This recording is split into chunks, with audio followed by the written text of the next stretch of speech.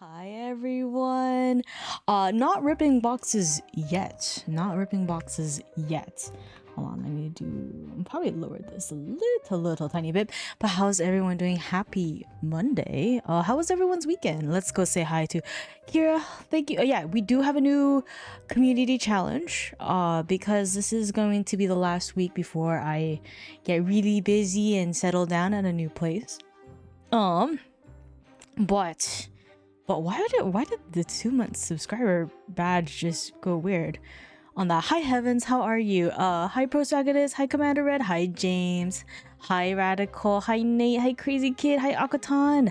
I know it is happy Grand Archive week, so I did have planned to like do a lot of streams this week. So a little bit breakdown of what we got is today we're gonna do Radiant Origins and react. This is going to be my first time looking at a lot of the cards of the next set from Grand Archive called Radiant Origins, and that is their first capstone set. So I'm really excited. I want to like kind of see what you guys think, especially for people who have played Grand Archive. Like, do you think a card is a certain gas for a hero, or is it trash? Cards I need to put on my list to to keep an eye on what I want to buy and what I want to pull as well. Weekend was filled with cooking for real. Oh my god, let's cooking for real 7 cinema. What is 7 cinema? Hi, still not Sigma. Mr. Still not Sigma. What did I do this week? Oh yeah. So today is going to be what we're going to do today. Tuesday and Wednesday are going to be if the art is hot, it's gas. Exactly. Hi Lord Generic. Tuesday and Wednesday we're gonna finish Code Vein 2. We're literally so close to finishing it, and I want to finish that game before I go on break. I don't, because I am really bad with technology, and yeah. I'm really bad with technology, and yeah, and I had to like redo my account for Twitch, so I had to quickly set up all my OBS and Streamlabs and sound alerts and etc. And then I think Thursday we had, what did we have Thursday? Oh my god, I already forgot my schedule.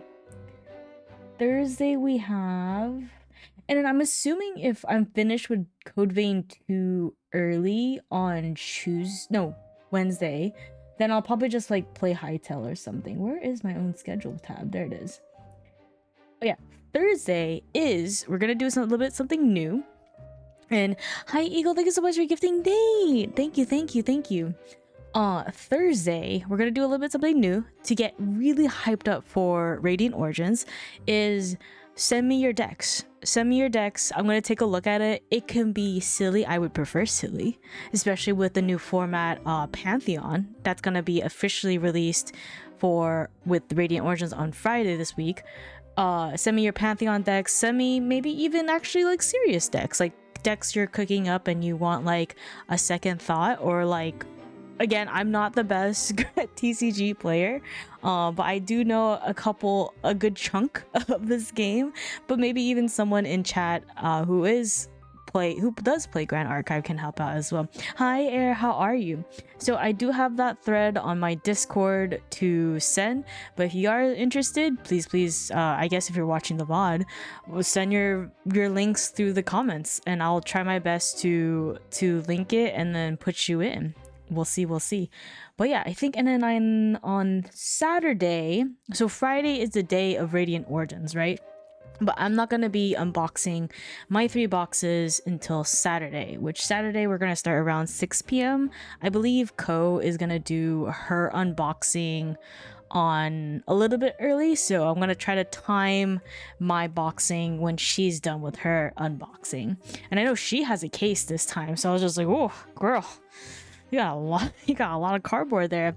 And then so that will be the last stream on my channel. But the last thing I'll be doing before break will be on Sunday, April 5th, when we have our Modest Archive podcast on Ko's channel. So yeah, we basically have a lot of things here, but that's why I did the new challenge, because I'm basically streaming every day this week. And I think you guys could make it to 30k within the week. So if you guys make it, then I will play Superliminal. I've been meaning to play that game for the longest time, and I really enjoyed Viewfinder. So we'll do our best. I believe in you guys. I believe in you guys. I think it's possible. The other one was definitely a lot challenging.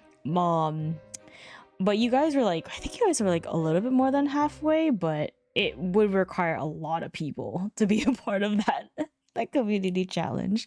But yeah, as usual, guys, please. Oh my god, I just saw Eagle. Thank you so much for gifting to Akatan and Lord Generic. Oh my god, so many gifted subs. Muchas gracias. I was like only 30k points. Yeah, because it wasn't completed, I just refunded all the points. It refunds all the points automatically. But yeah, you guys know the rules of how we do this. I will literally look at this for the first time, but if you please tell me your thoughts, right, of the current card or previous cards we've done. Let's try not to go too ahead. If I haven't talked about the card, probably just be like, oh, just wait how this card can synergize with a future card here. Because of this, I am first time reacting to a lot of these cards. I couldn't help, but I had to look at Ranger cards. I needed to know if my wallet was safe. It's not. My wallet's not safe. But for a little bit of background of what Radiant Origins is, actually we can go to probably, let's see. And they just even released the freaking Beatrice article. I was just like, god damn it. So now I gotta do a stream of this. So that's why I want to finish freaking Code Vein 2 so I can do the read along for this, because hot lady. Hi Sakumi. Oh, hi Mech Sniper. Howdy, Mech Sniper. How you doing? Sure, ma'am, sure. I don't know who you are. However you represent yourself, we love that for you. Hello, how you doing, dude? I'm working on one of my cards tonight, but I'll be lurking, listening, been understanding GA a little bit more every stream. Hey, maybe Eagle, next time when we do our viewers sandbox, you can play a game with me online during stream. So yes, do your thing. Definitely a lot of listens things. I'm gonna be yapping, but let us look at what is Radiant Origins. Yeah, let's go ahead and get this product. We have the man here. We got the man. Shoku's a bully, and that's crazy. That's crazy. Heavens, I won't forget what happened in VC when I had to like feed Lumi, and I was just like, y'all, I got a wireless headset. I will tell you, I told Ko. So this is basically what Radiant Origins is. It's basically a accumulation, everything of what the previous sets of Grand Archive were. So in order, Dawn of Ashes, A Chemical Revolution, Mortal Ambition, and then the recent Distorted Reflections. Those are the main sets, right? And so now, yeah, we have some conflicts. I will read that when we get into the Beatrice article, but these are all the homeworlds. Yeah, Cambria is Dawn of Ashes, Azoth is Alchemical Revolution, Sanguo is Mortal Ambitions, and the Underland is Distorted Reflection. And then, what is a capstone set? A capstone set gazes back across the worlds we've traversed, rekindled the strength of every class and element. Within these packs lie echoes of forgotten strategies and the seeds of entirely new ones, fresh designs interwoven with the return of cherished staples, which is super huge because I came in during Mercurial Heart, which was the expansion set of the second set, A Chemical Revolution. So I didn't actually get any of like the Dawn of Ashes cards. They were so expensive for me, but now I'm seeing with Capstone Radiant Origins, I'm able to get those cards even though I already paid an arm and a leg for it. But it's really nice, especially if you're interested in doing Grand Archive. I think this is definitely the time to join because it's all of the previous sets. By their nature, capstone sets are grander in scale, each pack overflowing with over twice the number of high rarity cards. They stand as monumental offerings, celebrations of this journey so far, and gateways to the possibilities yet to come. Yeah, so this is just the product sheet that they have more in depth. Like, oh my god, Toki, thank you so much. Hi Toki, how you doing? But yeah, let us get into the sets. So on Friday, when Ascent Los Angeles happened, they officially released and premiered Radiant Origins, and the full index has been released. If you do not want to have any spoiled cards with you, if you want to open on the day itself, totally understand. Definitely understand the lurkies. So yeah, let's go through this. A lot of these, I think like I've only seen maybe like 10% of the whole set. And we gotta do the thing. No, I'm not gonna do the auto of it. Azulia, hello, just in time. Okay, I'm so excited because these cards, like, you don't know. I don't know what's gonna be strong. I don't even know what's gonna be. So I want to know if you guys are saying gonna gash or or that's ass. I don't know which one. Okay, so we have Spirit of Chess. Okay, this one right here. Oh wait, I didn't. There's a Spirit of Chess now. Sorry, it just hit me because I was just like, it looked like Spirit of Purity. What is this? On enter, draw 7 cards. Your inherited effect: ignore elemental requirements of non-advanced element chessmen cards you play. The opening move sets the course to come. Is this like Slimes? Is this like Spirit of Slimes but chess? Oh no. Oh no. Oh no. This one, I think chessmen needed this. Water Wind Chessman is real now. I agree with Zulia. I think this is gas. This is actually frightening. But I think it's what chessmen needed. Because if I remember correctly, correct me if I'm wrong, just talking with the penguins, at the moment, water chessman is like the weakest, if I understand correctly, compared to fire and wind. So maybe now having the water wind chessman combo would be really nice. Wow, Sexy, you missed an underscore in my name. Excuse me, sir. And then now we have like the previous reprints, which is Spirit of Serene Fire, Serene Water, and Serene Wind. We will see those shiny ones later on. Please remind me after we go through 376 cards today. There is no fire to. Oh, I'm thinking of suited. Water has more cards, but wind has better situational. Correct. Sakubi, thank you so much for gifting to the puzzle. God damn it. Basically, what these serene elements are is basically you can magic term scry, right? And then you can like put cards into the bottom, draw another one. But then this time it's only 6 cards instead of 7 cards, but you can lineage release to recover 6. But then by banishing it, you lose this element in your lineage. What is this? Hold on, we need to make these bigger. Because I'm old. I'm old and I want to see the pretty art. This is so cute. Oh, Hio is going to flip. She's going to flip. Hi, Excalibur. We have a tradition here. It was a penguin's birthday recently. Sir, was that correct? We'll sing happy birthday for you a little bit later on, or I'll just whenever we hang out. But level 3, so this is Exalted. Oh, so because we've only had level 1 and level 2 of Alice, which her level 2 was either, I believe, normal chessman, right? Or level 2 Umbra that deals with the specters. But then now we finally have a level 3 Alice Trifles Royalty, which does Exalted. I hope you had a wonderful birthday. So what she is a chessman, champion, cleric, chessman, queen, human. Wow. This card will cost 1 less to materialize for each chessman. It's so good. This is so gas. Alice lineage. So you have to be an Alice. You have to be an Alice to level up into this Alice. At the beginning of a recollection phase, someone add a pawn piece token. Then if you control 3 or more chessmen allies, draw a card into your... Free 99? First we had Goja doing this, and now we have Alice doing this. What the hell?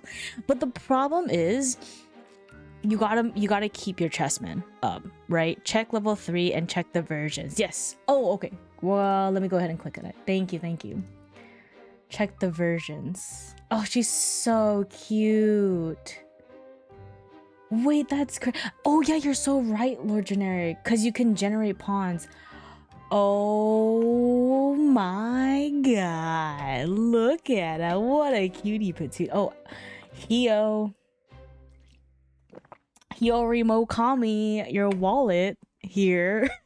She was actually talking to me about CSRs. Honestly, if for some reason I pull an Alice CSR, I will trade her for her Diana CSR. This is too gorgeous. Oh my god. And this is the CUR, so the serialized one. And I'm assuming the CSR... Okay, the CSR is just a normal one, but with the signature. Holy shit. Well done, weebs. Oh, of course it's by Gule. I was just like, why do I like this art so much? It's Gule. There are like... I know that there's 3 artists I really like in Grand Archive. Number 1 is Honshu. I always love all her art for Honshu.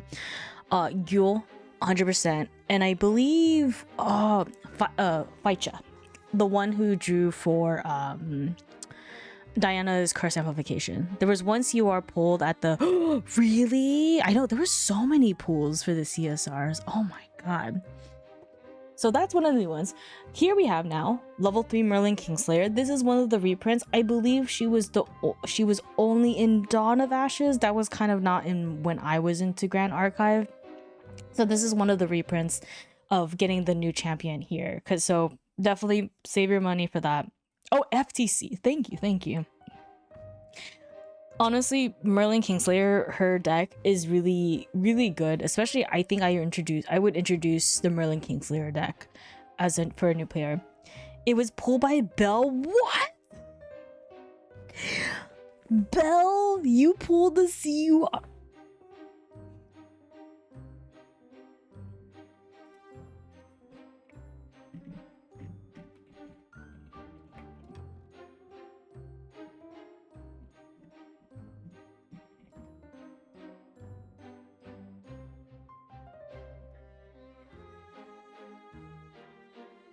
Sorry. I had to send a message. I had to send a message. I had to send a... That's crazy. If I remember correctly, Belle likes Alice a lot. I mean, the whole like distorted Underland kind of theme. But Alice, I think she really liked Alice. So way to go, Belle. GG. I think I always break. Okay, what's another one? Okay, new card. 0 cost, memory cost, Alchemist, Cauldron, normal, Regalia item, Cleric artifact. Oh, I've been hearing people are liking the Arasana stuff. I'm happy for Alice level 3. I want to build Umbra Chessman so we can play Spiral. Hi Kuya again, by the way. Were you the one that posted all the Alice cards? I forgot who posted that on Discord. You should. Do you think Umbra Chessman would go hard? Do it for Pantheon. Do it for Pantheon. Arasana bonus. You pay 3, then you may banish Cauldron, gather twice. For the rest of the game, ignore the elemental requirements of non-advanced element potions cards you activate. What the Spirit of Chess. Ignore the elemental requirements of non-advanced element chessmen cards you play. It's so it's literally Spirit of Slay. That's crazy. Wait, Arasana play. I know Arasana fans. Is this gas or is this ass? Gas or ass? What is this? I feel like it's gas. I think you can do some spicy things with the Cauldron. Let me know in chat. Next one we have is 0 memory cost, Chime of Endless Dreams, Exalted Normal, Hi Haku, G-Gas, Regalia item, Cleric accessory, Hindered, meaning that when you materialize this card, it starts in the rested state. You don't lose the game for drawing cards while having no cards in your deck.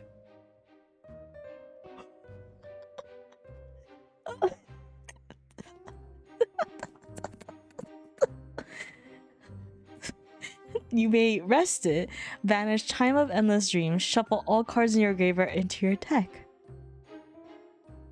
This is so you don't get milled out. I feel like this is good as a sideboard. And I think what it's good for, if I'm thinking correctly, is either fire or wind that, or a deck that you play that draws a lot, and you're going against a mill deck, and then this is, and but you're all the way to level 3. Yeah, I'm switching decks next to Max Sniper. What are you gonna play? Are you gonna play this? Are you? I'm always curious what you're gonna play, Max Sniper. I'm always curious. Max Sniper, I want one of these. I'll send you a list. I think this is gas. Definitely not a main board unless you know the meta is all about mill. I think this feels like definitely a sideboard card. Of course, Primera Studios. Equinox Hour. 0 memory cost. Normal. Regalia item. Cleric artifact. You may banish Equinox Hour. Draw a card. Then target opponent may materialize a card from their material deck. What? The hour when fortune favors all. What? This gives like Pantheon. Yeah, this gives Pantheon. I don't know about standard. Hi, Sango. I would... Mission failed. We'll get him next time. Yeah, I was just like, wait, hold on. It's great. Yeah, great in Pantheon if you want to make negotiations. I don't know for standard. Unless you want to really throw off your opponent, you could. You could. Or if you just need to chuck something out for Fluffy. I don't know. Hi, Overlord. Okay, next one. 1 memory cost. Essence Crucible. Normal. Dude, these Regalia items go hard. Regalia item, Cleric accessory. On enter, draw a card. Arasana bonus. Whenever you brew a card, put a refinement counter on Essence Crucible. If a spell source you control would deal damage to 1 or more units, it deals that much plus X instead, where X is the amount of refinement counters on Essence Crucible. Oh, this is like double Polaris. It's giving like, it's like, why am I saying giving? It's, no wait, this is actually insane. The problem is that's an auto include. Yeah. If a spell source you control would deal damage to 1 or more units, it deals. I think this helps a lot because, okay, hear me out. Though it costs 1, right, for memory, you do get a draw card. I'm definitely gonna be trying Razor Gale. You son of a. I swear to God, if I see that, if I am your first guinea pig for that, Mix Sniper, I'm gonna crash out. I'm gonna crash out like our last game. I'm gonna freaking crash out, bro. I think this is scary. This is 100% scary. The thing is, 1, there's not a lot of fast cards that get rid of memory cost 1. I think the only thing is like you have to fracturize it, right? You have to fracturize it, or you have to melt down, right? You can't spurn. Oh, spurn to ash. Is spurn to ash memory cost 1 or less, but it's slow, right? So yeah, it's more of an issue compared to memory cost 0 cards to get rid of. And Millsy, thanks for the 3 stream streak. Razor Gale hits 5 per activation. That's crazy. That's insane. Okay, ooh, a lot of more exalted cards. 0 memory cost, focusing gem, exalted normal. Regalia item, mage crystal. Exalted, this element is enabled for you as long as you have another advanced element enabled. Hinder, this object enters the field rested. Sounds like a starter deck. You may rest it, banish this gem. The next card you activate this turn costs 3 less to activate. This does have an on enter. Draw a card, so using Zephyr to protect it also gives you a Wait, so like, okay, hear me out. You played this. Correct me if I'm wrong here. You play this, materialize this in your materialize state. Cool, draw a card. Then you can like whatever. If they try to fracturize it or whatever, Zephyr it. Wait, but then when you Zephyr it, wouldn't you lose your refinement counters, right? But then you would get a draw. You would protect it. They just wasted a destroy on a Regalia or a fracturize, right? It's giving similar to Freitas, how she has to have her counters on there. You lose the counters, but you keep the, which is true, and you would draw a card. Yeah, and then that puts your opponent's hand even more down. They go negative to trying to do it. Oh, that's so disgusting. That's disgusting. You know what you can do? Baby green. Just kidding. Don't baby green that. It's an Arasana bonus. See me why you use run Zephyr for Polaris. Oh, gotcha. Because you could always brew, right? You can always try to gather. You can always try to get the counters, but at least you protect it. This one's funny. This one's funny. I don't know about this. I'm neutral about focusing gem. Because by the time I'm exalted, it would be nice for me to be able to play a card that costs 3 less, especially when you get to level 3, but I don't know about this one. I'm very neutral about that one. Grand Crusader's Wing. Yes, so this is one, I believe, correct me if I'm wrong, chat, is that in Radiant Origins, this set, oh, help play an ultimate card. You're so right, Azula. Put a pin on that. Put a pin on that. They did introduce ultimates in this, which they did spoil. Correct me if I'm wrong, chat, is that in Radiant Origins, they did reprint. Did they reprint all of the Divine Relics that has been released? That is true. You can never go wrong with it, but it is taking in what you can do. Oh wait, yes, what you can do with focusing gem.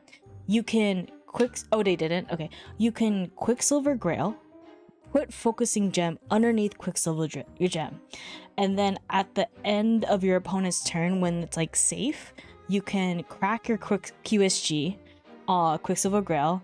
This comes hindered and then when it comes to your turn, it wakes up, and then you can materialize, and then you'll be able to activate the ultimate that turn. I feel like this, yeah, I think this is giving me Quicksilver Grail vibes. This would be really funny. Okay, Excalibur said GCR, Quicksilver Grail, The Looking Glass, and Lost Providence. Who's out there cracking?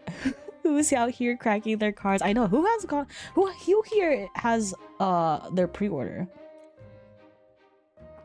So your ultimate doesn't get. What's spell word scepter? Spell word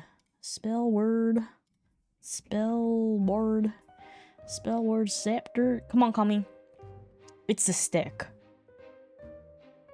Oh, hindered costs 0. You may rest it, banish it. The activation of the next card you activate this turn. Oh, I ain't got funds for the RDO boxes, sadly. Set up a throne.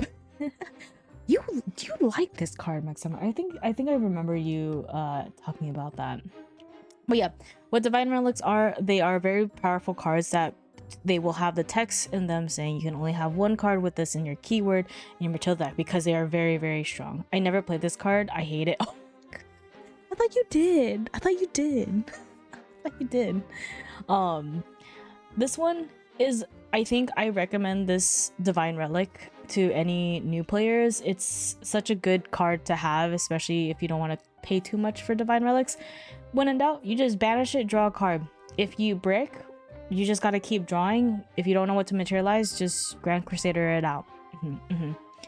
Just Grand Crusader. That's it. Ooh, Heirloom of Libra. Memory cost 0. Normal exalted. It's a ball. Regalia item, cleric artifact. Oh, that's a lot of text. Okay. Banish Heirloom of Libra. Choose 1. Each champion you don't control gets -5. What the hell? Until end of turn. Until end of turn, your opponents can't glimpse. That sounds very targeted to Astra players like the girlfriends Arasana and Diana, my lore. Then you can pay 3, banish Heirloom, draw a card into memory. And it's a backup charger? What the? This is so targeted to Aetherwing, Diana, and Arasana. Oh my god. And then what is this? Heirloom of Materia. Wait, are we oh, we're doing all the heirlooms. Okay, what is this one? So this one is when you banish it, choose 1, remove all damage counters from target champion you don't control. Return those counters onto that champion at the beginning of your next turn. For each opponent, for every 2 token objects they control, they sacrifice 1. Wait, that is Jin hate. It is. I'm not gonna say that out loud, Kuyuk. I can't unsee it. God Dang it. Wait, that's such a Jin hate. You could just be like, if they're gonna like do their whole thing, right? Because they're gonna die, you could just remove all their counters and then put it back to the one. Oh, that's so crazy. Oh, this one's pretty. Heirloom of Natura. Ooh, I need a lore of this. Choose one. Choose any amount of regalia cards in each opponent's banishment and put them into their owner's material deck. And crack it, they're just dead. Yeah. Each opponent banishes 2 preserved cards from the material deck. I feel like the first part is hate towards Lorraine, because she wants crux swords or swords in her banishment, right?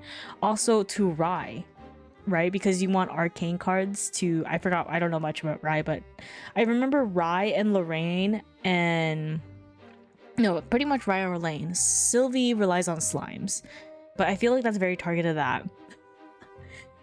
And then Spectra, ooh. I just like purple because Rai cards aren't regalia.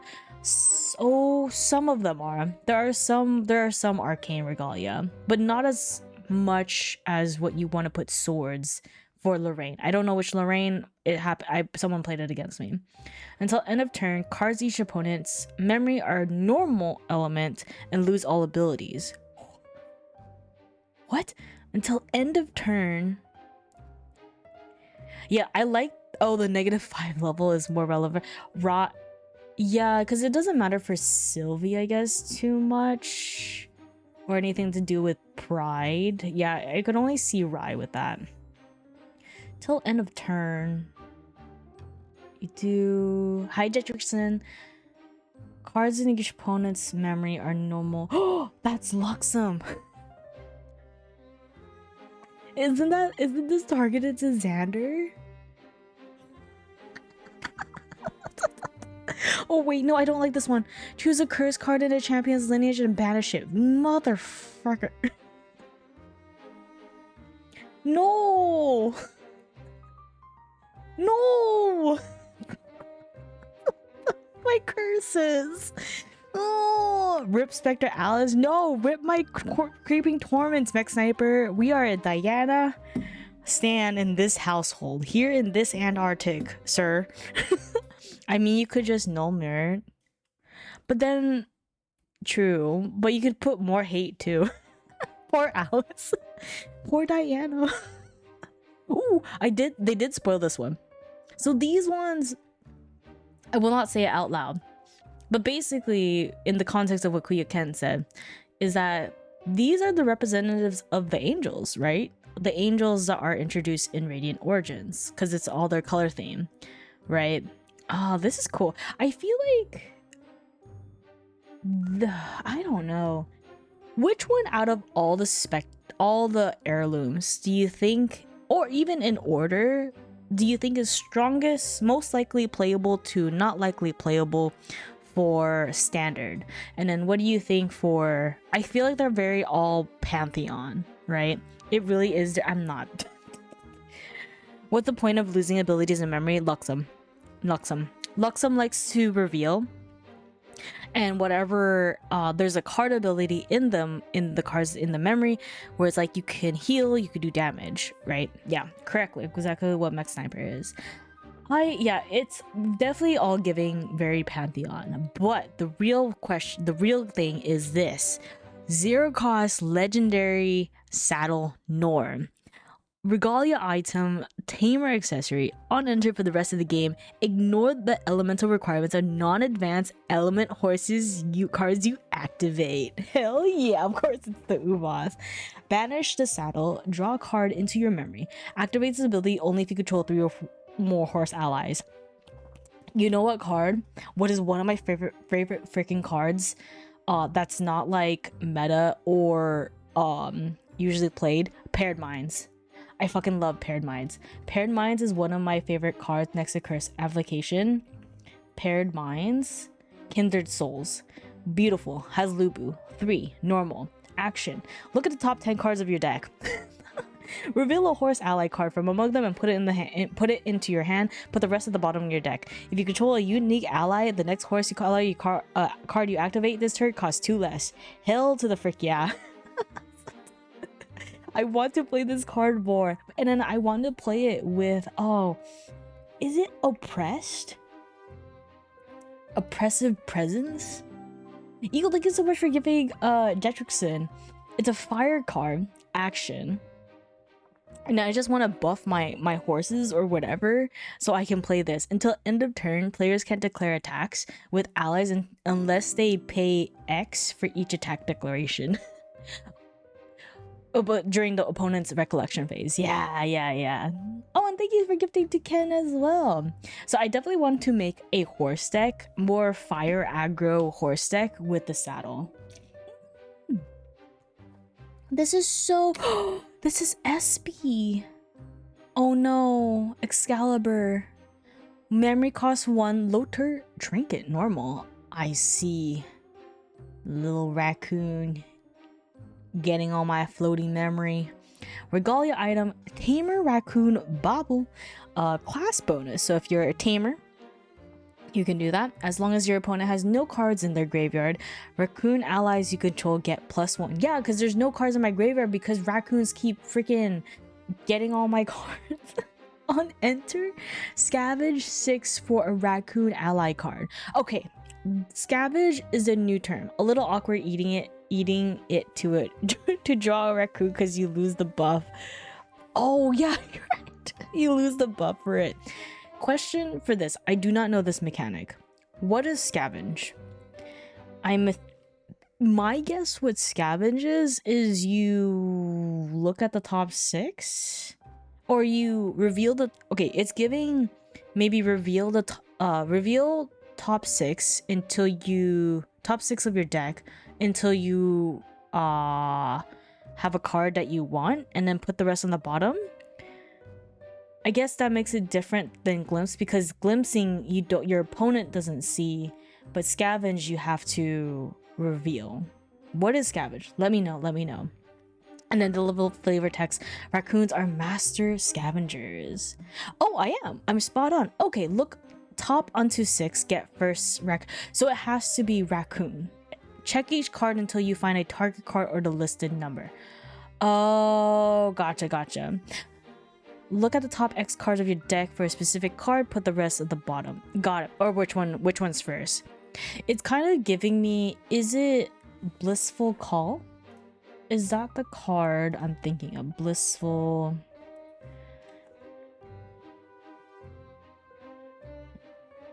No, it's the... Oh, what's the water one? Oh, what's the water slime card? Slime Blessing? Slime's Blessing, I believe. No, it's a water card. But basically, okay, so gather slimes. Yes, thank you. Gather slime. Where it's... So this is an older card played in the slime deck. Fast activate. Reveal the top 5 cards of your deck. Recover X, where X is the amount of slime cards. Okay, but you're like showing your opponent. So imagine this, you guys. You basically on enter you scavenge 6. So you take the first card, flip it down. Your opponent sees it, flip it down, flip it down, flip it down, flip it down. And then maybe you found your card that you want on the 4th, then you can stop and then get that card and then put the rest on the bottom. Or until you get to 6, you choose one and then you put the rest on the bottom. It's a keyword. Really, there is a Sylvie Terra. Oh, I do know what that one is. This is gonna be silly. Excalibur, I want to see you cook with this. Okay, next one. 0. Pendant of Apsis. Restrained. Regalia item, cleric accessory. Ultimate cards cost 3 more.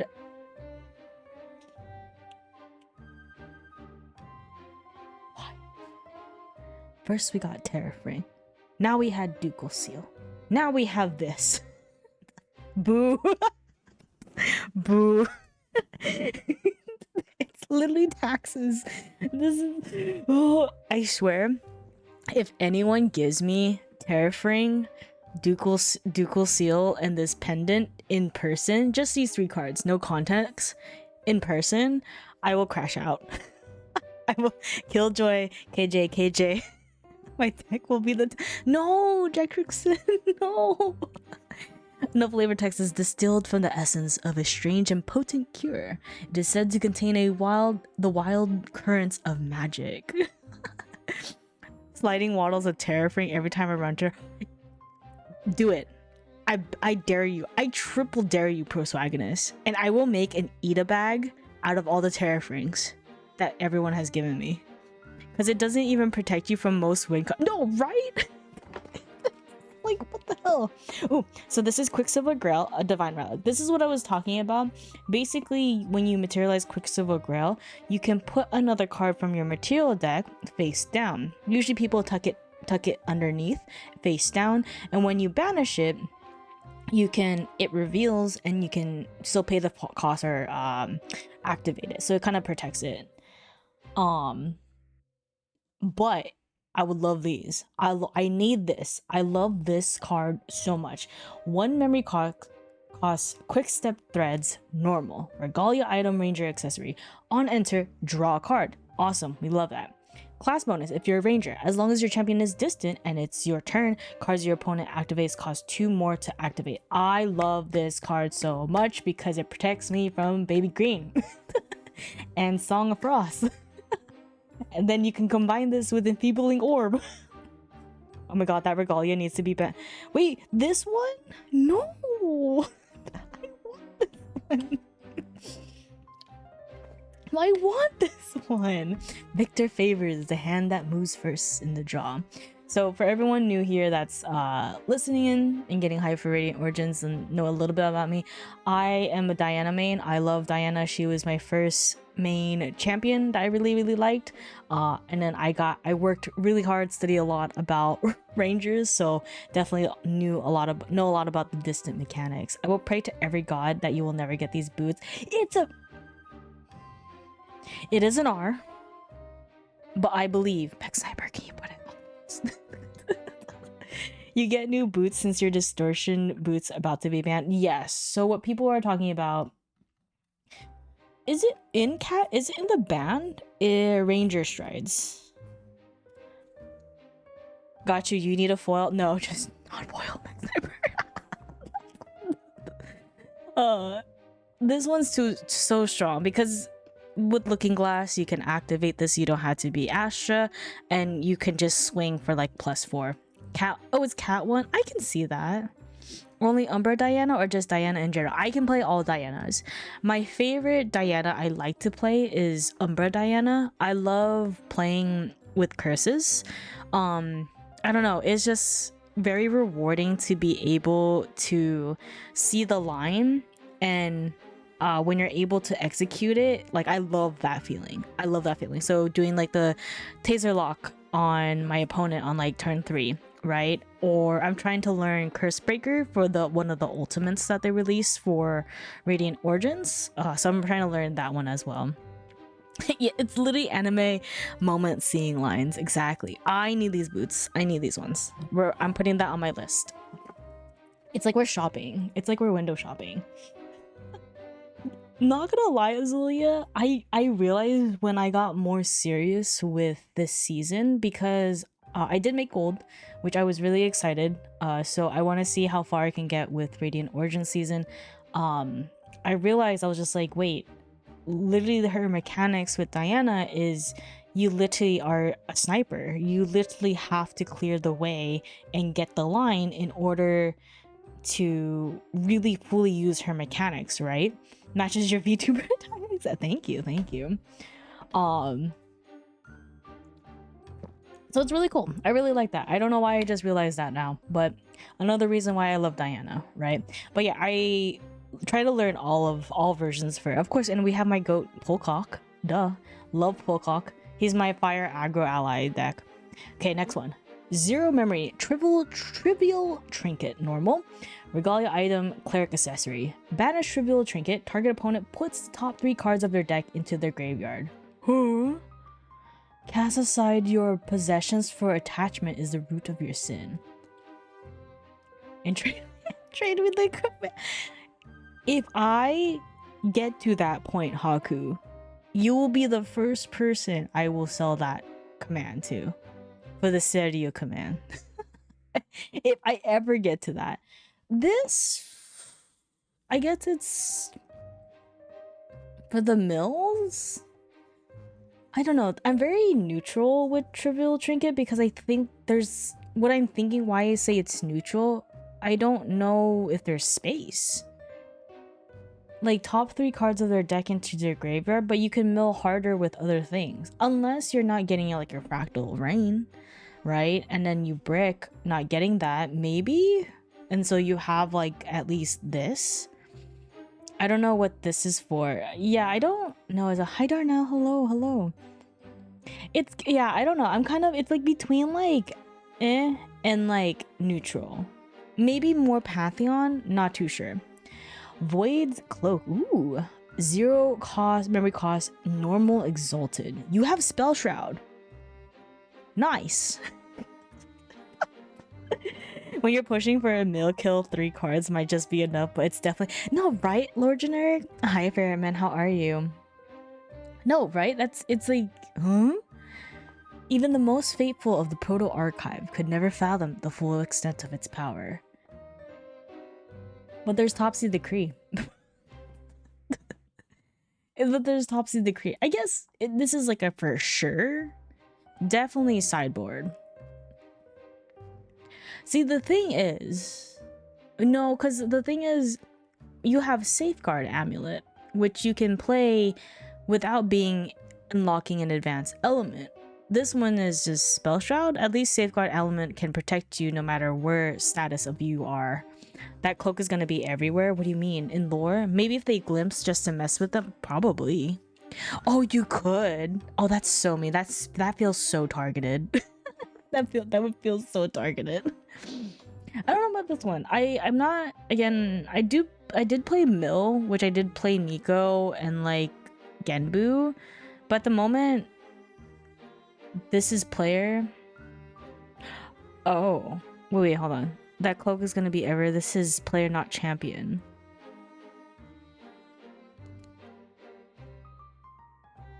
Oh. Huh? Oh wait, sorry. I'm seeing because Ken and Jetrickson have like blue names. I'm just like confusing them. You are fused as one penguin. Oh, for Regal. Oh. Wait. Oh. Oh. So this is a cleric spell, right? That's why these words are very important, you guys. And it says, look at target opponent's hand. But if you have this, you can't get regaled. Oh. And it works with Topsy too. Shut up. Is this what I need? Is this what I need?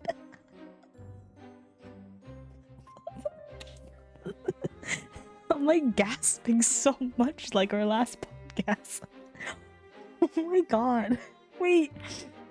At least for the discard, which is great. I don't want to go low in influence. I don't want to. At least like here is great. It sucks because it's just gonna be graveyard hate, but then the second one, why not? Why? Okay. Now me knowing that, for me, this is giving sideboard, maybe on the verge of main board, basically on what your local meta is. But I like this. I would put this in my deck, and it's goddamn, it's an R. It's a rare. Okay, next one. We're getting to the blues. 1 memory cost, Diamond Ribbon, Water, Regalia item, Cleric, Mage suited accessory. You can pay 4 from your hand or reservables. Banish this, generate up to 2 Bolt of Diamond cards and put them into your memory. This ability costs 1 less to activate for each suited object you control with different reserve cards. So this one, in this case, I'm going to go a little bit ahead. I want to know what Bolt Diamonds are. Bolt Diamond. Shine bright like a diamond. So these are the Bolt. Oh, she's so cute. Okay, 2 costs. Bolt of Diamonds, Water. So basically it said you generate it. So you have to have it outside of the field, the play field, like somewhere in your deck box or whatever, and put it back in the field. When you're level 2, this costs 2 less to activate, so basically free. Deal 1 damage to a target unit. What? This is interesting. Yeah, they're painting the roses red. Why? If you happen to ask me, I'd much rather paint the roses blue. You could just do a lot of pink damage with that. Generate a 2 and put them into your memory. And you would get... You can just basically get... You go positive for this, wouldn't you? It could be basically free. If you had 4 suited objects on the field, you materialize this. Yeah, it costs 1. But then you banish it for free if you have 4. Then you put 2 of these bolt diamonds here into your memory. So you go up. +1 or 2 depending if you have flow. Exactly. I don't know who champion yet for diamonds. Nico. Guardian. Do it. It gets you 2 cute girls for holding your hand top tier. It's crazy. Oh my god. Ooh, 1 exalted, wind exalted. Biz? Is that Biz? Bizblade. Bizblade. Try to say that 3 times fast. Yeah, do it. It's Nico. Do it for Nico. Regalia, weapon, guardian sword. Oh, CL. Hio's favorite. On enter, summon a vacuous servant. I have a foil of him. And then you can pay 6, suppress this blade. This ability costs 1 less to activate for each omen you have for different... Oh no. Oh. Wait, and so if you like activate it and you just keep freaking flipping the sword, you're just getting more servants. They're basically, I think they're like 1/1 allies if I'm understanding that correctly. Servants. I have a foil of him. Infinite sword. Yeah, it's this guy. And then he gets CL bonus. Servant gets +1 for each attack omen you you have, and plus health for each. Oh, they get very big. I want to make a deck out of this one. I'm not a fan of allies just because of for my playstyle. I like doing advanced elements, but this one could be funny. This one would be very funny. You just keep fucking flipping your blade.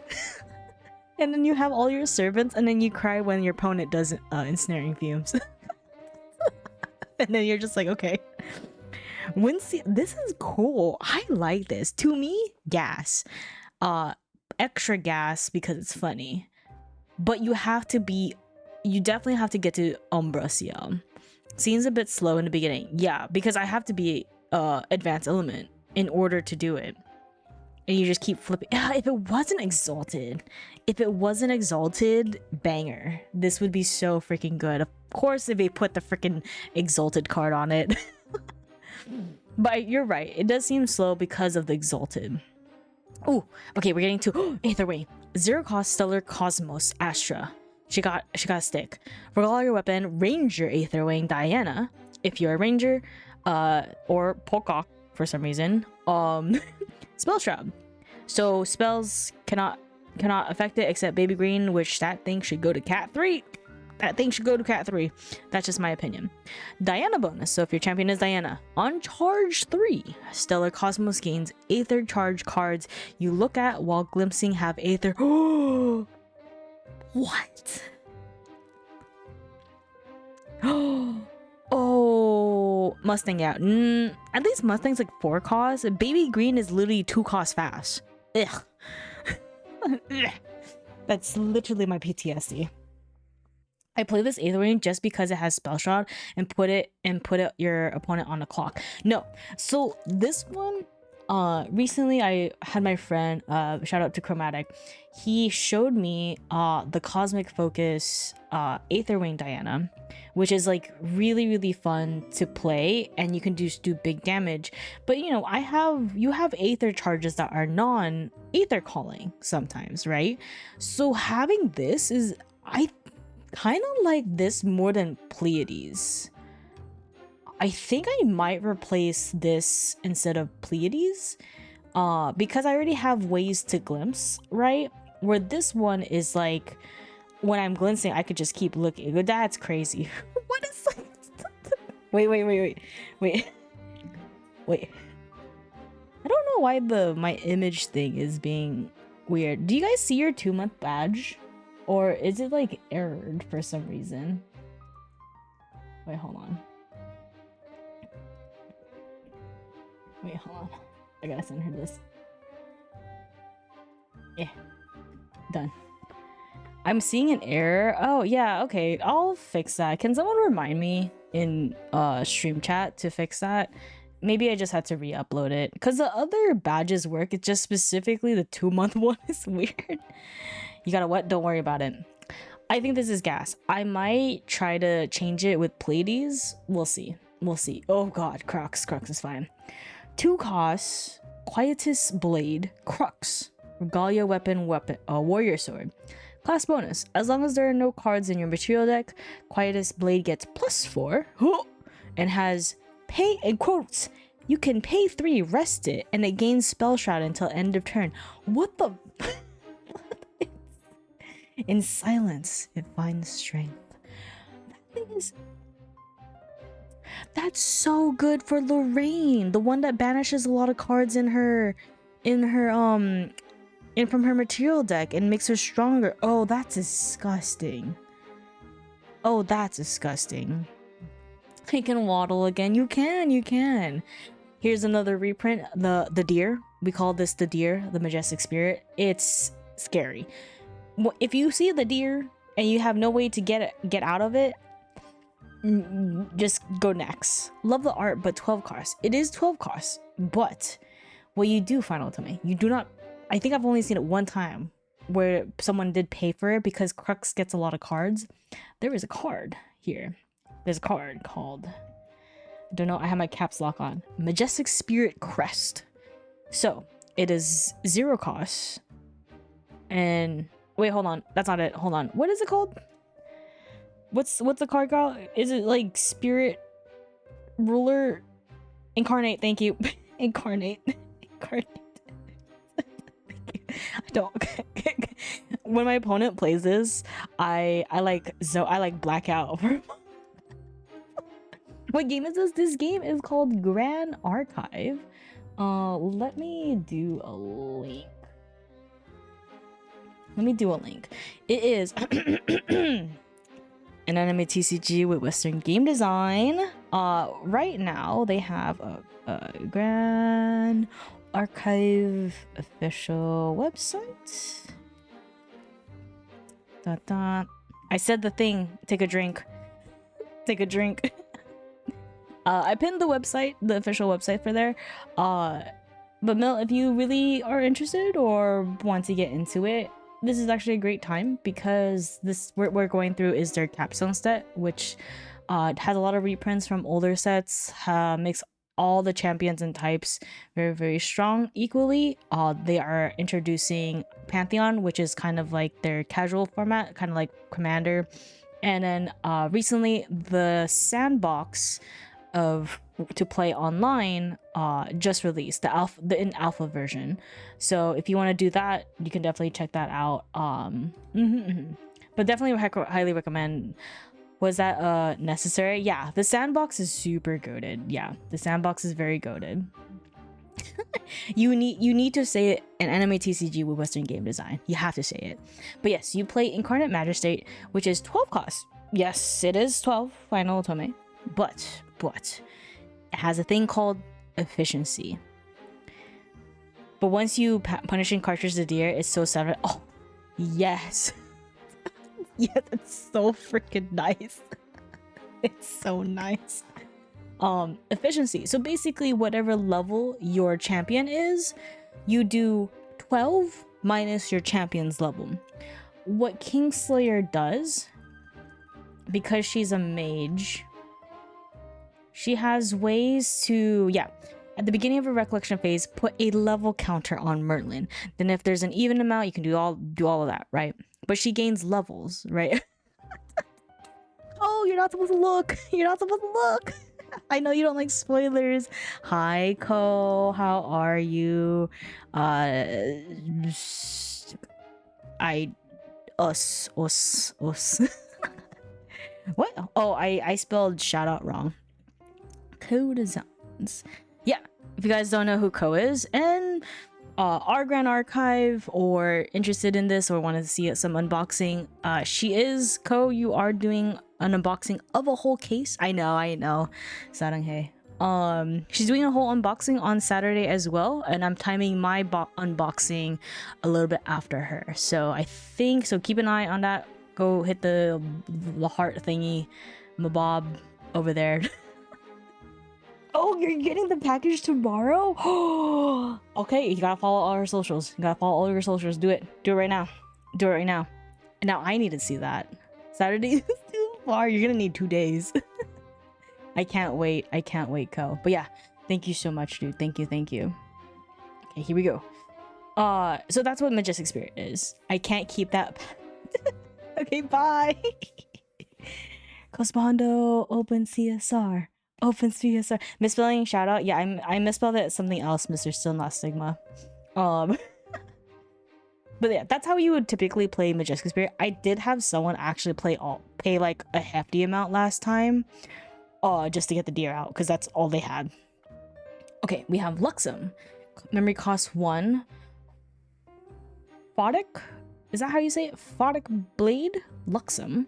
Regalia Weapon Assassino Dagger. Photic Blade gets +1 for each refinement counter on it. Whenever you recover, put a refinement counter. That's disgusting. This is gas. This is gas. If you know what Luxem does, once they reach Luxem, they do show and tell. They just keep they can just go from like 23 health, 23 damage to all the way to 0 in like 1 turn, and they can recover so much. And this thing is just gonna get beefier. Yeah. Hi, Cos. Hello. This is gas. I think this is gas, not even for me playing Luxem, just seeing and going against Luxem players. This is gas. I don't know when my box was right. Oh, really? Oh, it's sent. Sorry. Keep reminding me. Memory cost 0. Vernal Talisman Terra. Regalian item, mage accessory. As an additional cost to materialize this card, banish 2 preserved cards from your material deck. Class bonus if you're a mage. On enter, draw a card. U plus? Oh no, as an additional cost, you have to banish 2 preserved cards from your... Okay, so there is an addition to activating this. Then you can tap it in power 3. The next time you activate an empowered Terra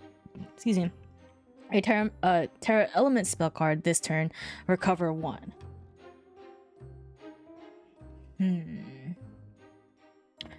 That sounds gas. Akatan, we gotta go back to our 40 deck tarot card. You, me, and Cosbando. We need to go back and put this card in here. Wait, it's super rude. I think this is gas. I don't play tarot as much. Don't threaten me with a good time. Wait, message ping Cosbando. Be like, sir, you need this. Okay, wait, don't ping him because I think they're gonna open their boxes soon. But this is an SR. This is an SR. So I hope I'm manifesting for Ko and Cosbando to open this. I'm manifesting it for them. Ooh, curse. Okay, 0 cost, Blight's Ring, Umbra. Regalia item, Cleric Curse Ring. You can pay 4 from your hand or reservables, rest it, draw a card into your memory, then put Blight's Ring on the bottom of your target champion's lineage. Then what your champion would have, at the beginning of your recollection phase, deal 1 unpreventable damage to this object.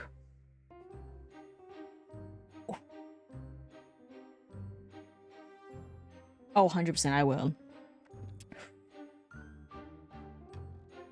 I think, yeah, Umbra Chessman would go hard. Maybe Cursebreaker.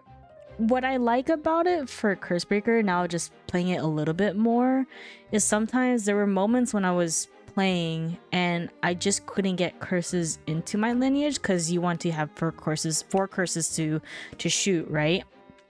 But this one is like a straight confirmed curse.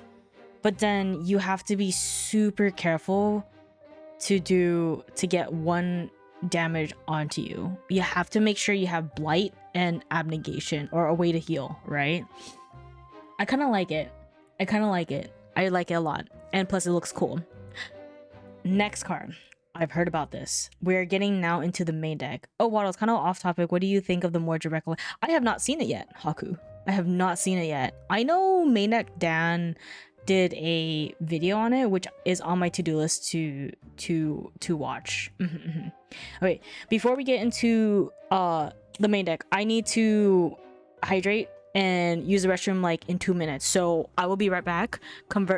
Type in chat here. I got an assignment for chat. All right, type in chat, what is your favorite regalia item that we have went over so far in RDO, and what is gas or what is trash? Tell me in chat. All right, I'll be right back.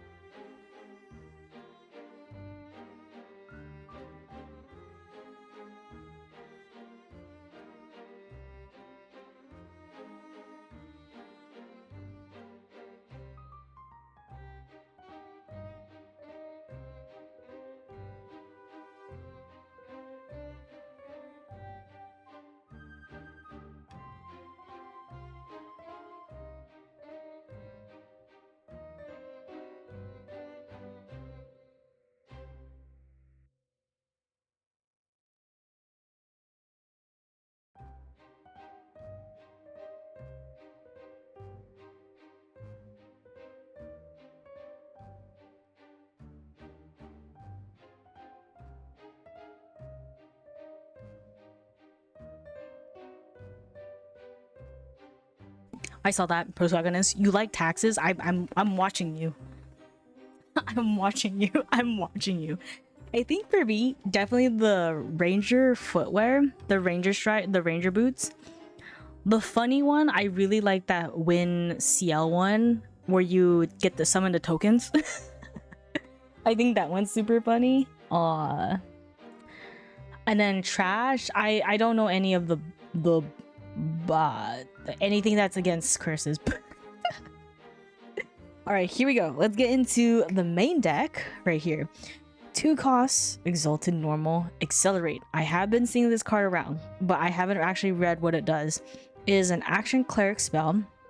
The next card you activate this turn can be activated as though it had fast activate. What? Draw a card into your memory. What?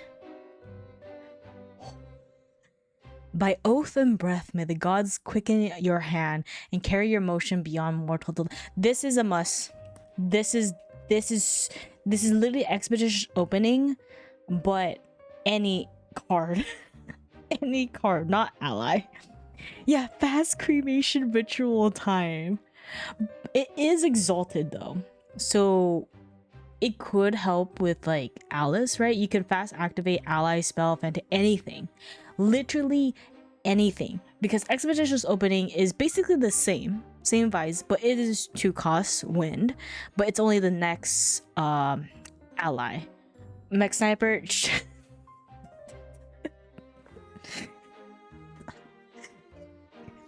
It'd be so funny. It's like you play this and then you regal and then you have that like, or they like try to like negate you, right, or whatever, and then you're just like recollect. I love the feeling, like the moment you say recollect after doing so much and your opponent's just like, what? Thinking it was main phase. A fast regal is just illegal. In response to regal, just regal them first. Just like I play accelerate, I play regal. Okay, in response to your regal, I accelerate regal. The battle of the regals. This is gas. You can do a lot of funny things with this. I know people would probably cook with this a lot. I think this is funny. This is gonna be super funny. Ooh, Allied Word Priest. She's a reprint one. I like her a lot because she's a 3-cost normal ally. Dual class cleric guardian human. She gets +1 if you're a cleric or guardian, but if you have four or more cards in your memory zone on attack, you recover 2. I think she's goated. I like her a lot. I don't see her being played as much, maybe like guardian allies, but I think she's gas. She is a little costly for here, but 2-3 and recover at least 2 health, not too bad. Like if your opponent doesn't have a way to get rid of her, you just keep recovering. And then now we have Hans. 3-cost allowance race norm. Oh my god, look at them go. Action tamer horse skill. Each player may rest up to 2 horse allies they control. For each horse ally rested this way, its controller Eclipse first, the rest no. Wouldn't you go negative? I guess it's like a +1 from Hans. Each player may rest up to 2 horse allies they control. For each horse ally rested this way, its controller draws a card. Auto feels Pantheon, feels very specific, but then if you play this in standard and you're the only person that has horses, right? I'm assuming at like, I don't know. What happens if you don't rest your horse allies? Like say you sacrifice tempo for influence? I guess so. Could you activate this card? Say okay, so here, situation. Your turn, main phase. You have horse deck. You have like 2 horses on field and a human. Unique ally, someone. You swing, right? Everyone's rested, including your champion. You pass turn. At your end phase, you play this card to get cards. Could you... They can't be double rested, right? Because you have... Because if you don't rest them, for each horse ally rested this way, its controller draws a card. Because they're rested already, you wouldn't be able to draw a card.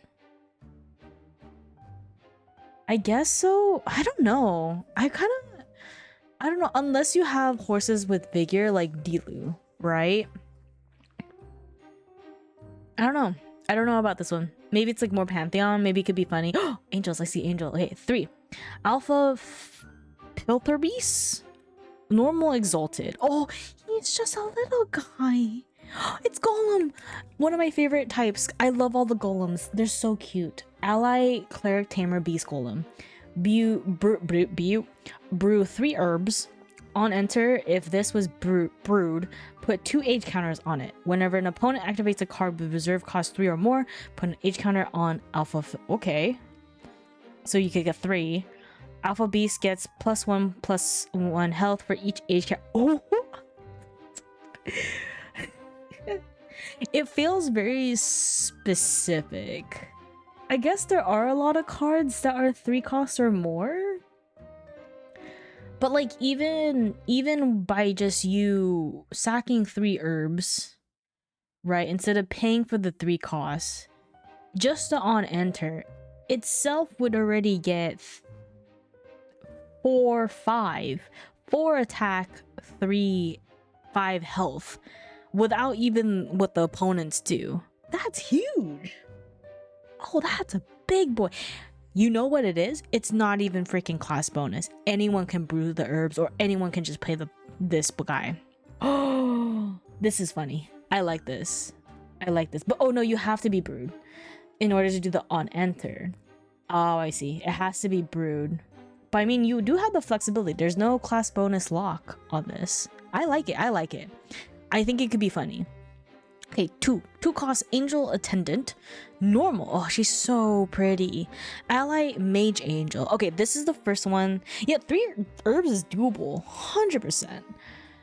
this is our first one we're interacting with RDO, Advance Imbue 1. So I love these Advanced Imbue because sometimes I like to play decks that have a lot of advanced cards ratio, like higher ratios to it, and it sucks that I can't play until I get to level 3, right, typically. But this gives me an incentive to play these Advanced Imbue ones because I have them, right? And I can do one of them, which is really nice. So as long as Angel Attendant is in a state of Imbue, it has Intercept. And you draw a card, 3 health. Oh, definitely going to my deck. This is definitely going to my deck. She's a common. I like her. I like her a lot. 3 costs, Angelic Vanguard normal. Advanced Imbue 2. So you have to show, in order to imbue, you have to show 2 of the 3 costs as advanced elements. As long as this is imbued, it has Intercept and Retort 2. Oh, me likey. I likey. 3 costs, Apostle of the Woods norm. He's an ally, tamer, beast, tiger, Haku. I think Haku, it's really late for you. Tiger. Pride 3. So your champion has to be level 3 or temporarily on this turn in order to swing with him. If you're a tamer, on enter, Apostle of the Wood loses pride until end of turn. Oh, that's really nice, kind of like Lynx. Then if an opponent controls 3 or more units, put a buff counter on. I feel like this is maybe sideboard because not everyone plays allies or plays at least up to 3 allies. Angel seems super good. Anyways, ban Cheshire for unrelated EX reasons. I just got her. Oh, and then we have drones. This is from ALC. We have the devil. Sorry. Oh, baby slimes. Wait, no, this is new. 1 cost normal, a token ally, tamer animal slime. Oh no. By approximately 6 months of development, slimes begin to develop pigmentations through a subset of species remain permanently colorless. Hi Debbie, how are you? How are you? Oh my god. Little slimes, devil. Oh, and then we got to the Bandit Graze leader. Let's not go crazy, Alice still doesn't want it. 3 costs, a little raccoon guy, unique ally, so you can only have 1 of this into your field.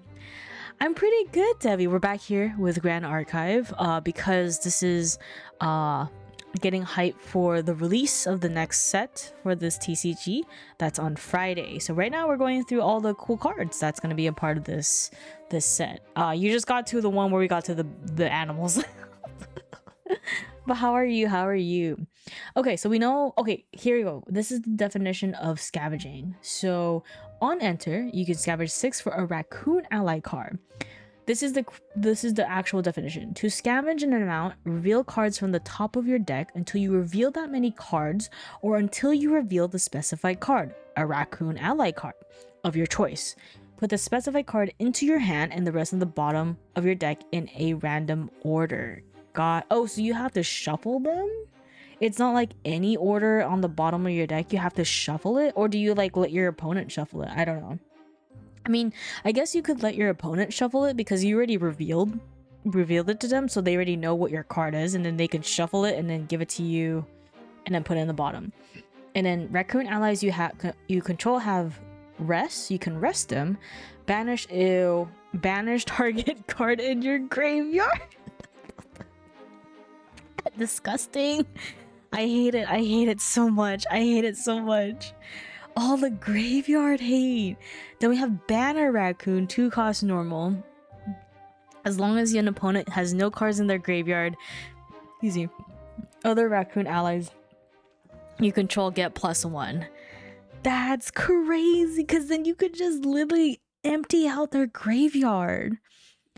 Oh my god, hear me out. You can Palvor, you can Thurible, you can Raccoon, you can Brackish Ludus if you want to. Just like, they literally will have nothing in their graveyard. Put Nullifying Lantern on top of that.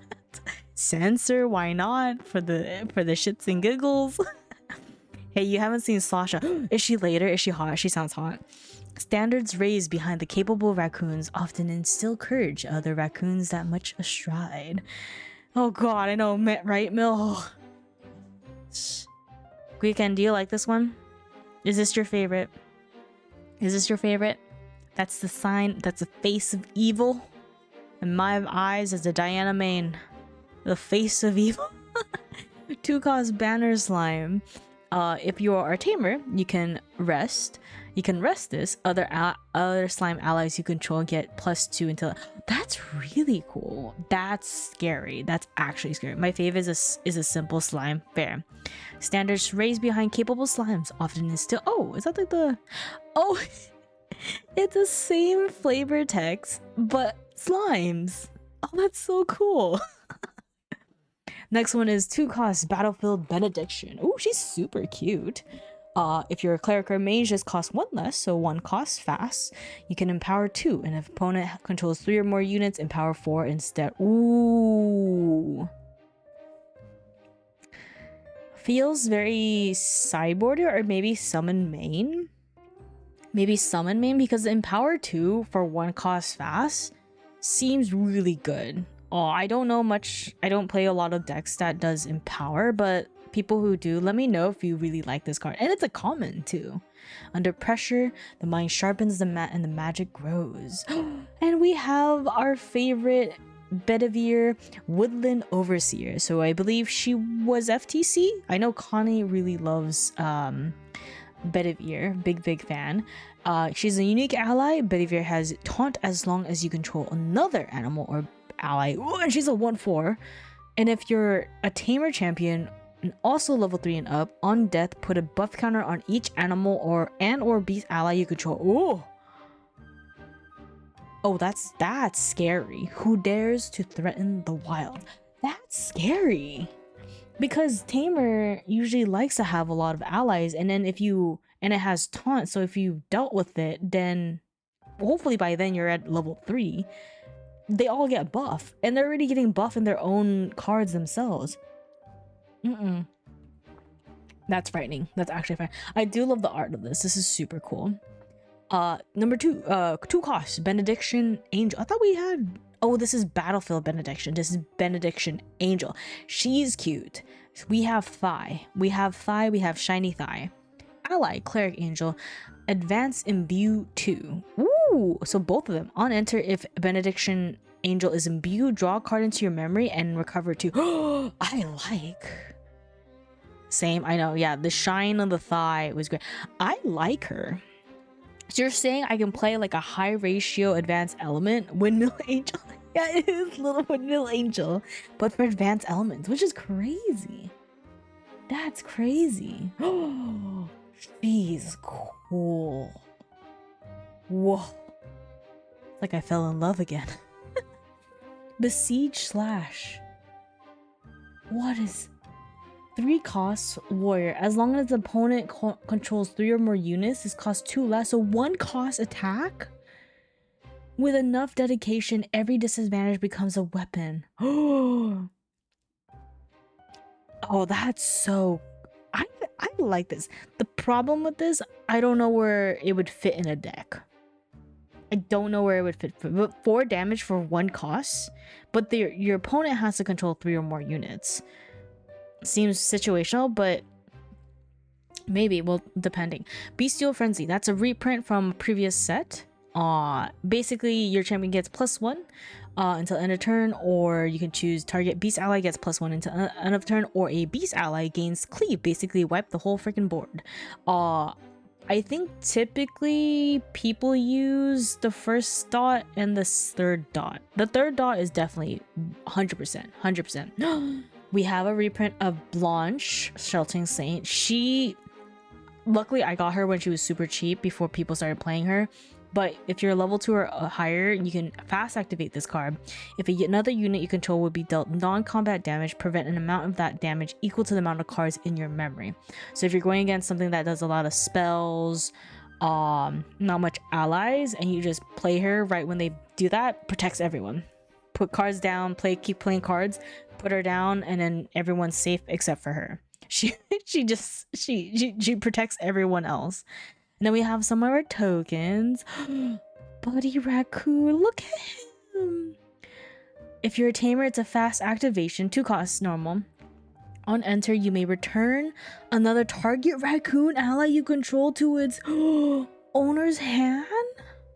Oh no, this is like Escape the Wreckage, but like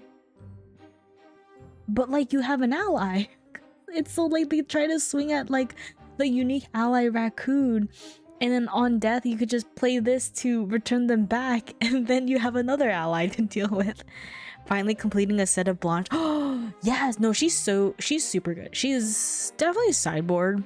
I would say definitely a sideboard situation. But her Cardinal of Divine Right. Hello, ma'am. 1, she have big crown. 2, she got big cape. 3, she got big axe. 4, she got big. Anyways, 3 costs, reserve costs, Cardinal of Divine Fate, right, normal costs, ally, cleric, war or warrior human, angel cards and objects can't become imbued. Oh. Why do I like her, but she's against the cards I really like? Big what? Sorry, did it cut off? I said big shoes. Big boots. She got big boots. Big boots.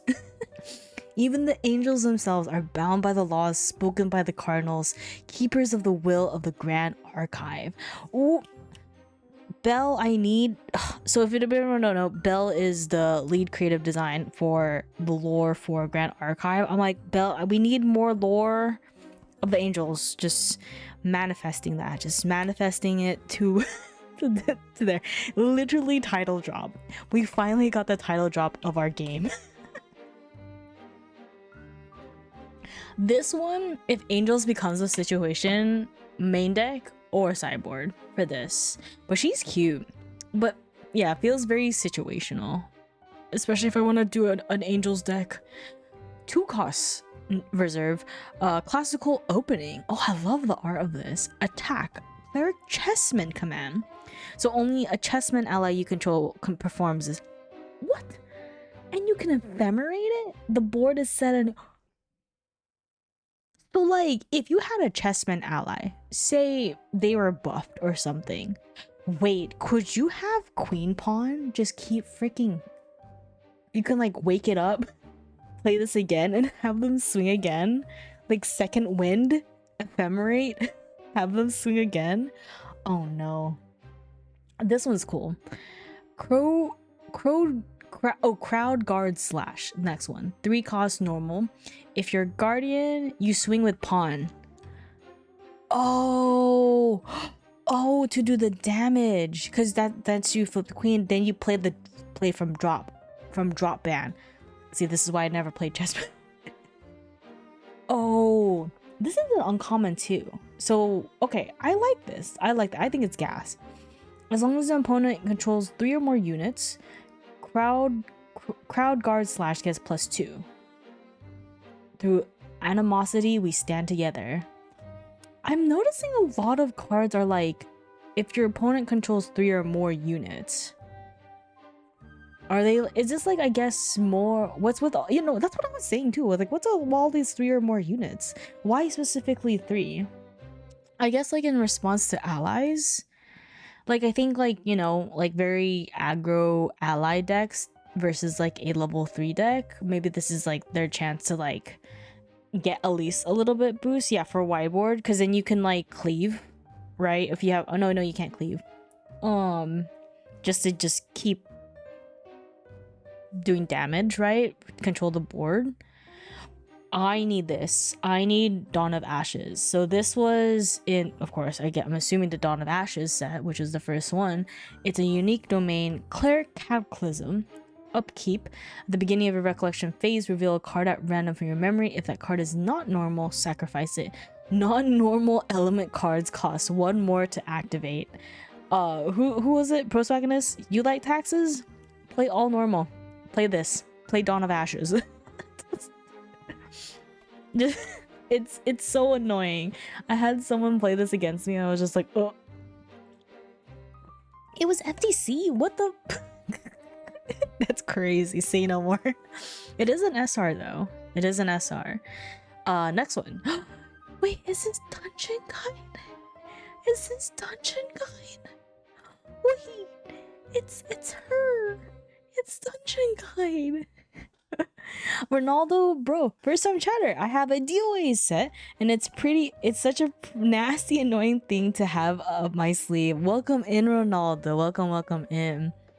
Yeah, I came in during the later half of Mercurial Heart, but I had someone play Dawn of like a normal deck against me, and he had Dawn of Ashes, and I was just like, okay, this is just taxes on me.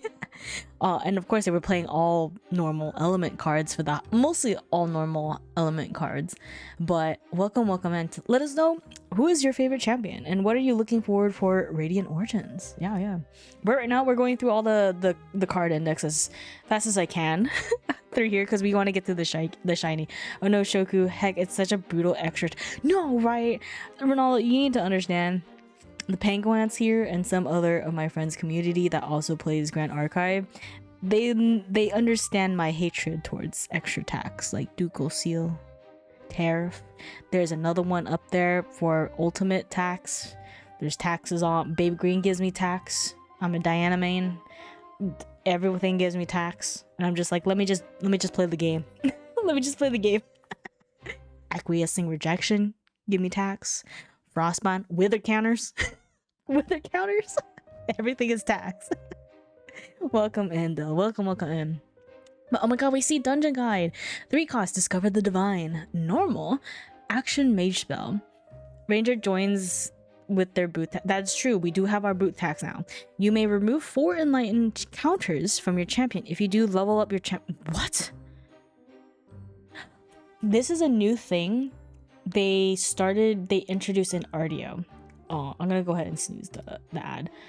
There are now cards that benefit to leveling up faster, which we'll get definitely into, and I think this is definitely one of it. I'm assuming this benefits Rai, which would make sense. I don't play Rai as much, but I have played against Rai recently. He seems very slow in the beginning with like not that much protection because he really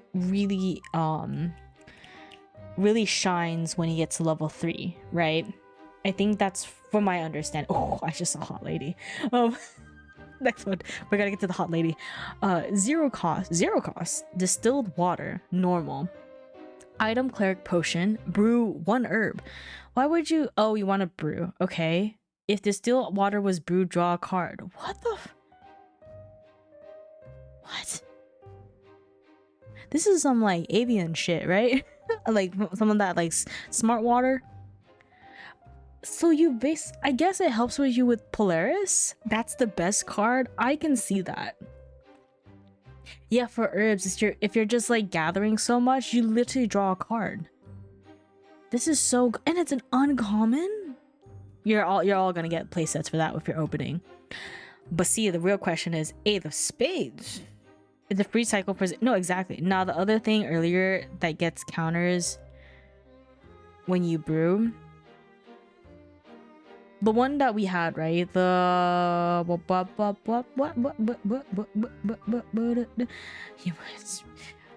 essence crucible, essence. Those are the balls. Essence crucible. That's crazy. Well, you're so right. Oh shit. Oh no, Mech. I want to see Mech Sniper. I want to see your deck. I wanna play against it. I think it'll be super funny. Just see you brewing, and I'm just like, how? I think. Do you think so far with the Arasana cards that we have, like, they're pretty much gas to Arasana in this case, right? I mean, you can use that for Tonoris with herbs. Farmer Tony. You could use that for Farmer Tony. Oh, that'd be so good. Okay, next card. 8 costs. 8 of spades. Hot lady. We got to our first hot 80. Yeah, that was a effectively placed 8. Do you guys see the 8? Just want to point out that she is the 8 of spades. Right there. Right there. I'm just pointing at the art. Just pointing at the art. She's an ally warrior suited human. If your champion is level 1, this costs 4 less to activate. Cardistry. It costs 8. Pay 8. Wake up to 8. Wake up 8 of spades. This ability costs 1 less for each suited object you control with different reserve costs. Activate this ability only once. Oh! My eyes are bad. Can I get a closer look? Yeah. Just... Oh, shh. We went too close. We went too close. Wait, hold on. Oh, I'm getting spoiled. I'm getting spoiled. I'm getting spoiled. Do you see it? I think this is the most I can zoom. Right there. Right there. Oh, I'm getting spoiled. I'm not looking. I'm not looking. I don't see anything. I don't see any. God, how far am I? I don't see anything. There you go. There you go. I think she's fun because 4 less to activate, and then it costs. So that's a 4 cost, and then you'll have suited allies. 3/4. You could swing for 6. Thank you so much for the hydrate. And the stretch me. Thank you. Thank you. Oh, this is acceptable, man. 3 costs. Epical Conqueror. I like him. I like him and his armor and his shield. Ally Guardian Human. As long as Conqueror is attacking it gets +3. Why? No wall is too tall to conquer. This is why I like it, because it's domain hate.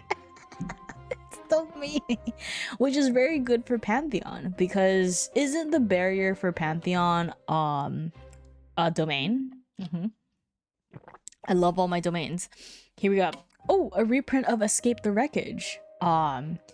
It's sudden and dangerous rescue in enemy lands. So I think Talk GA revealed some spoilers that involve Parsonet and Tristan. Something that has to do with like the Proto Archive. I hope we get more lore about all of that, because it sounds really juicy. It sounds really spicy. Really, really spicy. Okay. 2 costs. Excitable Raccoon. As long as an opponent has no cards in their graveyard, Excitable Raccoon gets +1. So basically empty. And has bigger. The raccoon has found treasure in the trash. Ugh. And they were roommates. No. Quicken. No. I don't ship them. I ship Tristan and Beatrice. And that's why I want to read the lore with Beatrice, because I want to learn more about Beatrice. I'm just saying. Her and Tristan. Just saying. And Shiny Pikachu. Hello, welcome in. How you doing? I love this art. I've already spent a total of 9.5 hours of self-resetting, but only played for 10 minutes. I'm trying to get shiny Froakie in Pokemon X. Oh, well, I'm assuming you like Pokemon, but welcome in. We are talking about another TCG called Grand Archive, but welcome in. Rare hetero ship for Waddles. For Beatrice and Tristan? Tristan's a woman. Beatrice, I'm assuming, is a woman. But we'll get to her soon. I hope she gets her own card. So 3 costs, false tidings, normal. Target upon. Yeah, I was just like, I think she is. I think she is not. We don't know. Target opponent gains control of target crystal object you control. If they do, you draw 2 cards.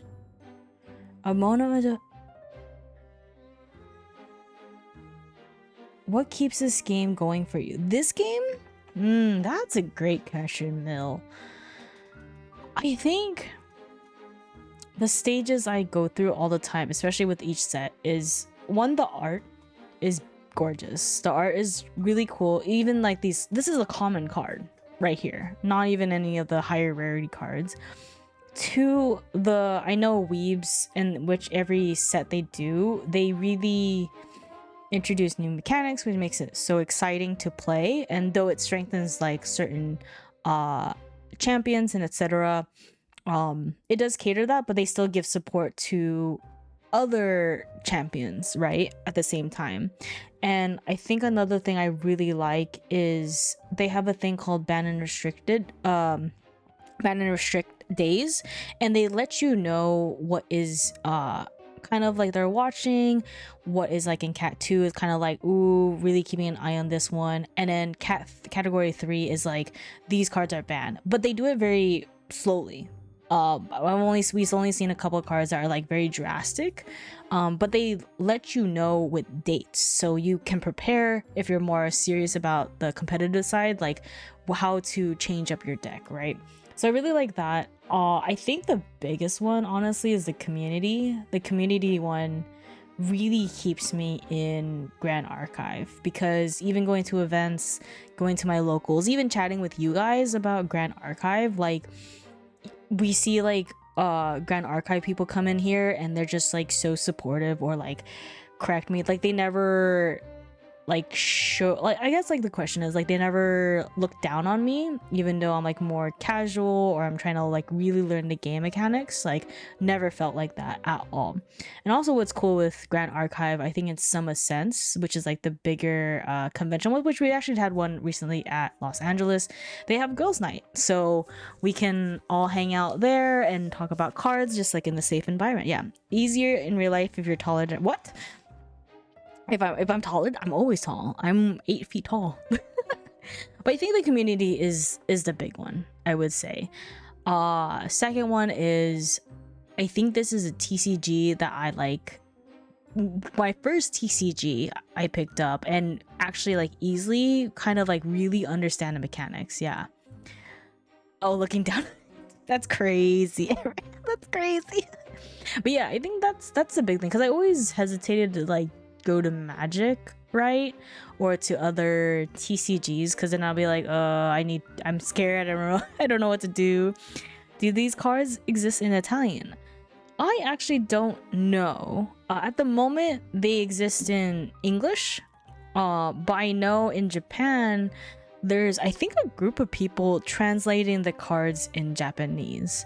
I don't know much in Italian. I think Europe doesn't have as big of a locals, but I mean a big GA community, but the European GA people that do play are actually very, very good at this game. Yeah, but that's a great question. At the moment, officially these cards are only English, besides the promo cards that are from like Square Enix. All right, we have Fast Cure. We already know what Fast Cure is. Here's an Ari card. All you Ari lovers here.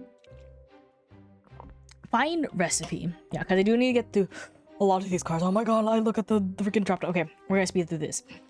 2 cost, find recipe. We scavenge 6, find for a potion card. That's goated.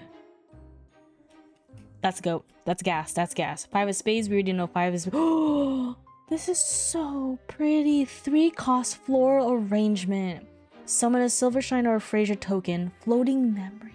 You get to choose which one? Wait. Which one's silver shine and which one's Fraser? 1, 2, 3, 4, or 5, 6. I have to learn English if I want to understand. That's fair. Yeah, that's a great question. You could probably look up if there's any content creators from Europe that do it, because I know content creators are a little bit getting bigger in Grand Archive. I know definitely in East Asia. Oh, it's heels. And it's a floating memory. That's crazy. I don't know. Neutral, but I love the art. We already know Forging Servant. That's a reprint. 2 cost, Forbidden Teachings. So, ooh, this is some lore. Okay, if you control a book object, glimpse 3. Draw a card. That plays for that book guy. The book guy, he's looking at his notebooks and stuff. With this books you can save your people. That's for mages. Works really good with invigorating. Oh yeah, this is a lore card. Yeah, the book guy. We're not gonna look him up. If you guys know who he is, type it in chat. Oh, they're both flowers, work really well with all of, so you can brew certain potions specifically with it. I mean, that's not bad then. I like the art of it. Weebs, make this a mat. It will pay. It will pay. Make this a mat. Or make it sleeves. Hi, Ash. Thank you so much for the 10 months. I know. 4 of spades. We have a reprint. Frasier. Okay, Frasier flower. I need Galahad's. I need Galahad's. I don't have this man at all. I don't even have a copy. Concoction is 7 cost potion, but it can be brewed with 1 flower. Oh, there you go. So you would put it that. Hi, Christian. Hello. Hold that joke for the next one. Hold that, Christian. Hold the joke for the next one, because we are booking through here. I need this card, Galahad Court Knight. He can attack using a sword you control, which is crazy. I love Gwen. She's great. Gildas, I only have 1 of her. And she plays with a mechanic called balance. So basically, if your hand and your memory are the same, she gets +3 and she can swing for 4. 3 costs 4. Pretty good. And plus Hanchu drew her. Here's a new one. 4 cost Gorilla Advantage with Tristan Slain. If you're an assassin, as long as an opponent controls... What's up with these 3 or more units?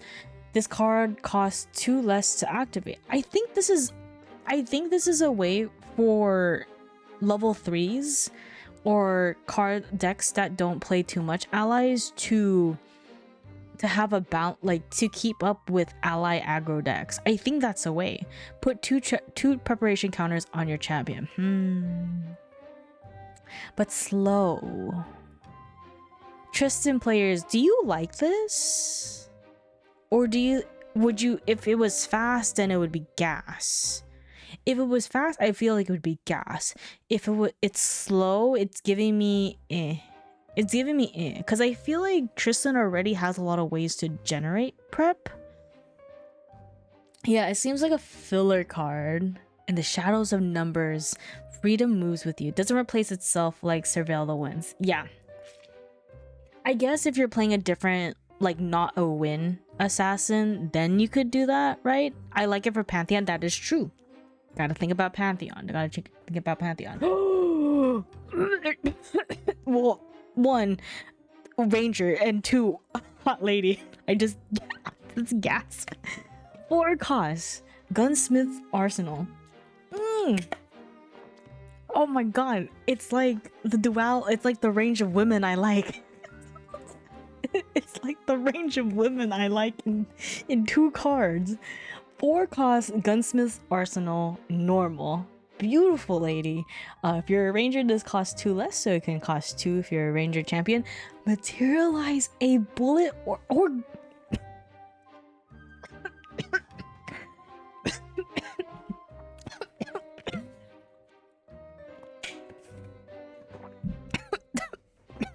wait.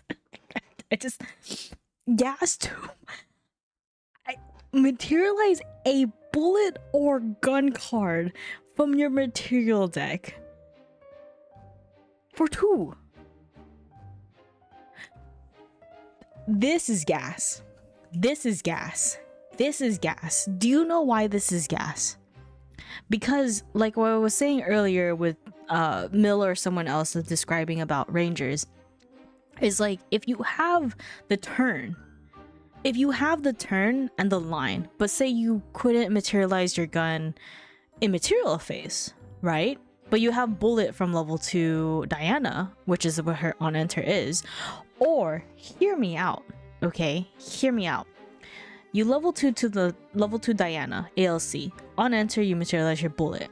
Say your opponent tries to destroy your taser bullet, right? Instead of wasting your lineage release, pay 2 Seeker's Rifle, protect your bullet. And now it's underneath a spell shroud, right? Instead of you wasting your lineage 1 release, because typically you want to save your lineage 1 the release for Shadow's twin, right? Your big boy, right? That's so, or like you don't even like, you pay this or something and they try to, and you get a bullet. That's gas. I love this card. This card is so good. This is so good. Why is Diana winning? Because she deserves it. Oh my god, Diana won so bad she equates to this card. Because what I was actually taught was when I was early learning about Diana, is I was like, man, my opponent keeps destroying my bullets.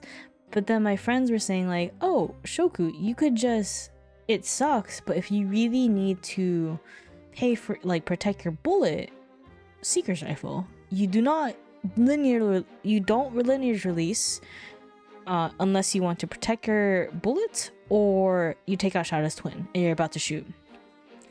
Arizona needs a win too. She has her wife. I love this card and it's an uncommon. I love her. I actually really like this card. You can give me all of her. I want her. But then we have the other spectrum of the woman I like. Haunting Apparition. 3 cost normal. Spectre.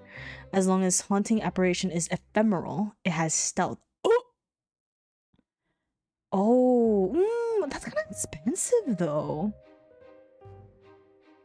2 costs instead of payments. No, exactly. This card is GOAT. This is so good. This is what I needed.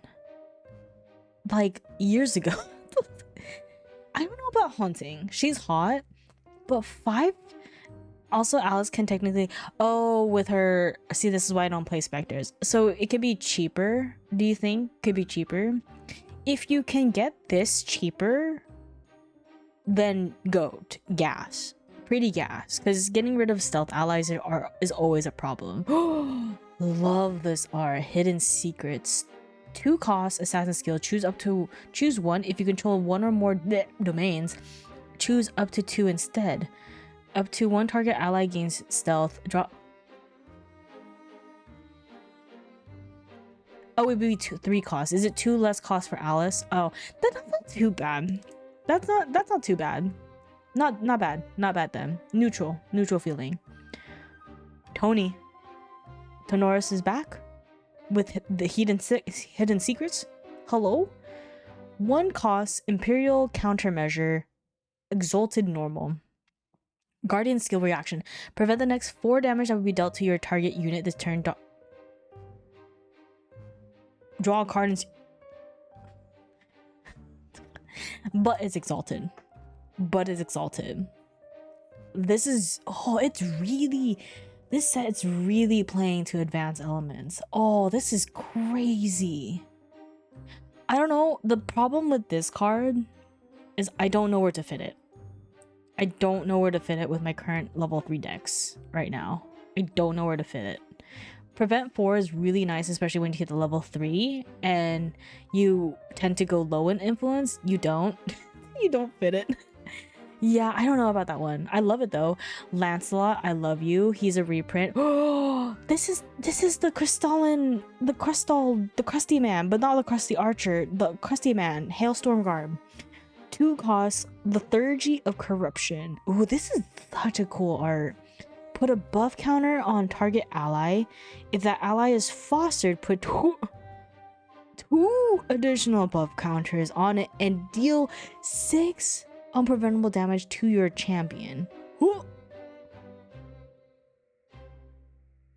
Oh, I guess if you're Tenoris, you have the space to get that 6 damage on you.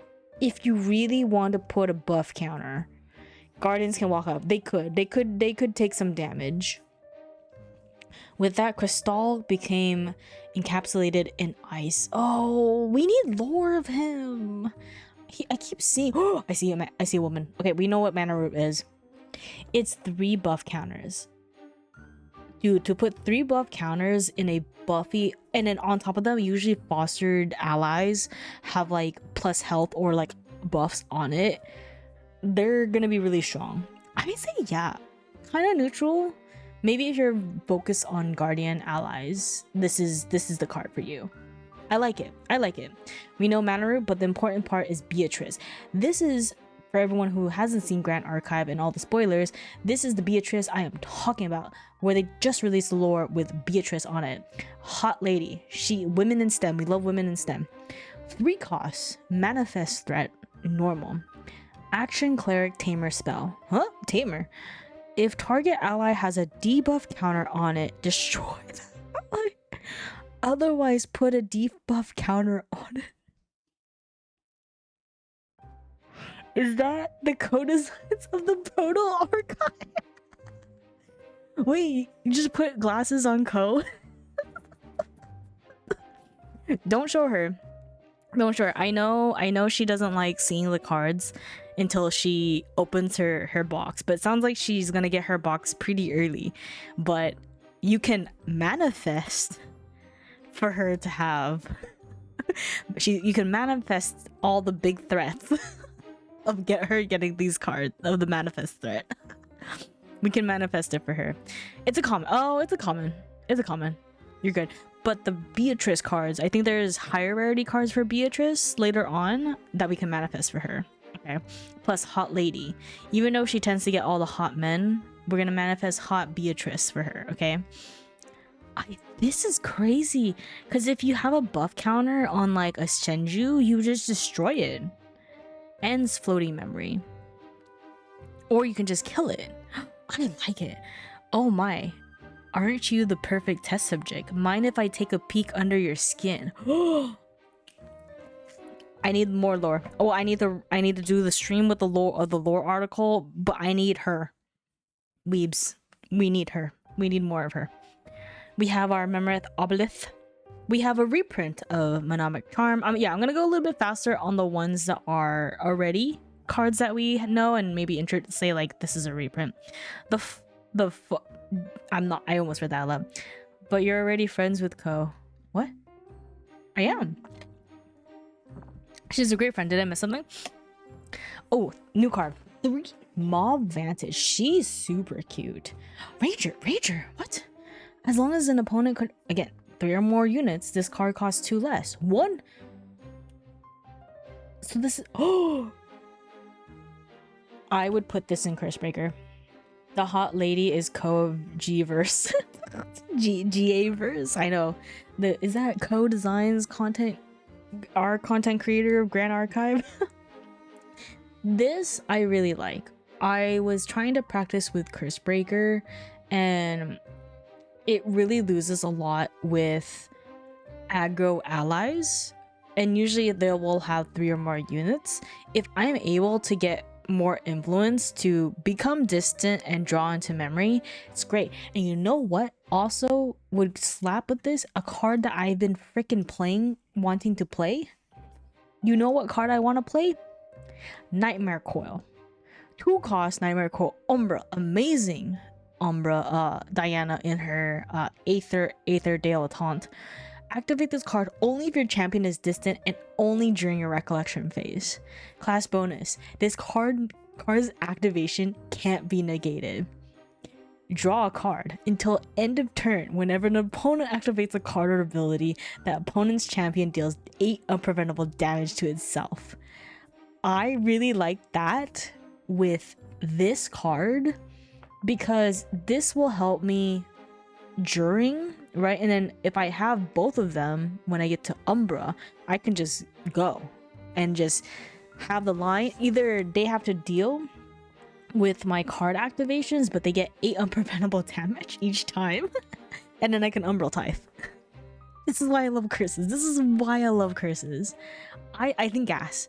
When enemies cluster arrows are likely to hit. Hell to the frick yeah. Morgan, we love her. I think she's gas. She's very situational, but I really like her. We like her. Mystic Purifier is a reprint. Nascent Barrier with the Arasana reprint. Very, very good. Navigate the Streets is another reprint with Dahlia. Especially if you play with a lot of domains, this is honestly gas. And then new card, 5 costs. Nimble Court Assassino. Exalted Normal. Hot.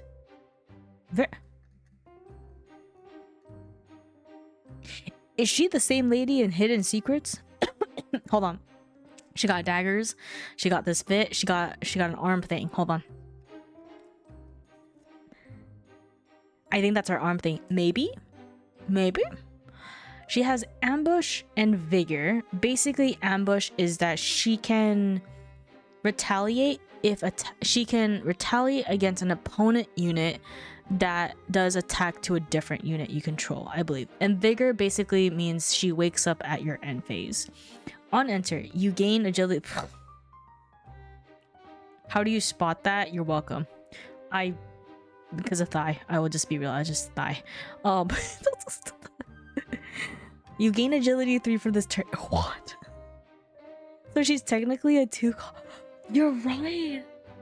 Good night, Azula. Thank you so much. Yeah, Azula, this will be all on the VOD on YouTube, so I'll try to post it later on. Later tomorrow. But next GA stream, Azula, is Thursday. I'll be reviewing viewers' decks. You can send me RDO. You can send me Pantheon. Azula, if you're on the Discord, you can feel free to post there, or you can Twitter or YouTube when the YouTube VOD comes in. Yeah. You need influence with a pen, but the refund's really nice. And a 4/4. I think the thing is, like, where do you have the balance, right? Where do you when you get there? Because the problem is, like, Exalt question, actual judge question. Are exalted cards considered advanced element cards? If so, can I use exalted cards to advance imbue angels? Oh shit. Okay, we're gonna play an angels deck. There you go. There you go. That's my answer. Thank you, Excalibur. Thank you. Okay. I have a deck. She's cute. My type. Wonderful. Love her. Okay. Nimble longbow. We have Ranger. Ranger, wake up. Wake up, penguins. We have Ranger. Hot lady. With a big bow. Big bow. You know what they say about Rangers with big bows? They have big accuracy and power. two cost nimble longbow normal. Activation. Range 1. Nimble longbow enters the field distant. On enter your champion.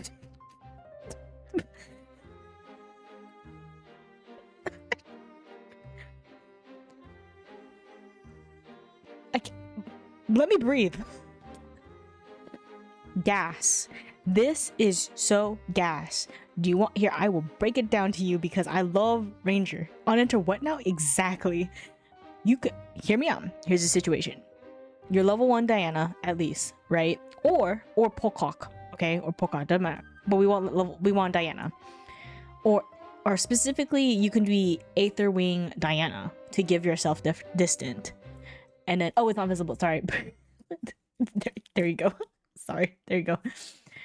You could be Aether Wing Diana, okay, where you want to be distant to on her level 1 to get the stick, right? At end phase, play this. Probably you won't get the distant field. Then you don't. Wait, then you don't. Oh, but your champion. Oh, dang it! God, dang it! Then you don't. Then level 2 then. Level 3 to do the freaking glimpse thing. Jesus, force glimpse or negate with Aether Wing. Yeah, do that one. This is good for my win Aether Wing. Ooh, with allies. That would be fun. Yes. Nimue. I know one person that plays Nimue. Shout outs to Sapphic Snake. You're the GOAT. You're the reason why I see the light of Nimue. Can I play her? No. We have reprint, Novice Healer. We have our first angel of RDO. Nurel. I read that as Sapphic. Hanky is the GOAT. Hanky is the GOAT. I read that as Sapphic Paladin. I need to send that to Sapphic Snake. Of course you did. 4 cost Nurel. Seraphic Paladin. Normal. I'm probably saying it wrong. Unique ally. She's literally with women under her. Advance imbue 3. Unenter if Nurel is imbued, put a bulwark and buff counter on it. Whenever your champion levels up, if Nurel is imbued, what is bulwark counter? Can someone explain me what bulwark is? Were those women doing down there? Don't worry about it. Don't worry. Okay. Yeah, if someone can explain me what bulwark is now a new prevent 1 instant. That's crazy. Oh, goat. Sniper, if she's not expensive, I would be interested.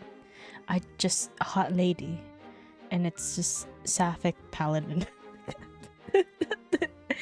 But her. So this is a good photo of Beatrice. Okay. So it's like a divine shield. I guess so. And hi Seven. Hi Captain. So this is how Beatrice looks like. Hot lady. We love women in STEM. And they spoiled this, okay? For each different reserve cost among objects you controlled and cards in your graveyard, put an enlightened counter on your champion. Oh, Jesus Christ. She was devoted to her collection for relics from other worlds, rarely kept their secrets forever. She's playing a lot into enlightenment counters. I'm assuming she's like more Rise support. Yeah, this is the pawn piece that we were talking about. Or bulwark equals flood ward on a counter. Is that like a Hearthstone reference?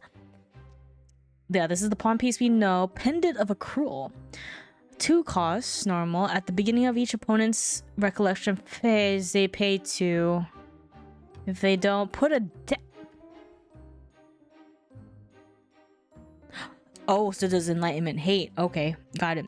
If they don't put a debt counter on Pendant of Accrual, you can tap it and remove 2 debt counters from Pendant. Is a Pantheon card. Or it could be just a person that puts like a freaking taxes deck. Do not beans do not show code this. I want to play the game. We got tax and debt. It does feel like a Pantheon card though. This is funny. This is very funny. Do not show this to them. Come on, just you and me. Just you and me right now. Reserve 3, I can't say that word. Shield bearer. Very cute. Oh shit. She's just a taunt. I'm just saying it was it's an auto yeah. Reminds you of in real life, I know. If I don't pay my taxes, you just put into debt. She's 1-4. Hi Shinja, how are you? You should rest. Everyone who has watched the recent Ascent LA, say thank you Shinja for running that. I'm so tired. Go get some rest. You can lurk. You probably know these cards already. But Shinja, so far the cards that we've seen right now, the Ranger cards are so gas. Like my favorite one, Shinja, I'm gonna show you this one. Okay, before you go to Eeps. I love Gunsmith's Arsenal. I think it's so fucking good because it's literally beseech a weapon or bullet, and I don't have to waste a lineage. Oh, I still have to work to do. We'll rest a little bit, then hopefully you can get to your job. But you had a very busy weekend. But we love you here, Shinja. Thank you so much for stopping by. Oh god, I went too far. But Ranger slaps. Yeah, she's like, I bet is a Ranger main and actively cleric. No, isn't he a refurbish main? I don't know. He really likes refurbish. Want to pass? Tell me why I should let you. The thing is, why would you play this instead of Stalwart? Still is a hater. Crazy Shinja. Why would you not play this instead of Stalwart, right? For normal. Hi Nexo, how are you? I mean, it would be a bigger thing to deal with, but compared to like Frog, but at least Thronekeeper Bullfrog is afloat, right? She'll sit there for that is true. And 3 cost not too bad. Not too bad. Oh, we have our portly raccoon. On enter, you may reveal 2 raccoons from your hand and or memory. When you do target a opponent, banishes a card from your graveyard. Yep, that's cool. The potion infusion animate 4 cost normal. Cost 2 less if you're Arasana. Rest target non-regalia potion. If you do, it becomes an ally in addition to it. What? In addition to its other types with base power and life equal to its reserve. Oh no. Each of its activated abilities becomes an on-death That's a funny card. That's a funny card. Did you know? Did you know? It's a fucking tick. There are 7 costs. So I kind of like it how they're like really making potions, because I don't think potions really are used right now, right? Besides like drought, I guess drought of stamina. Did you know there's a 12 cost potion? Akaton. Is that an advanced element potion, or is that a basic element potion? Oh no, speaking of potions, we have 7 cost potion infusion volatility. Efficiency. There is. I do not have that one. So you can pay for at least 4 if you're level 3. Rest target potion.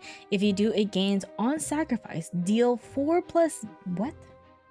D6 damage to each champion you don't control until end of turn. They ask Ari to even combo her. Their damage is crazy. I mean, even just getting a 1, that's 5 damage. Holy, and then you get to do slow though. So you're basically, yeah, even comboing more. We know Prismatic Sanctuary, that's a reprint. Protector Raccoon, fast activation. You can tap the ally to prevent 2 damage that would be dealt to a target animal ally this turn, or you can rest it to target opponent banishes card. Blech. Hi Funs, how are you? Ooh, we got a proto archive scout. 3 costs. Ally assassin human. Scout has stealth as long as it's awake. Oh, kind of similar to lurking assailant. As long as you control an object named Proto Key Crest, Proto Archive gets +1. Oh, even its scouts seem aware of its true goals. Pretty cool. I think cool. I like it. I mean, it is a stealth. And then but then you would also have to have a thing called Proto Key out to make it a 3/3, which is 2 things that your opponent would have to take care of. Oh, we're getting to the Radiance. Will be Proto Key Crest, maybe, right? Wait, I gotta use the restroom. I've been hydrating too much. I'm gonna be back in 1 minute. Use the restroom too, get some snacks. Tell me which is your favorite potion of Grand Archive.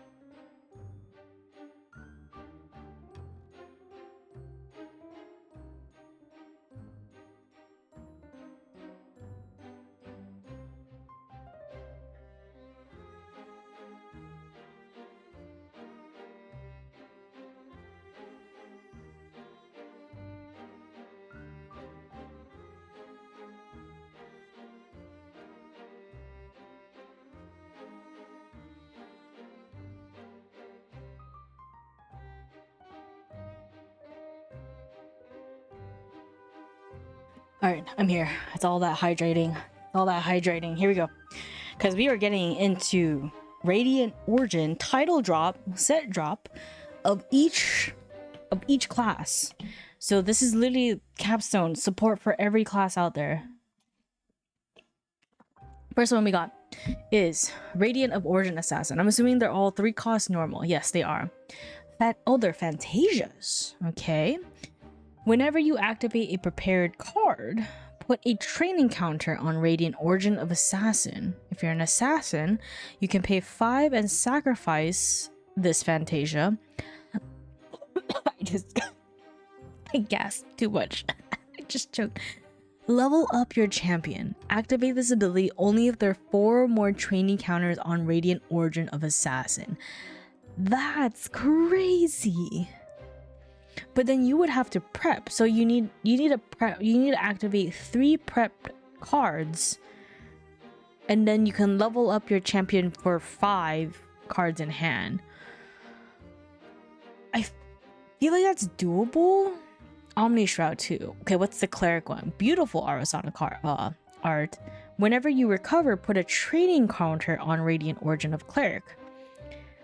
pay 4, then you can sacrifice it. You can level up your champion only if there are 8. 8 or more? Why does she have to have 8? Why? Oh, poor Ari. Poor Ari. Why is it 8? That's so much. You know, Akatan. You know what cannot make it ass? Hear me out. Hear me out. Allied War Priestess. Just keep recovering when you keep attacking. It's 8. Yeah, they're here. Yeah, 8 separate instances. I'm just saying. Just Allied War Priest. That's 8 turns. Doesn't Ari games usually have just hard level? just hard level at that point. But what if you don't have? What if you need to do? I mean, there's a domain that recovers every ally. Yeah. Oh, Mad Tea Party. Mad Tea Party. Mad Tea. Please don't make this card as a modest archive. Because there's more cleric that isn't art. You can do this one. Whenever an ally enters the field, recover 1. I just hear Akatan crashing out. Please don't make this a modest archive card. Now we have Guardian. Whenever a unit source you control deals 4 or more damage, put a training counter on it. Then you can pay 3, level up your champion. Activates the ability only if there are 5 or more training counters. I think that's doable, and I think that's cheap. Combo with the flower. It's hard level at this rate. Like, you build up so much where you could just DG where you could just DG to hard level, or just sacrifice 3 for your influence. You already did at least 20 damage before you could activate. Oh wait, you're right. Whenever source you deal. Wait, that's already a 20 damage. They probably already dead. Not if they're Jin, Mech Sniper, or freaking Abnegation is a bitch. Hi, Dragon. Hello. Haven't kept up with Abyssal Heaven. How's the game so? Dragon, this is. If you're thinking about getting to the game, getting back into the game, this is the time, because we are looking at the cards from the upcoming set that's releasing on this Friday, called Radiant Origins, and that is the capstone of all the previous sets. So Dawn of Ashes, AOC, Mortal Ambition, Distorted Reflection. Yeah, you know what, Dragon, you can pull a GCR in this set. The Divine Relics, I believe, correct me if I'm wrong in chat because I'm trying to remember from Excalibur, are GCR, Quicksilver Grail, the Looking Glass, which I don't think you know what the Looking Glass is very goated, and Lost Providence, which is another recent one as well. It's like GCR but for advanced level 3 for free materialization. Lost Providence, yeah. I think if you're interested in getting in, GCR is definitely gonna get cheaper. I think it's cheaper now because Lost Providence, I think, is more expensive, and the Looking Glass is probably the most expensive Divine Relic. I really like the art of the 3 kingdoms. Do you like horses? Do you like the horses, Dragon? Do you like the horses? Because there are horse support in this set as well. I'm just saying. There are horse support. I'm gonna show you one thing. That's pretty cool. Where is it? Legendary Saddle. Is Green Horse the strongest? Yeah, Dilu and Red Hair. No one thinks about the water one. Oh, there's still no post support for where you could, it's basically, the saddle is like the slime where you could just activate non-advanced you can ignore elemental requirements of non-advanced element horse cards you activate. Yeah, I don't think there's too much for 3 Kingdoms support. Oh god, I went too far.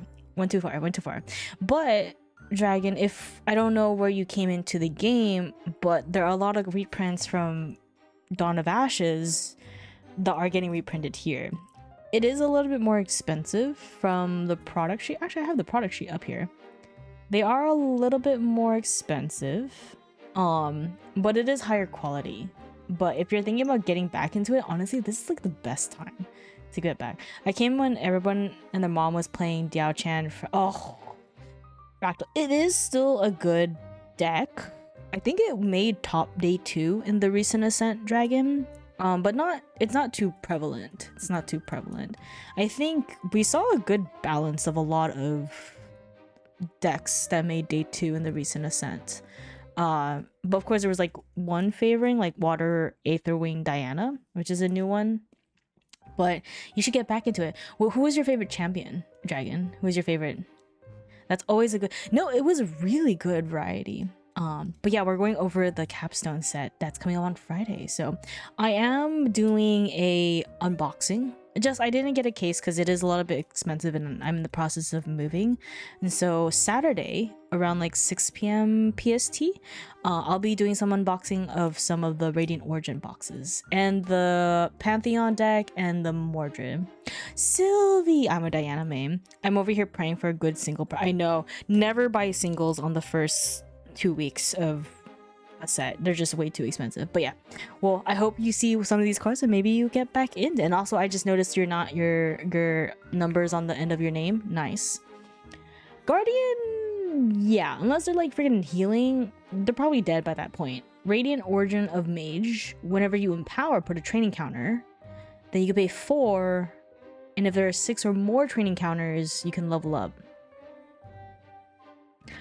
I think this one's good, right? I would say Lubu, but flipping her is a challenge. Dragon, I flip Lubu. I did it on stream for a special situation where I was playing against my friend SB. The bot's on YouTube, but it's our goal was to flip. She was trying to flip Trisket, I was trying to flip Lubu. I was able to flip Lubu. No, it is not easier to flip her. It is not easy. I was playing Fire Diao Chan, and the time it took me to flip Lubu, I could already killed the opponent. That is true, Akatan. I think this is definitely doable. Which, I mean, I think Ryan needs the support. I love this art. I love this art. Please don't be asked. Please don't be asked. Please don't be asked. Whenever ranger unit we control, a ranger unit you control becomes distant. So I could do like Veiling Breeze, Veil Dash to put 2 of them, put a trainer counting. I can pay 3. And you can level up your champion active visibility only if there's 6 or more. That one is the best. Know why? Because there's a lot of distant cards. There's literally Tinder Flare. There is literally Veiled Dash, where you can select up to 2 units to be in a state of distant. But then you have to be a ranger unit. So ranger unit to become distant. Yeah, Veiled Dash is like Veiling Breeze. You know what it does? It's the best fucking thing ever. Veil Dash. 4 costs wind, but it costs 2 less if you're a ranger. Up to 2 target units becomes distance, then reveal any amount of that wind element cards from your memory. Prevent the next X damage where that be dealt to those units this turn, where X is the amount of wind element cards revealed this way. Yes. So I could do it in three turns. Lube, and then you could do it. Say you have 3 units, right? Say you have Lube, Purse, and another ranger. All right, another ranger unit. You do veiled dash on the 2 other ones, Purse and the other one. They become distant. Lube becomes distant just because one of those units become distant. That's 3 training counters on your Fantasia. Do it again. Do it again. You cannot double your units to be ranger. Once they're in the state of ranger, they stay like that until they lose it. So you can't double ranger. I can't do 2 veiled dashes when around. No, shush, we need this. We need this. I think this is really good for wind, because wind has Veiled Dash, like I was showed. It has Skirting Step, which is you can imbue. Oh, for cleric. Just make cleric work. Oh yeah, oh frick. She's expensive still. Oh, do you think I need to get her now? Can someone look up the price of Huang Zhang? Oh, I need her though. I need her. With honest, they had to they had to have the balance. Gas. 100% gas. Art gas, ability gas, benefits gas. Oh, it's 23.25. I don't need it right now. Radiant Origin of Timbre. Whenever you declare an attack with a non-human ally, put training counters. Then you can pay 3, level up your champion only if there's 7 or more. This seems gas. Because tamers are all about allies. Be non-human allies. And it's declare attack. So you don't have to get the hit. Right? Very doable. Felt really good playing this. CSR Sunshine came out at a PSA 9. Let's go. One sign summons 2 baby signs. Fucking shit. God damn it. Okay, so far. Assassins, Cleric, I'm sorry. Gomen, my condolences. Guardian, you might as well just kill your opponent. Rai, pretty good. Huangzhong is 18. I'm gonna get it. Because literally Ranger just makes it gas. Tamer, gas. Warrior. Whenever your champion attacks using a sword, put a training counter. Activate only if they're 4. Okay. I understand why this one's only 4 times, because how many swords are gonna have? How many swords are you gonna swing? Like, Ornamental Greatsword is 1 durability. Seeker's sword is 2 durability, right? Portion. Yeah, sword and I guess you can finally actually use Tempered Steel, right? So this seems doable. But then, which I think is also still, and also good for Mordred too, right? Excalibur, yeah. And also for Lorraine, because she just wants swords in her banishment. Wait, you need an actual weapon. Yeah, you have to keep materializing it. That's the thing. You would have to keep materializing a weapon. I don't know. Lorraine players, tell me. Sorry, Jin. Raise the Land, I love it. I was probably one of the top 8 players that played Raise the Land for reasons. And then we have Razor Vine. Okay, here we go. Oh yeah, polearm, but it's not a sword. It's not a level. Oh, it's just using a weapon. Okay, who's that sword? Oh, it's just weapon. I did not play Ascent LA. I really wanted to go. It is weapon. You did. It's crazy. It's crazy. I didn't. I don't know what you don't have to clip that. Okay, doable. Actually goated. Okay. 1 cost. Recurring Aether Charge. You may load recurring Aether Charge into an Aether Wing you control. You can pay 3, load this card from your graveyard. Ooh. Yeah.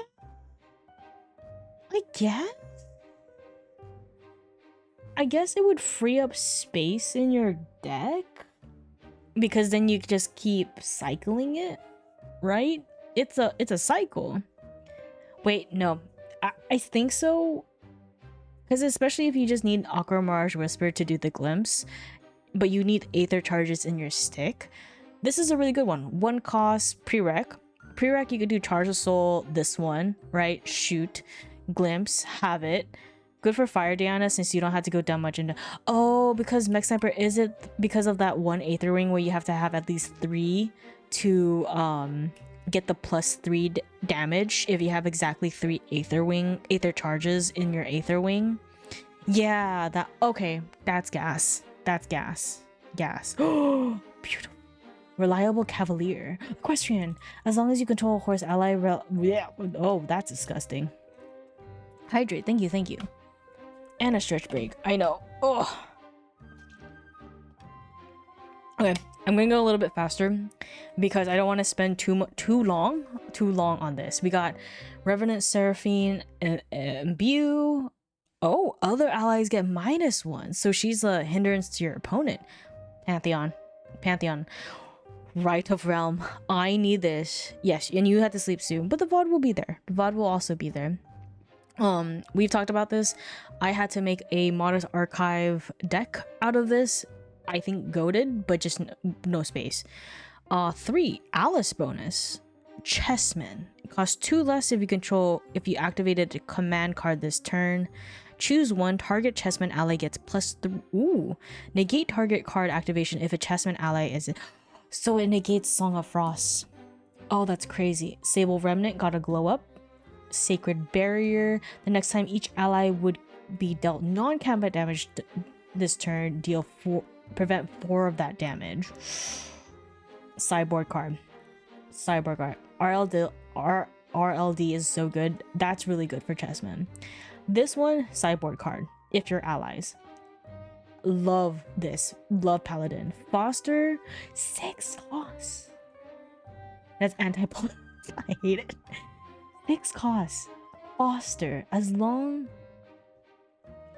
as Sanctified Paladin is fostered, it gets +3/+3 and has Vigor. On Foster, draw 2 cards. Pantheon. Yeah. Pantheon. We know Scavenging Raccoons. Ooh. Another Beatrice card. Scientific Discoveries cost 1. Glimpse 3. Then you may remove 2 Enlightenment counters from your champion if you do draw a card into your memory. Rye. That's Rye. We have Old Squire of the Skies. Shade Striker. She is gorgeous. 3 cost normal Ambush. This ally may retaliate against attackers while not defending. You'll be in trouble if you ignore what you see. 2, 3. The thing is, I don't know space. I don't know where to put the. Hi, Thickums. How are you? I finally found a show. Open. I pulled absolutely 0 heat, but I did open 5 packs. We should open now more on Friday with Radiant Origins that is coming up very, very soon, Thickums. And also, Thickums, I can show you how to play. We can play some games because they released the alpha version of the sandbox, so we can play virtually as well. I do want to start to do more viewer games on stream. So, I'll ping you. I'll DM you. But she can enlighten my world. Ooh, unique domain. Shilowin? Peaceful Beginnings. You guys play through Tabletop Sim? So Dragon. Oh yeah, Dragon, because you came in. You left off at Abyssal Heaven. There's an official sandbox now. There's an official sandbox. I'm gonna post you the link right here. Hold it. Chat, can you hold? Can you hold it? It's an official sandbox. All you need is your Omnidex. You can still you know how you submit on Omnidex for events through like Sylvie or Shout Out Your Decks. You do the same thing, plop it in there, and you can play. It's not auto, but I think after playing it a couple of times, it's really, really fun. And it's free. It is free. I'm starting to like it more than Tabletop Simulator. Yeah, you're missing all the good stuff, Dragon. Whenever an ally enters the field, you may remove 2 durability counters from Seulin. If you do, put a bulwark counter on that. Oh, that's crazy. That's gonna go so well in a siegeable domain. Oh, she's pretty. 3 costs Exalted Normal. 3 costs Exalted Normal. This element is enabled for you as long as you have another advanced element available. Retort, so she can, if she's retaliating, she would get +2 and she wakes up, which makes sense. As long as my queen wills it, I shall stand. Oh, ew, disgusting. She can swing for 5. Oh, what the?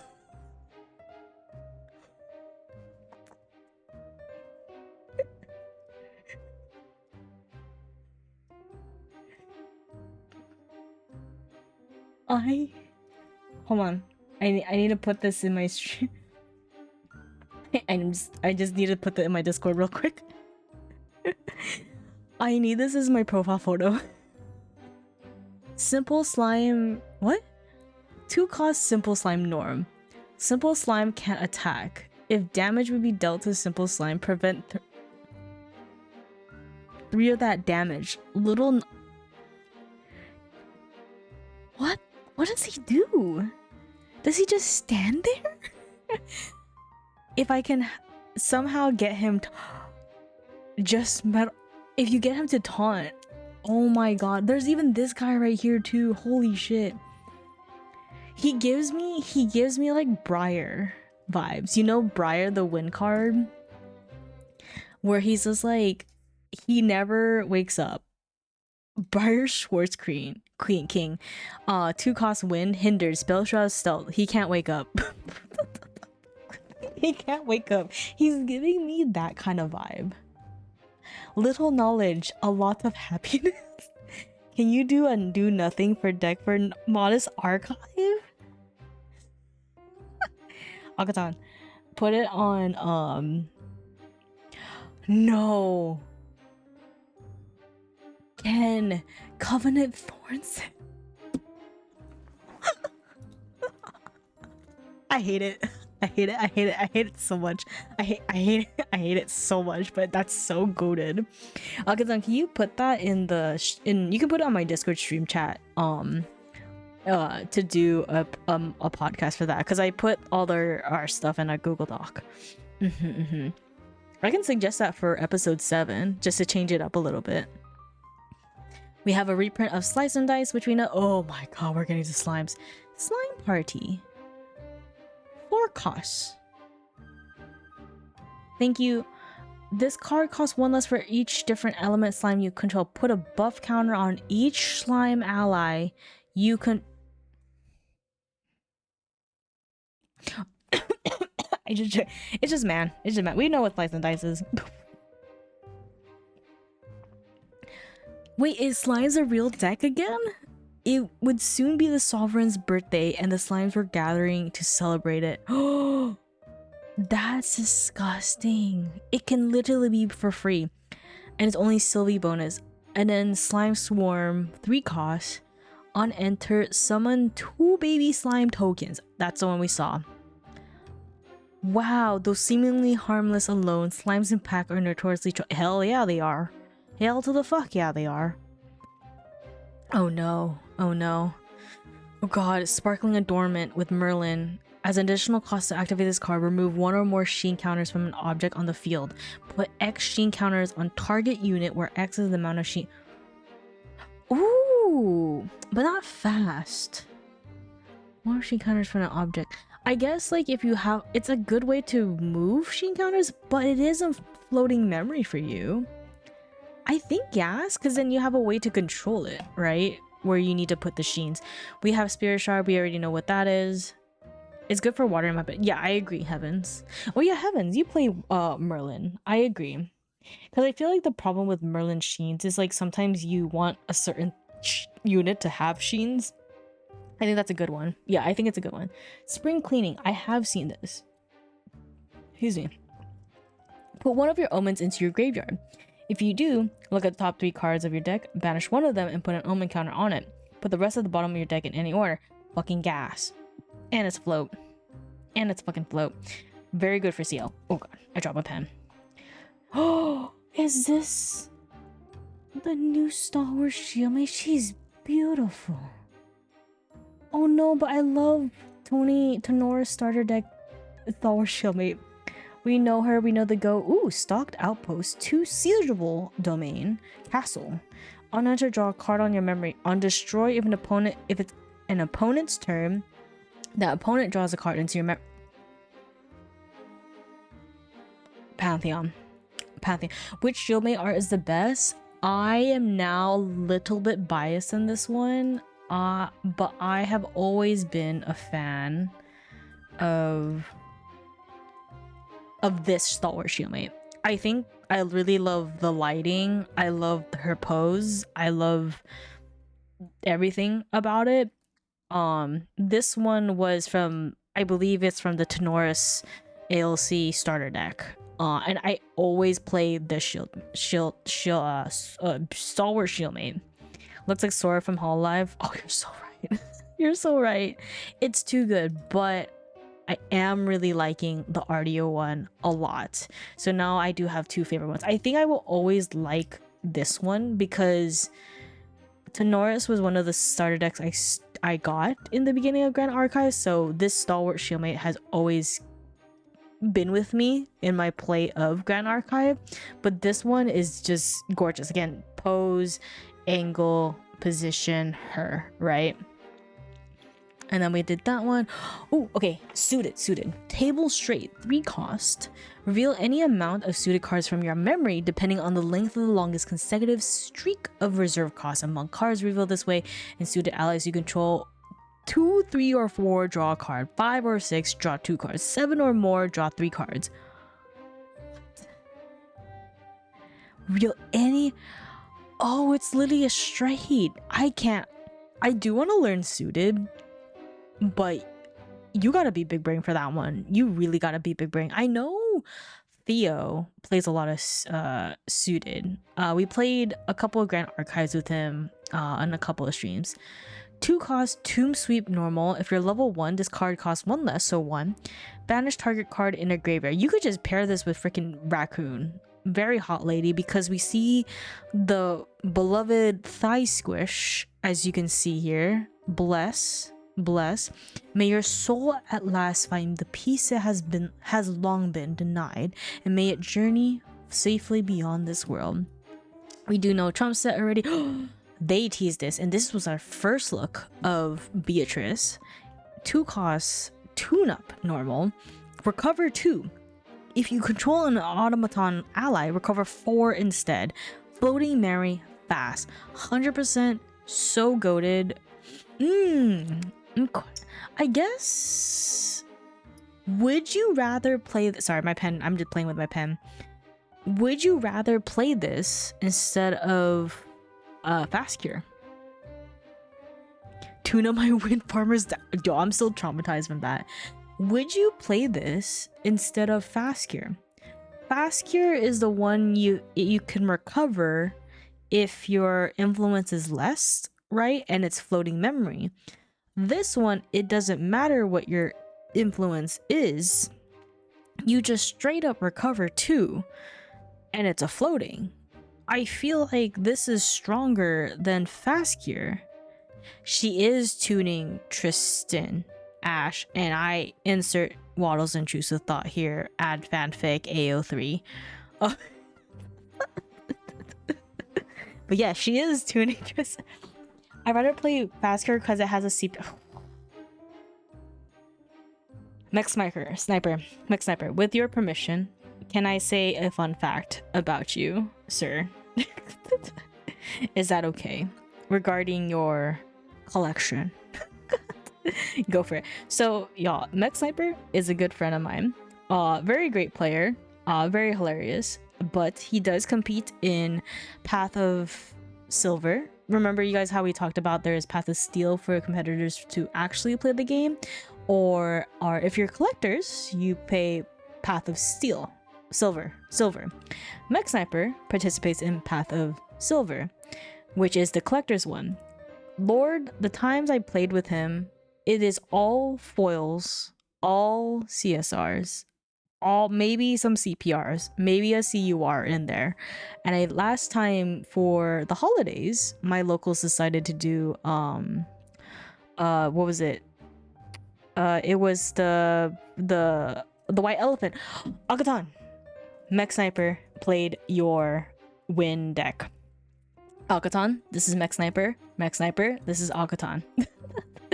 I got his deck and I was just like, oh no.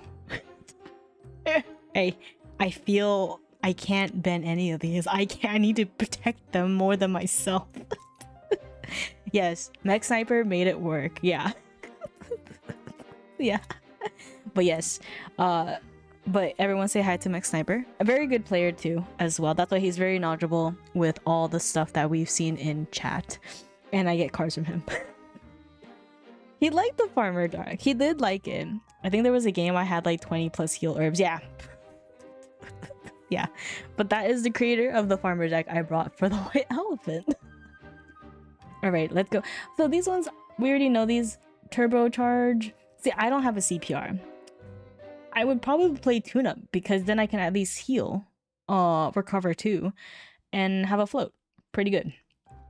2 of spades, we know Mustang, Unforgotten Will. Ooh, why is y'all... Okay. Banish Unforgotten Will and put an omen counter on it. If you do, draw a card into memory. As long as Unforgotten Will is an omen, cards you activate with reserve cost 3 cost 1 more to act. He thought to join her in the abyss, but first he would make them pay. This is a Pantheon deck. Pantheon. Why would you want this? Why would you want this? I think Shoku has a photo of it. I think I sent it to you. Akatan. I did. Oh my god. Yeah, I was like, I see his deck and I'm just like, when you play like Goja, you know, when you have to level up one to Goja and show your material card, I would literally get his cards and be like, I just take it back, please. I don't want to bend it. Did I not send it to you? Remind me. This feels... I don't know why you would want it to activate 1 more for you. I guess Pantheon? Anyways, 3 cost, Valiant Protector. Bulwark. This ally enters the field with Bulwark counter. If combat damage would be dealt to an ally with any Bulwark counters on it, remove 1 and prevent that damage instead. Pretty goated. I'm still liking Bulwark a lot. Really good. We have Vanish from Sight, a classic from Alice Umbra. Vantage Point. Oh! Okay, 1, Ranger. 2, Cute Lady. 3, there's a cute little guy on the back as well. Target unit becomes distant. 2 cost normal. You can ephemerate it for another 2 costs. The problem is, I think so far for the other distant cards that we have for RDO and the current ones that we have, there's more that they can do instead of distant. This would be funny for my Polcock fire deck, where I can just keep having my things distant. This is scary for Wind Wake Up. Very scary for Wind Wake Up, I would say. So decks like that, I would say. I don't know for level 3. Ooh, she's so pretty. Venerable. Yep, whatever. Sage, 4 cost normal. Calming bonus. Whenever you're shifting currents, change directions, the Sage gets +1 and despite the ways of the currents may change, you must stay true to yourself. Sounds expensive for her. We know Young Beast Bonder. Oh, thank God, they're gonna do more Arthurs. Okay, they're gonna do more Arthurs. Thank God. I need 1 more Arthur. And we have Bowman. So now we're hitting the elements now. Love this guy.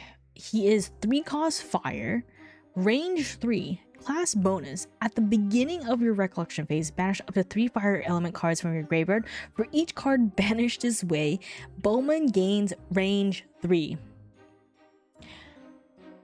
Make him distant. He's range 3. 4, okay? And then beginning of my recollection, banish up to 3. So let's do the math. Yeah, he's literally range 12. 1/3 from base. I want to play him in my Polcock deck because what level 1 Polcock does, I know people don't play him, but he's my goat. He's my actual goat. I think it's this one. What they introduced in ALC Altered is they introduce a level 1 of him.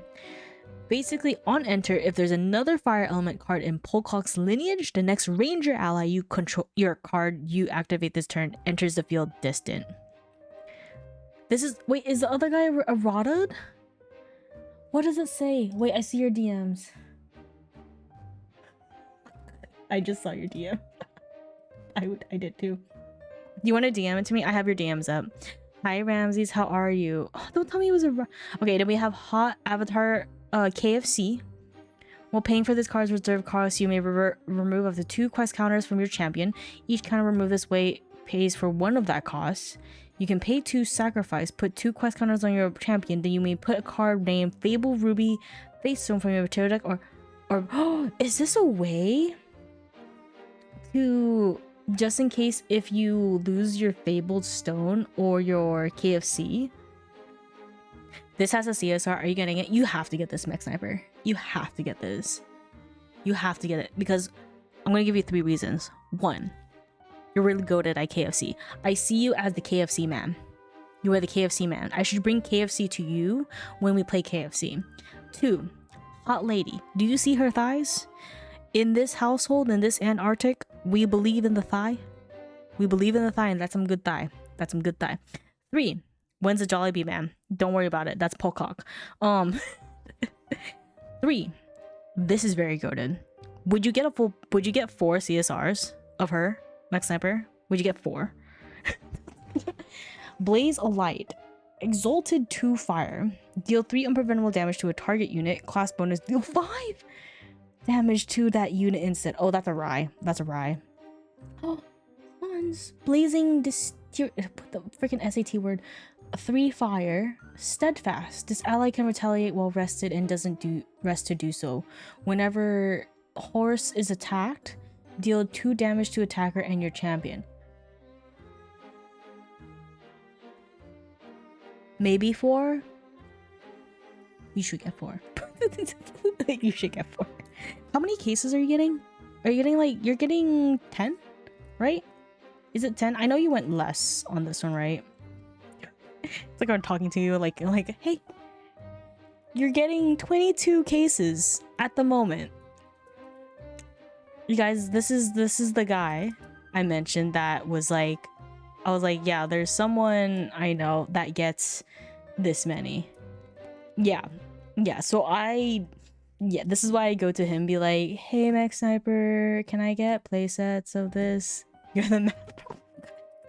Send me 11 of them. I mean, I would love to give cards to Beans and Penguins at Offkai, so I might hit you up, Mech Sniper, for that, for any bulk you have. This one is funny. I feel like maybe Pantheon. Cauterizing Seraphim. Advance on enter. If it was imbued, deal X damage to all other norm and basic element allies. Oh, that's disgusting. Oh, I like her. We know Cinderbloom Tender. She made me go pretty good on one of the regionals I went to for some reason. Clumsy Apprentice. Combustible Potion. Brew 2 herbs. On enter, if combustible ocean if potion was brewed, draw 2 cards and discard a card, so create a shock on a potion. Then you can sacrifice it to deal 2 damage to a target unit. Give Sexy all your Merlin bulk so he can send it to me. Don't do that. Why not? Aren't you guys married? We have created a shock. Oh, dazzling courtesan. Hello. Kindle 3, just to bring her out. Excellency does not tolerate mediocrity. Combust Potion. Is it gas or ass? Lives in another country. What the frick? Crater Shock Pot. I read that as like weed pot. Like, is that what it is? 420 blazing. Okay, if anyone plays this potion, you have to do me a favor. You have to say to your opponent, 420 blazing. Where did you think you look? That's true. She's just a Kindle. She's a hot lady that gets back. Disintegrate. Oh, we already know Disintegrate.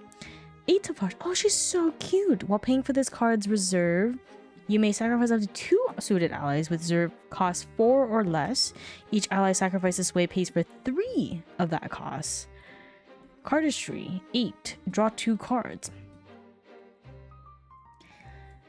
I think so. I just don't know too much about suited players. Do you like this? Yay or nay? 2 costs. Ember Wraith Witch. Oh, she's so cute, but she's a ghost. At the beginning of your end phase, sacrifice. What the? Oh, and then she comes back. Oh, that's definitely super aggro. Fireball, we know. Flagrant Guide, I think we know her. Or no, she's new. Wait, hold on. You may level up on enter. You may level up your champion. If you do, deal X 6 plus X unpreventable damage to your champion, where X is 4 times that champion's base. Jin. This is a Jin card. This is such a Jin card. Right? Because you want damage. Oh, hell yeah. Wait, Excalibur, do you like this? Do you like this one? You like it? 100% didn't. Is it good? Yay or nay? Excalibur? My resident Penguant Jin player. Flame Sweep. Actually, I need more flame sweeps. Focal Intensity. The Jin we ball card, yeah. Deal 1 damage to target unit. You may remove 2 Chi counters from your fracture memories if you do put 2. Oh, so you have a way. I kind of like this one. So you can control if you want preps or Sheens. I'm waiting for their fighting game. I know, right? Focus Flame. Look at Kong Mean. Just straight up deal 4 damage to a target ally. Found power 1 cost fire. Hydrate, thank you. It's good, just make sure you hit with a Mend's Flash. Gotcha. Mend, not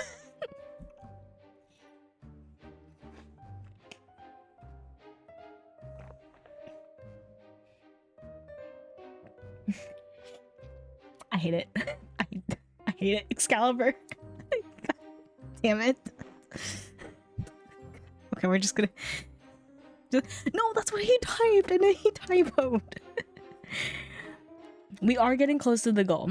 Oh, you guys are how far are you guys in the oh yeah, that's like you guys are gonna be able to make it. I need to unhear that. I'm sorry. Blame Excalibur. Especially since you keep your inputs, yeah. So empower if you control another thing with a proto key crest. I'm assuming this is like a discard, like a divine relic. Discard of the 2 cards and draw that many cards. Okay. Hasty Messenger. Always need Hasty Messenger. Ignite Fate is a reprint. Also Ignited Stab. Inferno Slime? This one's new? Oh. Okay, we're now playing Superliminal. Yeah, my bad. What the fuck? Okay. Well, you guys did that. Great. I thought you were gonna, you know, need the whole week. Oh well, that's alright. I guess so. This is a reprint. Yeah, it's new. Pride 2. On death, you may banish 2 fire element cards from your grave. If you do, deal 4 damage to each champion. Wow. Oh, that's disgusting. Innervate Fury. We know Lava Storm. Oh, 4 costs. Destroy all allies. I kind of want to play this with Cursebreaker. Because hear me out. Say you have like Carter on the board. Say you have Gloamspire Prowler on your board, where she has an on death. Put her on the bottom of your champion's lineage and draw a card and recover 2. Yeah, it was completed. It was really fast. And you could just recover so much from Cursebreaker. I need to message foam if this is gas or ass. Ordain Charisma. Ooh, he does have charisma. Gain control of a target ally with 2 or less until end of turn. Wake up that ally. How do you play this card? Do you play this card or just play Abnegation? But I'm not talented like you, Mech Sniper, and for some reason my Abnegation doesn't want to come up on my top deck. And then I cry. And then there's a beefy dragon in front of me. What do I do? That's true. I believe that is gas coming from the ass. That is true. I don't know about this one. This one's funny. You just like all the taxes, do you, Protagonist? Okay, 3 cost Exalted Fire. Pyretic Prognosis? Is that the word? Draw 3 cards and discard 2 cards. Ooh.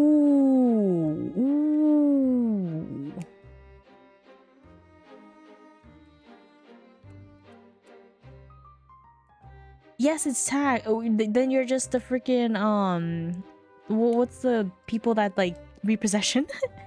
Creative Shock got boosted. But it is exalted. the thing is, I always have to remember this is exalted. If it wasn't exalted, I feel like this would replace Creative Shock. I think it would replace Creative Shock, but it is exalted. I don't know how I feel about it. Maybe if you're like Rye, that goes straight to level 3. Okay, we have Reduce Ash. I need more Rending Flames. Scorching Knowledge, Empower 3. You may remove an enlightened counter from your champion if you do recover Empower 3. Cool. Just men, okay, men and mage. I don't know much. Calming bonus. 2 cost fire Season of the Ash. You may discard a card if you do draw a card. Okay.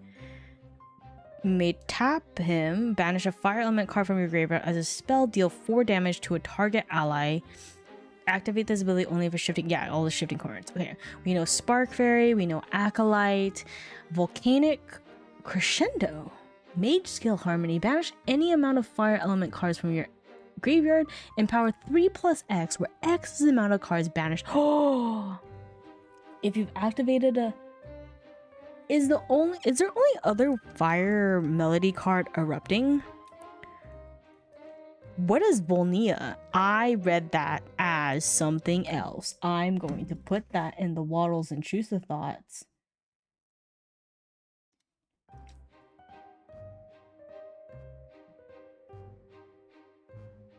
Okay. What did you read it as? I will not say it out loud, but I do have my safe space Waddle's Intrusive Thoughts. I put that in the wrong chat. God damn it. I put that in the wrong chat. Bleep, bleep, bleep. Bleep. There you go. There you go. Yeah. And now yeah, that did not want to be part of that that thought. What does it do? You can sacrifice it as a spell, deal 1 damage to a target unit, pay 4, sacrifice it as a spell, deal 4 damage to. Oh, that's disgusting. But wait, does this accept me because I'm not on Discord? Fair. When you sacrifice to brew a potion or to sacrifice in level 2 Ari to the draw card at the end phase, does this trigger? Doesn't count. Why not? Because you're brewing instead of sacrificing it? Is that the problem? Is like they're just different? That because that would be golded. That'd be golded. But we have her. I did see her from the spoilers. 3 cost Zin Volnia Abyss Fire. Unique ally cleric human. Arsana bonus. If you would summon 1 or more Silvershine and or Fraser tokens, summon that many Volnia tokens instead. Oh, and there's that other one where it does specifically Silvershine or Fraser tokens. Oh no, this is an activated ability with the sacrifice as part of the cost. It isn't a trigger ability on sacrifice. Got it. Thank you. And read we did the floral arrangement one, right? That was the one we previously saw. Floral arrangement. Yes, because this one is specifically summon a Silvershine or and a Fraser token. But if you have her on the board, right? Have her on the board first. Then play floral arrangement. Then you get 2 Volnias to do 1 damage. Or you can save up to do 8 damage total, right? Beautiful. Love her. Now we have this man. 3 cost Artus Flooddorn Deacon Water Exalted. Hi Vermilion, how are you? On enter, put the top 3 cards of your deck into your graveyard. Mill, cards you activate, objects you control, and intents you control gain an additional instance of each deluge ability and effect that have to get an additional instance of each deluge. So they have to have deluge already in their card ability, and then you can do it again? I'm kind of confused by this. Can someone explain? You get 2 herbs converted into 2 herbs of the same name. It's an auto draw. Oh, that's so nice. Oh, I get it. Can someone explain me this one? I don't know. I do not know. Then we have our man, Avatar Genbu. Love you, Genbu. Unique ally. I'm assuming it's similar to the other avatar where you can put it back from your material deck or your banishment back into the field. But then you can deluge 12 as long as you have 12 or more water element cards in your graveyard. Avatar Genbu gets plus basically 2 buff counters and has taunt and vigor. Honestly, pretty goated, especially if you lose your Genbu. Black Eye Spellweaver, 2 cost water, stealth. Cool. Sacrifice her, target unit's attack gets -3 until end of turn. So like Conniving Plans is mill 2. Then Deluge. If you have 4 or more water, you draw a card into memory and you get a prep. Yes, correct. If you have him, you draw it. Oh, it's like Shadow's twin, but like Deluge. Oh, that's disgusting. I like that. Okay. 1 cost blue Ace of Diamonds. On enter, generate up to X Bolt of Diamonds, which we did look over here on the right. And put them into your memory. X is 0. Wait, what? Generate up to X. X is 0. Depending on the total reserve costs of suited objects you control. Oh, I see. So if you have 6 total reserve costs of suited objects you control, X is 1 instead of 0. If you have 10, it's 2 instead. If it's 21, you get to put 4, and it's a floating memory. I mean, we haven't seen too much water suited, I believe. Chilling Touch is a reprint as well. Dewy Slime, 2 cost water. Correct. Yay, math.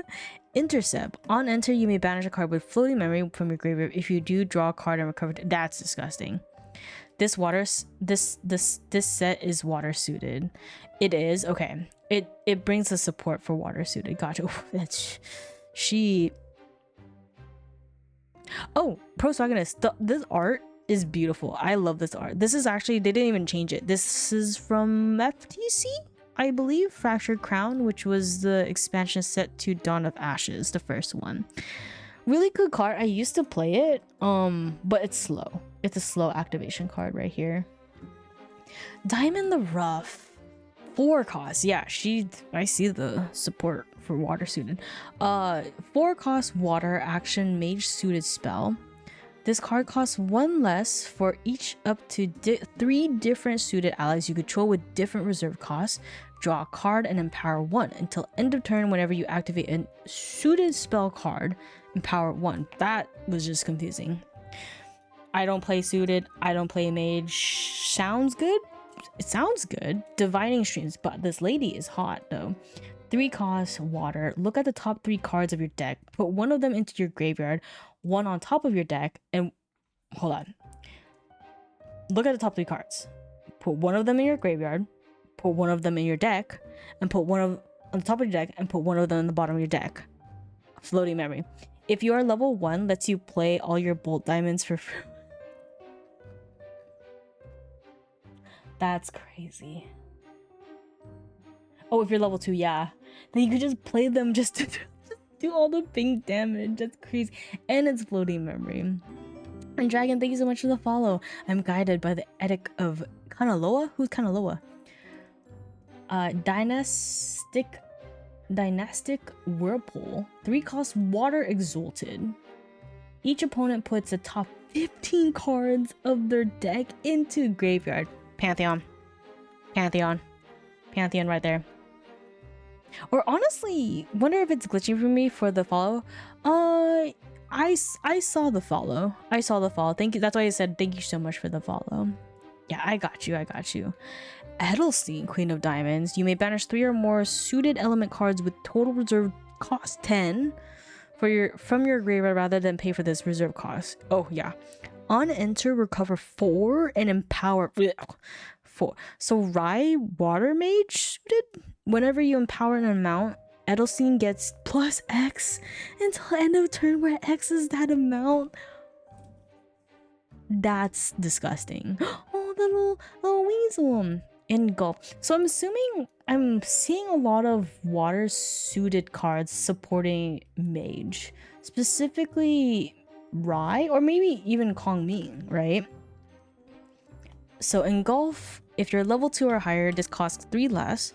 Negate target non-attack card activation. Good night, Akatan. Good night. Yeah, I'm trying to do maybe like 1 more hour. Oh, this is a hard negate. It's not like Frostbind where they can pay 2, right? I say gas because water is more reactive and it is not exalted too. But you are assuming going to level 3. Then we have a little weasel. So it's literally giving in cap vibes, but with more specifics. Artistry, pay 5, draw a card into memory. And he's a float, but he's a 5 cost. He is a 5 cost weasel. That's a lot. If you have Empower, you can also get a discount without. That is true, and it does play with Cleric, I guess. Just like Empower, Mnemonic Charm, whatever. I always keep forgetting you can get temporary levels to activate this. I always think of hard level champions. I love her. She reminds me of, oh my god, from freaking Love Live. Aqua. Oh my god, what's her name? It's Happy Party Train girl. Oh my god, what's her name? That girl. Where's my weebs at? Love Live, Happy Party Train. She reminds me of her, but badass. Yeah, yes, her. Is it like Kana? No, Kanan or something like that. Yeah, reminds me of her. 2 Floodborn Swing. Deluge 3. As long as you have 3 or more water elements in your graveyard, Floodborn Swing gets +4. So you would swing for 5 for 2 costs. And then the warrior itself, if you have 2 or more water element cards in your graveyard, she gets a buff counter. Love it. Oh, Umi. Is it Umi? Not can. Umi, Love Live. Aqua? No. Love Live Aqua? It's gonna bubble me. Kanan. Kanan. Yeah, Kanan. There you go. Yeah. From Aqua. Happy party train go. Bloodward Steed. Unanswer, put a bulwark counter on that. Okay, cool. Nice. She's cute. Fount Seraphine. Advanced Imbue Taunt. If she was imbued, to the beginning of your next turn, allies your opponent control enter the field rested. Ooh, I know someone who would like this. I know someone who would like that. 4 of Diamonds. Retort 3. Cardistry 4. Reveal up to 2 suited cards from your memory. Each card revealed was a Fiwi Mochi. Welcome in. Thank you so much for the follow. Generate a bolt of diamonds and put it into your memory. I do need more. I don't have any Fractal of Intrusion. I only have 1 and I want more. That's a reprint. Fractal of Waves is new. Whenever your champion levels up into a champion with a base level 3, you may sacrifice Fractal of Waves. If you do, draw 2 cards into your memory. This is giving kind of Scepter of Lumina vibes, but reservable. Like, instead of pinging damage when you level up, you do this. It's just that it's kind of giving me that vibes. I don't know what is better. I guess there is Fantasia hate, especially you're going to against win, but there's also ways for people to destroy your Scepter. You don't lose a materialization phase though. That's the thing. You wouldn't lose a materialization phase. Fracturize, always a goated card. If you are new to Grand Archive or trying to get into Grand Archive, and like to play water, get your Fracturize. This does make water less reliant on floating memory to level. Exactly. I agree. I like this. This is gas. If you're new or starting to get into it, get your Fracturize. This is your priority. Get it. Frostbind, classic. Love the Ari art. Frozen Divinity. Unique. That's a lot of text weaves. Jesus Christ. If a champion with base level 2 you don't control would level up into a champion card, return that card into its owner's material deck instead. At the beginning of your end phase, if your champion didn't level up this turn, sacrifice Frozen Divinity. Whenever your champion levels up into a champion with a base level 3, sacrifice Frozen Divinity and draw a card into memory. What the fuck? What the fuck? This is giving Snow White, but like, what the? That's crazy. This is actually insane. Frozen Nova, a reprint, Glacial Binding, Love the Glasses Girl, 2 cost Exalted Water. You may banish a card with floating memory from your graveyard rather than pay for this card's reserve costs. Negate target card activation unless its controller pays 3. Banish the card if it had negated this way. You could do this in response to raccoons. If they want to get your freaking floating memory, or you get Topsy, you could just do this and be like, okay, I'll just pay my floating memory now. Negate. I don't know. I don't know about this. It's very late game. Exalted again. Exalted. Ugh, man, I've been yapping so much. I need to hydrate. 3 Goss we're like a little more than halfway, and we still need to see the shiny cards, but the shiny cards will be very, very quick. 3 cost Glacier Remnants, Water, Domain Guardian Siegeable Ruins. That's a first. At the beginning of your recollection phase, remove up to 2 durability counters from Glacial Remnants. Then recover X, where X is the amount of counters removed. Oh, that's. Oh, and then when you lose the durability, you get floating memory. So it's either your opponent deals with it, you get floating. If they don't, you could just remove to heal 2. Wait. Oh, but you could have multiple of them. This is not a unique domain. So you can keep recovering. Hoarfrost Hold, 2 cost water. If you're a cleric, banish any amount of suited spell cards from your hand and or memory. For each card banished this way, put a frost counter on Hoarfrost Hold. Each opponent recollects X less cards during the resolution of the recollection phase, where X is the amount of frost counters on Hoarfrost Hold. No. No. If Proswagonus is here, no. Stop that. Stop that. We have Innervate Knowledge, a reprint, Custy Man, My Goat, Liquidation. Who is this man? Who is this man? 2 costs, water, slow. Deluge 10. If there are 10 or more water element cards in your graveyard, deal 7 damage to target. What? Wait, so you can... I'm bringing a Hoarfrost Hold deck to next locals. Don't do that. Don't do that. I'm like that Michael Jordan meme of just like, stop. Get some help. But I understood it's like, god damn it. This liquidation, if you can have a fast mill and get this card, you could do... Say you had a whole playset of it. 4 times 7. Holy shit, you could do so much damage. Hold works really well with Mandate of Honor.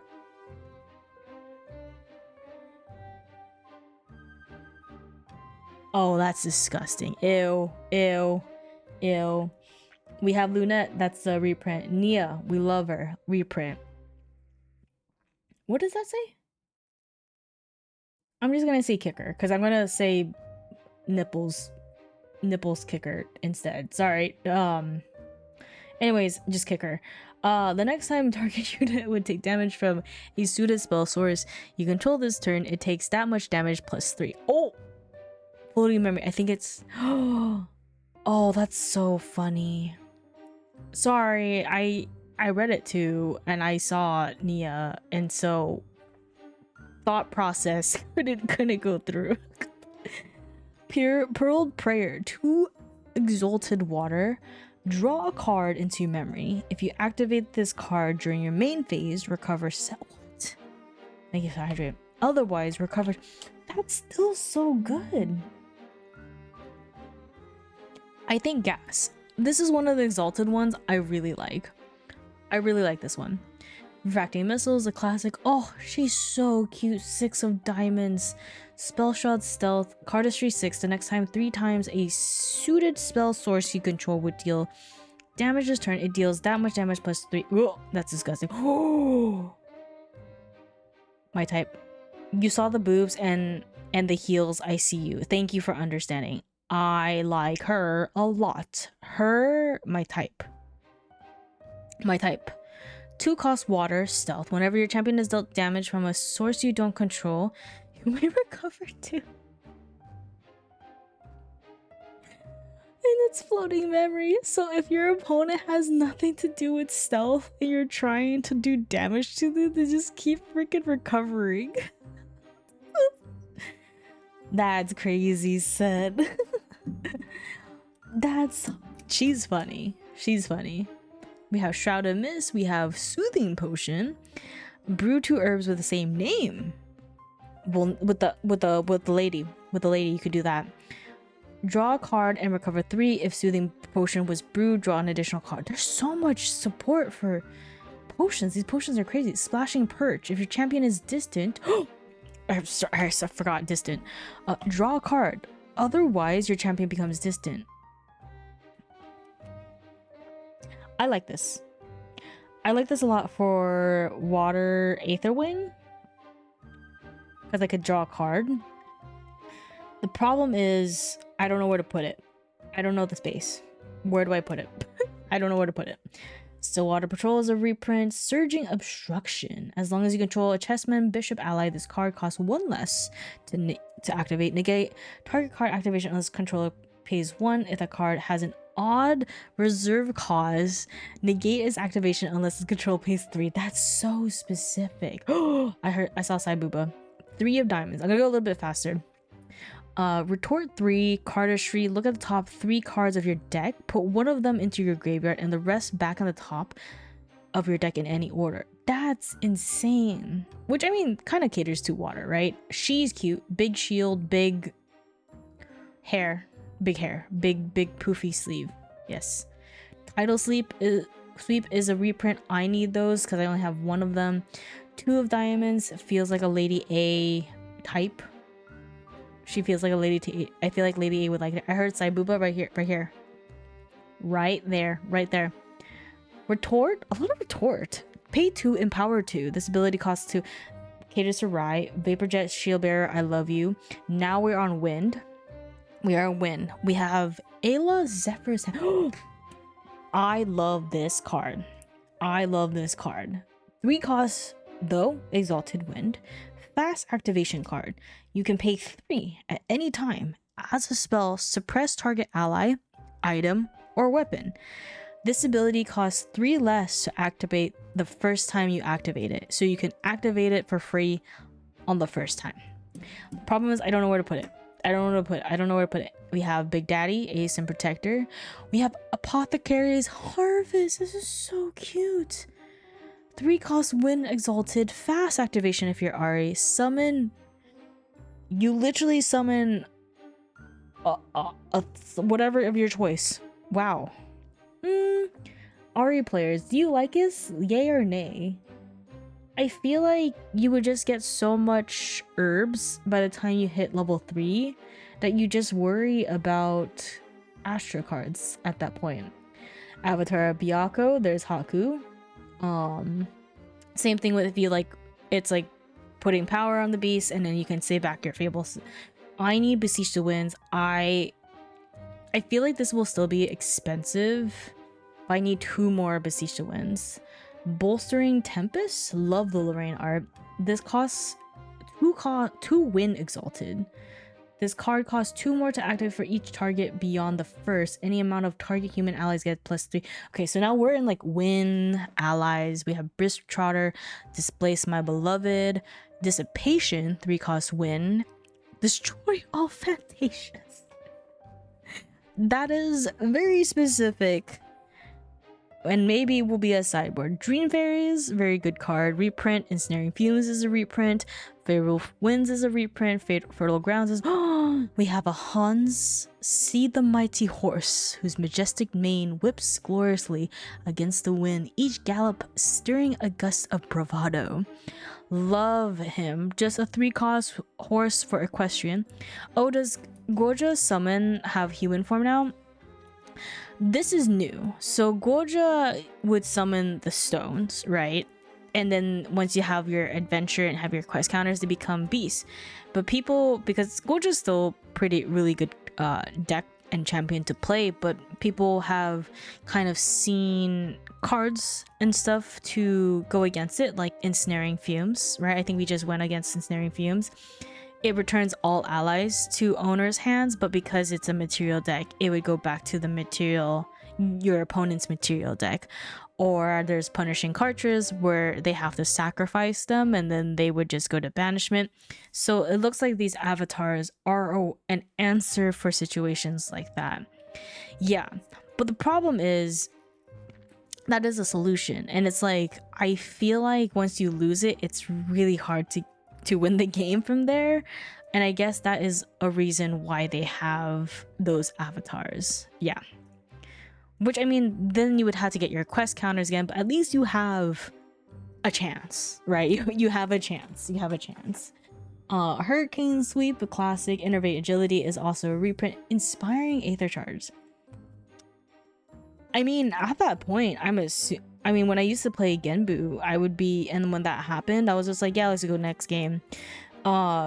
Any other Gojo players here, would, if that happened to you now without the RDO cards of the avatars, do you just typically just go next? Do you just go next? 2-cost Inspiring Aether Charge. Allies you control get +1. Okay, so very, very allies, but slow. I believe in you. Do you believe in me? Maybe. Message in the Shadows. This was Talk GA's spoiler. Ally Link.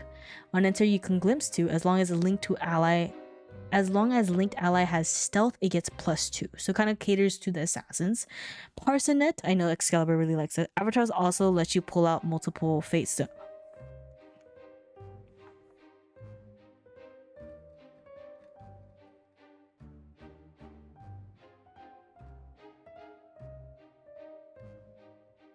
That's disgusting. That's... I don't want to deal with one dragon. You're saying you could play multiple dragons?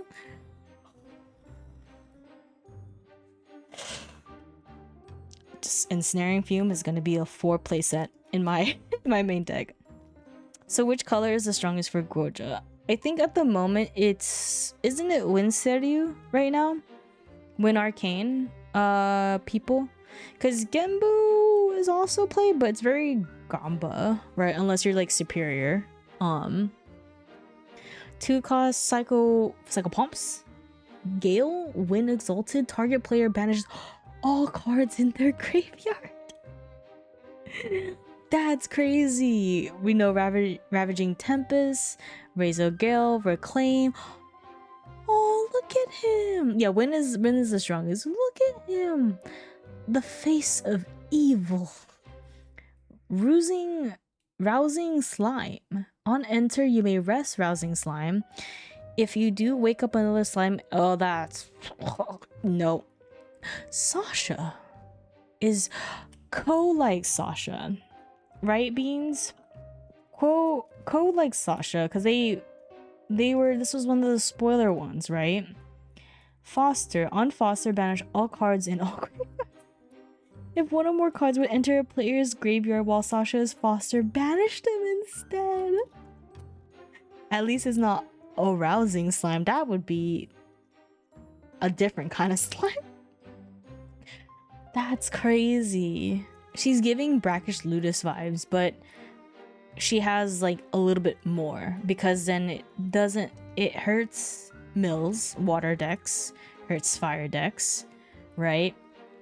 Scatter Essence is a reprint. Schwartz Castler. Command Wheel 1. As long as this unit is attacking with a command card, it gets +1. On enter, if an opponent controls a unit with an even life stat, summon a Palm Piece token. Pretty good. Second Wind is a reprint. Shimmer Cloak is a reprint. Heavens, you play this against me, and it's actually very, very scary. Or you were trying to play this one. Prepare 2. Silvergale Monstrosity's Call. Prepare 2. Summon a Memorite Obelisk token. If the call was prepared, move any amount of sheen counters from your fractured memories onto any amount of allies named Memorite Obelisk you control. That's crazy. Silvergale Obelisk control. Summon a Memorite Obelisk token with a sheen counter on it. 2 cost fast. Can only have 5 sheens, so they would have that 5/6 is crazy though. Oh, is this a reprint of Slime's Calling? Oh, this is so cute. Slime Call Cyclone. At the beginning of his recollection, summon a baby's.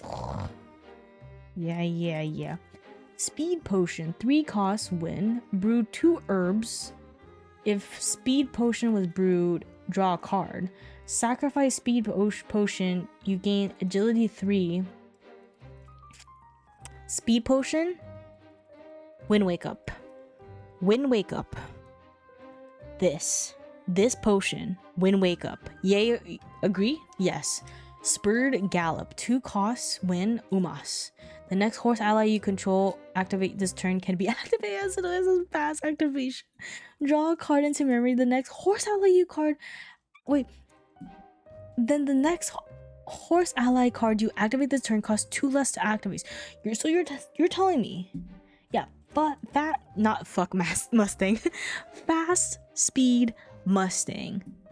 And you get a card in memory. Ew. But you know what I really like from the spoilers? Stifling Aether Charge. In response to all these slimes, specifically Baby Green, because it is 2 cost win, Ranger Aether Charge spell, negate all unentered triggers from target ally. Don't mess with my Aether Wings. Don't mess with my Aether Wings. And then we have Stifling Gear. It's a unique Fantasia. Enters the field, choose an ally card name. On enter, draw a card into your memory. Whenever an on-enter ability of an ally with the chosen name triggers, negate that trigger unless its controller plays 4. I want 4 of these. Maybe 3. I would play 3. I would play 3 in my deck, in my Diana deck, and I would say Baby Green, 100%, Baby Green. Summon Retinant. That's the Vacacious Servant. Love this Seraphim. Tempestus Seraphim. Fast activation, advance imbue. As long as a spell, if she was imbued, deal 4 damage to a target attacking ally. I kind of want to fit her in my deck. Ban Baby Green. It's Cat 1. Love this art. Not just because like thigh, but like this is so different from what I've seen yet from GA. I don't know if I've seen. They've probably done other cards. Cost 2, Twin Gale Parry, Wind. Prevent the next 2 combat damage that will be dealt to target unit this turn. Oh, and then you can ephemerate it. And you can prevent another 2. I like it. Veiling Breeze reprint, Windmill Engineer, Windy Leap. 2 costs. I bet she dances very well. Yeah. No, that is the main. Do you see the art right there, TM? Right there. She's pairing the arrows. Vanish target ally you control, then return it to the field under its controller's. Oh, if it's a ranger ally, it becomes distant. What? Wait, wasn't this for It's for the origin, the radiant of ranger. It's the radiant of ranger. And welcome in, Joker. It's the radiant of origins. Whenever a ranger ally becomes distant, put a training counter on it.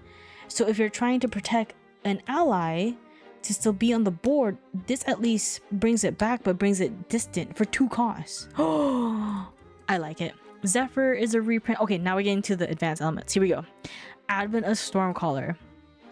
That's a reprint. I'm not gonna go into depth. Arcane Element. That's a reprint. Arcane Sight. You know what that does. Reprint. This is a new one with Hot Lady. Yeah, Wind Ranger be cooking right now. The problem is, Ash, I don't know how to fit it in 60 cards. I don't know how to fit it in 60 cards. You may activate this card from your banishment as long as there's a charge counter on it. Whenever this card is banished from your memory, put a charge counter on it. Any amount of target players banish 2 cards from their memory. For each card banished this way, its owner draws a card into memory. Banish Arrovolt Current. I don't know how Rye works. If someone can clarify what this is, if this is good or yay, let me know. I don't know. I don't know Rye. Erratic Bolt. That's a reprint. Fulminating Storm. Hot Lady. Remove up to 9 enlightened counters from your champion. Deal X damage to each champion you don't control, where X is the amount of count. Oh, that's 9 damage for every 3 enlightenment counters. Remove this way. That's crazy. So you pay 3, remove 9. Pantheon, do 9 damage to each champion, 3 other champions you don't control.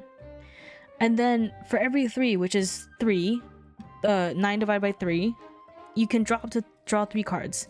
It literally pays for itself. It literally pays for itself. That's insane. Ionize Sedatism. I don't know what that is. Rye bonus efficiency. So you can definitely get that cost to reduce. Banish all cards. Chromatic. Hold on.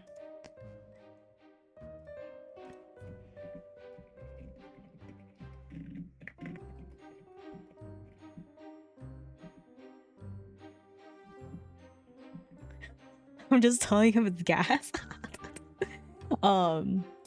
That's so gas. Banish all cards from your hand and memory, then draw 7 cards until the beginning of your next turn. Your champion gets -10. Why would you want to do this? I guess to like hard reset? Hard reset if like you brick? Yeah, or oh no, to get more banish arcane cards into banishment. Is that what it is? I don't know, Rye. And then it is just, oh, it's just bad. Okay, I don't know what it does. Reversal's polarity. Whenever an arcane element card activation you control is negated, deal X damage to target champion, where X is that card's reserve cost. Oh, so you have punishment for negating arcane cards. Shock therapy. Whenever this card is banished from your memory, put an enlightened counter on your champion. Deal an amount of damage to target ally equal to the amount of enlightened counters. Oh my god. Oh, I like her though. Stormblade Squire, 2 cost arcane. On attack, you may banish a card at random from your memory. If you do, scavenge 2 plus X for an arcane element card where X is the amount of. Oh, so if you put like high cards like ionized, that's crazy. That's what it's used for, Excalibur. You just put ionized in your memory. Make it all in your memory. Then you whip out this girl, and then on attack, you banish one at random. It's at 15. Now you're scavenging for 17. Now you're scavenging for 17. Ooh, searching search. Scavenge 6 for an arcane element card. Floating Mary. Not bad. I mean, that's pretty good. Unstable voltage 2 cost. Deal D6 plus D6 damage to target ally. Oh, so if they roll both 6, that's 12 damage to a target ally. Volcanic Sphere, that is a reprint because I remember that man. I think that's Solomon. Astra. Astra. We're here. Astra Sight is a reprint. Celestial Navigation. 2 costs. Astra. Fast. Glimpse.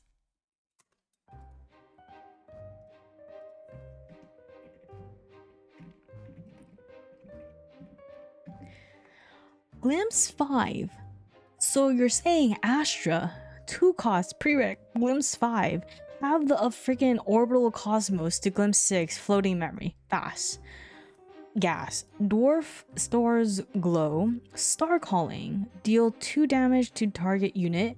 If it was star called, put it into its owner's memory. Oh, good. I did see meteoric slime. At the beginning of your end phase, glimpse 2, then reveal the top 2 cards of your deck. When you do, as a spell, deal X damage to the target unit, where X is the lowest reserve cards of real cards. There's so many. Mech Sniper, you gotta understand. The Ari fan base, they go hard. The Ari fan base, they go hard. They're on a different level. Okay. Okay, I am here. AK, see, I just said Ari. There he is, right there. You literally miss your 2 elements, Inkberry. Arcane and Thing. And being type. Wait, Inkberry, I know you just got home. But quick question. Ionize whatever. This card, the 15 cost. It sounds ass. But hear me out.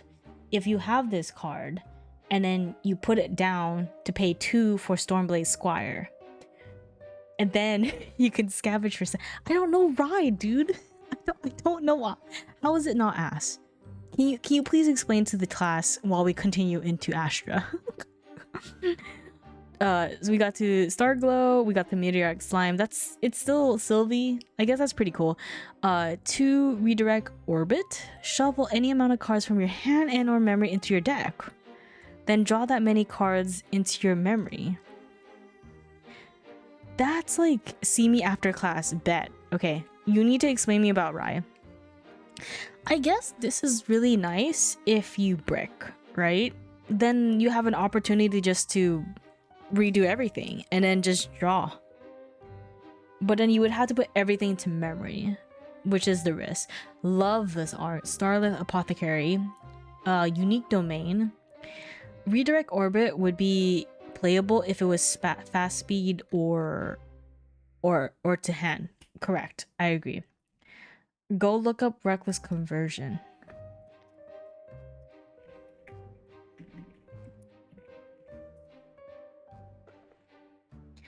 Zero costs. Yeah, the old one, reckless conversion. I think I have like 3 of these. Draw 2 cards into your memory, then banish 4 cards at random from it. Return all cards from your memory to your.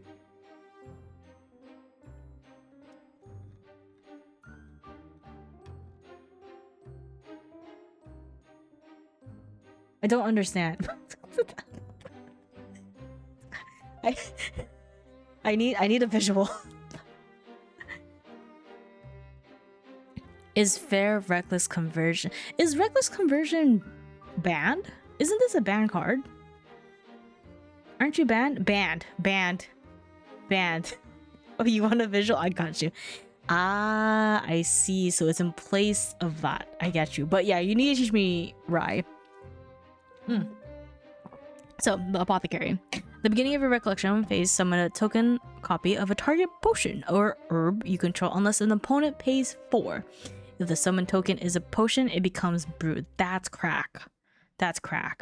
Stellar Bloom, I feel like I've seen this card or no?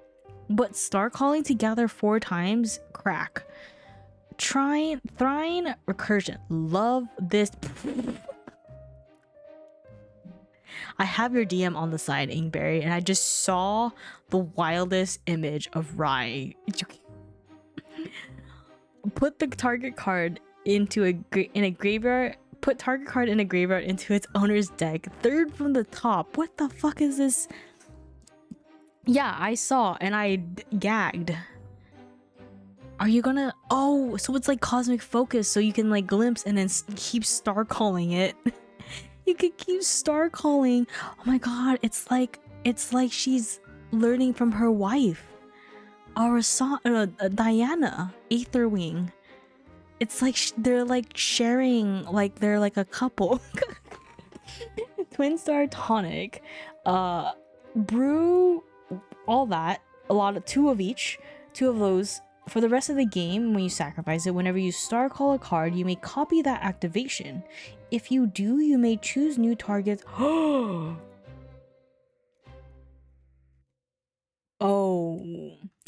Which, understandable. You're at Astra. You need to sacrifice six herbs, 2 blight roots, 2 silver shines, 2 razor vines. That's a lot. That's a lot. Yeah, you deserve that ability. You deserve that. 3 beacon. Okay, so now we're in Crux. She's cute. Vigor. Class bonus. Whenever one or more regalia enter the field under your control, put a buff counter on Beacon Knight. That's... So if you copy this with Starlight Apothecary...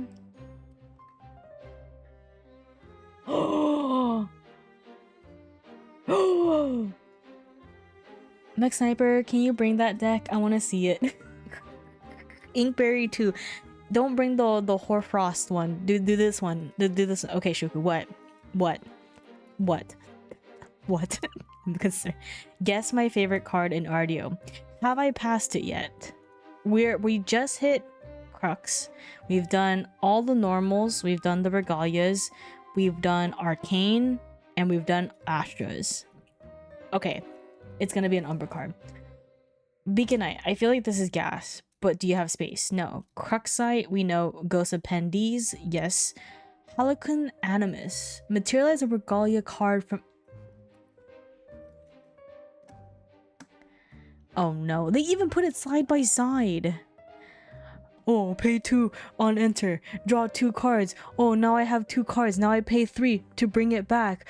Do another Ghost of Pendragon. Get more cards. I hate it. Incarnate Majesty is a reprint. Iridescent Resurgence. I'm gonna guess it. Inkberry. Return target non-champion, non-regalia Crux element card from your banishment or graveyard to your memory. That's wild. Beseech, but also from banishment. Yeah, that's disgusting. That's a lot of card draw. That's a lot of cards, sir. That's a lot of cards. She's pretty. Numinous Monk. Regalia you control have what? Rest as a spell. What? Oh, that's what I said too, Excalibur. What? Know what it is? What? I went into Pantheon game and that was played. What happened? Are you okay? Do you need therapy? Do you need friends? Do you need a hug? What is that? Oh, I wasn't the target. Oh, was the person okay? That's a funny Regalia Pantheon card to do. And she's hot. Okay, 4 cost Reaping Legacy Crux. Reaping Legacy cuts +1 for each Sword Regalia weapon you could card in banishment. That's...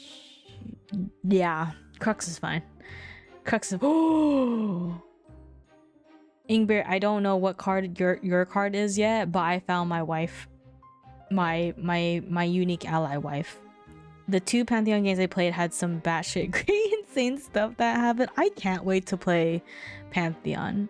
Speaking of decks, you guys, since I have a couple of friends here who are also very in the Grand Archive community, Thursday, and you guys have my DMs too. Thursday, I am reviewing deck list submissions. The funnier, the better. I am opening it up for decks that are catered to with RDO for standard or funny Pantheon decks that you have cooking. So feel free to DM me. If you have a funny one, send it to me. I would love to react to it. Slay the King not... no, that's a reprint too. That one too. On enter, so Sabella, love her. On enter, choose a Sword Regalia card with a memory cost 1 or less from your banishment and put it into the field. Put a bond counter on it. It gets +2 as long as you control. What is a bond counter? What is a bond counter? Are we like married? Is that what it is? I need to cook Pantheon. I don't know where to start with Pantheon. I will say that's a reprint. Insole is a reprint. Templar of the Internal. Prevent all damage that would be dealt to Templar. You can pay 2, return a your control to its owner's material deck, put a buff counter on Templar, and again spell shot. That's insane. That's insane. Me and who? For Sabella? Me. Wisp protection. Oh, we're getting to Exia now too. Prevent the next 4+X damage that would be dealt to a target unit this turn, where X is the amount of regal. That's okay. Yeah, that's fine. Crux is fine. Exia. Jin fans here. Jin fans. 1 cost Blood Dragon's Pact. Love her. Love her. Ally Link Fantasia. Link ally gets +4 attack, +4 health. At the beginning of your end phase, deal 4 unpreventable damage to your champion. Excalibur, do you like this? Can you pair him with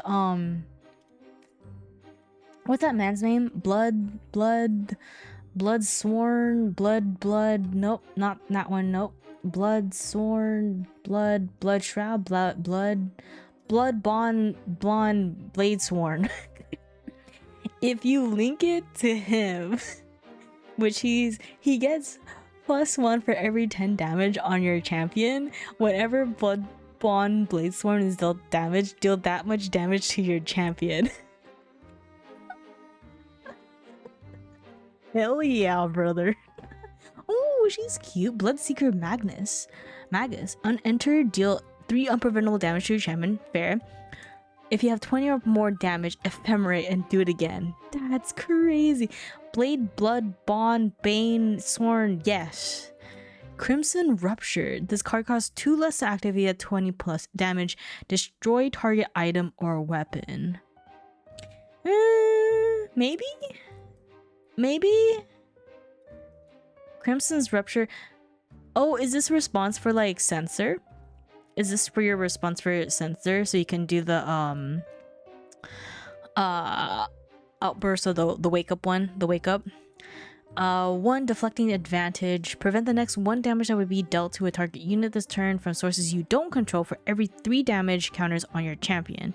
Jin, choose a pole arm weapon you control and trigger each of its on-enter effects. And trigger each of its on-enter effects, then put a durability. No cost to limit.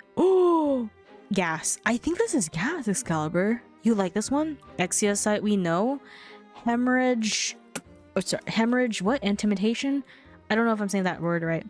Activate this card only during an opponent's recollection phase. Draw a card into memory. The next card your opponent activates this turn costs 1 more to activate for every 8.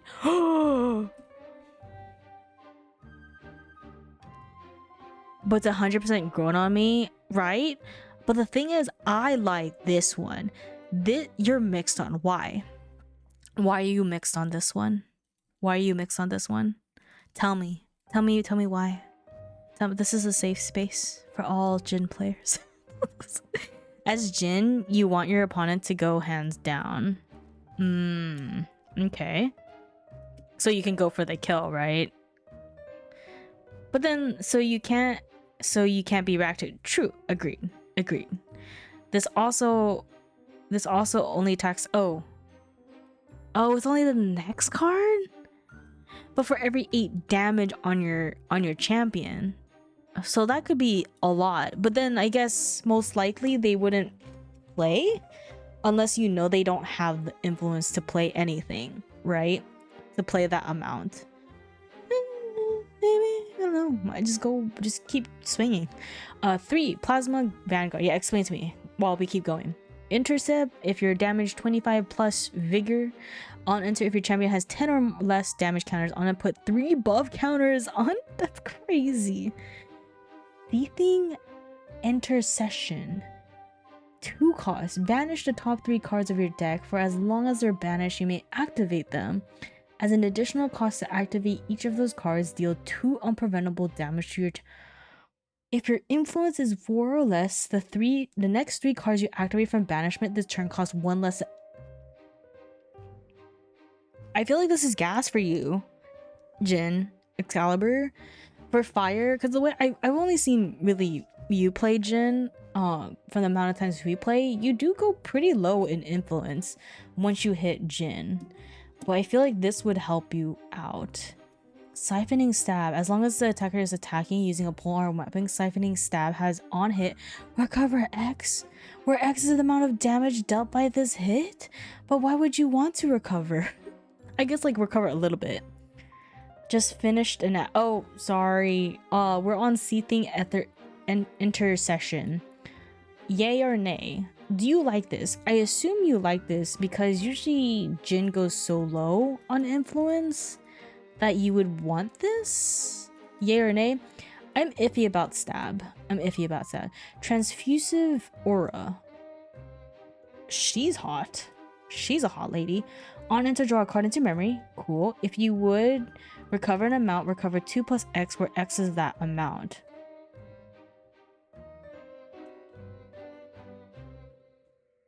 Oh, so if you recover, you would do two more. Gotcha. To get back under the threshold. That's what I thought. Yeah. So I'm seeing a lot more recover, like better recover mechanics for Jin. People die when they are killed. That is that's true. Yeah, I like this one because there's a healing one for free, right? Yeah, to extend it a little bit more, and you have a Fantasia. Which is pretty hard, I guess, like late game to deal with, right? Usually, I guess if you're both advanced elements, like you're not dealing with Fantasias at that point, but then like, surprise, motherfucker, here's Fantasias. Oh no, here we go.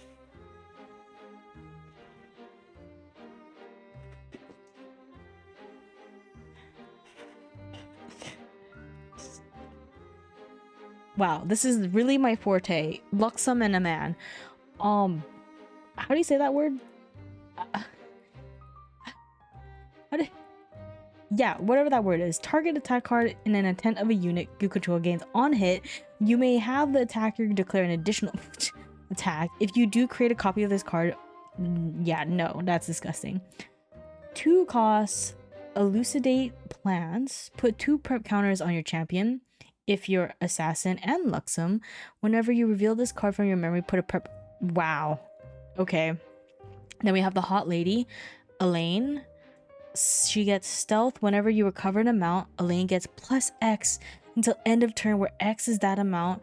Then if X is 4 or more, Elaine gets unblockable until end of I don't know. The thing is, like, I don't know where you would fit this in the Xander deck. Like, they already play so much Luxum. Would you have a space to fit her? We have Illuminate Secrets, Light Veil Agent. She's my type. She's more my type than her. Stealth. Whenever you recover, put a buff counter. Damn, that's crazy. Luminous Surge. This is a cool one. You like light? Yeah, I like this one because you keep what Xander does when he hits Luxum. He just recovers all that damage you just did to him. Yeah, and then she just gets so much buff counters. Luminous Surge, the target unit next attack this turn gets +3, recover 3. Whenever you reveal this card from your memory, target unit's next attack. What the frick? I do see. Ugh.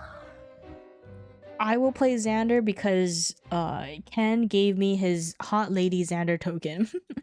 Whenever you reveal this card, yeah, we have Luxum Sight. Optical Control. As Optical Control enters the field, choose a card type. Cards of that chosen type your opponent's activate. That's disgusting. Cost 4 more to activate. At the beginning of a recollection phase, sacrifice Optical Control and draw a card. Okay, that's disgusting. Strike of Singularity. As long as the striker is attacking a unit controlled by a player with no cards in their hand, Strike of Singularity has, if this attack would deal damage, it deals double that damage instead. That's lethal. That's literally one of the lethal. 1,000 Refractions. I feel like this is a reprint. Was prepare, wake up the champion, and return 1,000. I feel like that's a reprint. We know Uther. We are here on Neos. I like the automatons here. Automaton Forge Warden, he gets +1 and he gets a buff for each up to 3 tokens you could draw, so he can pose a 5. Fabricator Slime, I love the eyebrows on him. Pride 3, he enters the field with a buff counter on it, and then you can rest him for each up to 3 buff counters on slime. Summon a baby slime token. What is this? Fractal of duplication. What are you? Fantasia Neos? Yeah, no, that one's... I'm scared. I'm scared of that one. Pride 3, 2 cost? No. Get more slimes? No. Whenever fractal duplication becomes rested, summon a token copy of it. Oh, and it's a reserve 2 for 1. Buy one get one free. This is literally the buy one get one free card. Hydrate, thank you. I need to hydrate so much. Really, is it space? But it's more of it. You can get more. Iron Hollow Force Field Node. Unique domain. If damage will be dealt to another object you control, prevent 2 of that damage. At the beginning of your end phase, put a durability counter on Iron Hollow for up to each 2 tokens you control. Halo good. Halo good for Pantheon. Halo good. This is GOAT. Neosite, we know. Rapid Deployment Nexus. Siegeable domain. You can rest it. Remove 3 durability counters from this domain. Wake up another target domain.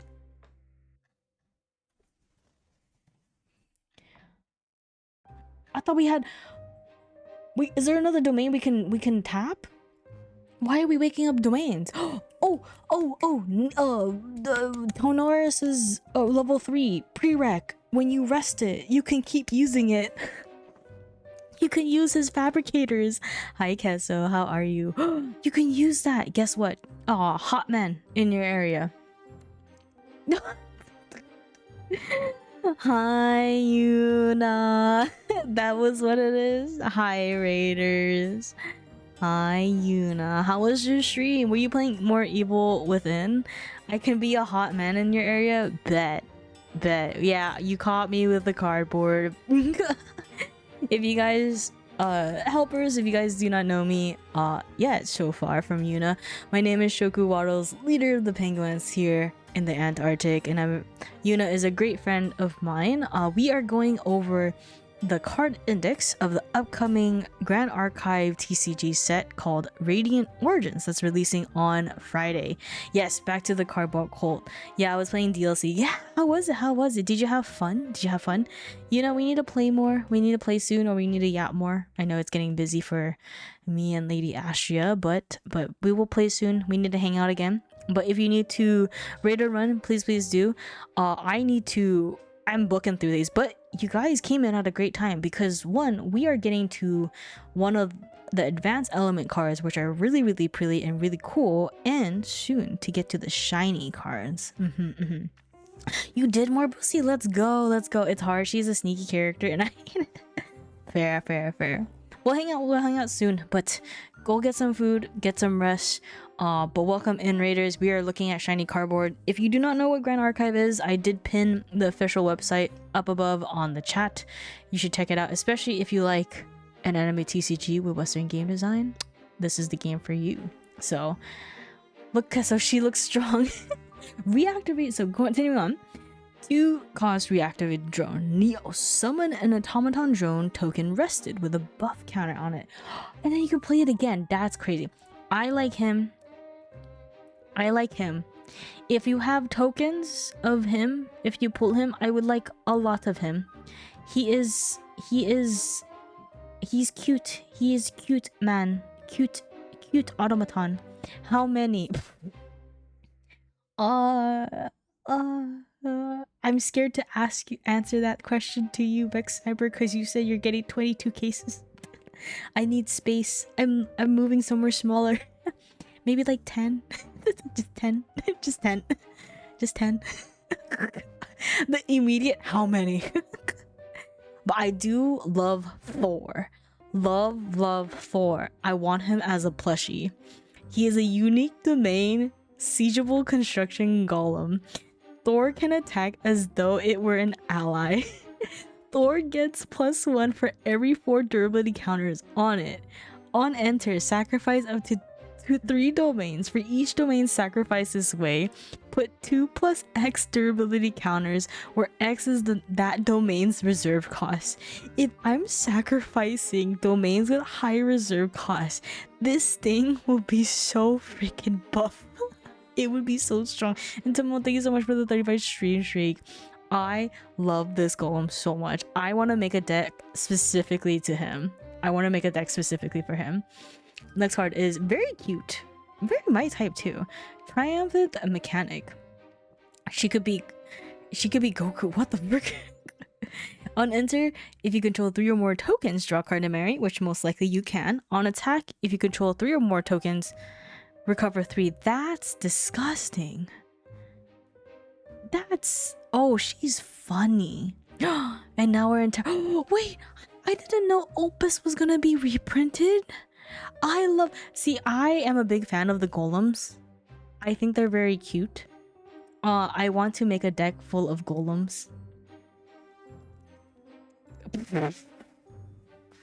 Ayuna, I saw that. I want all the golems. So Arma is a reprint, Opus is a reprint. I didn't know they were actually reprinting Opus. I want a playset of Opus. I love this golem so much. Avatar of Gaia is a reprint. Decaying Reproach. As an additional cost to activate this card, remove up to 4 wither counters from objects you don't control.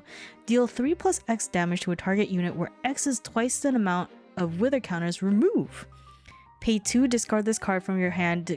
Jesus Christ. Okay, I don't know too much about Terra, but that sounds really good. Entrenched Fortress. Why does a domain have taunt?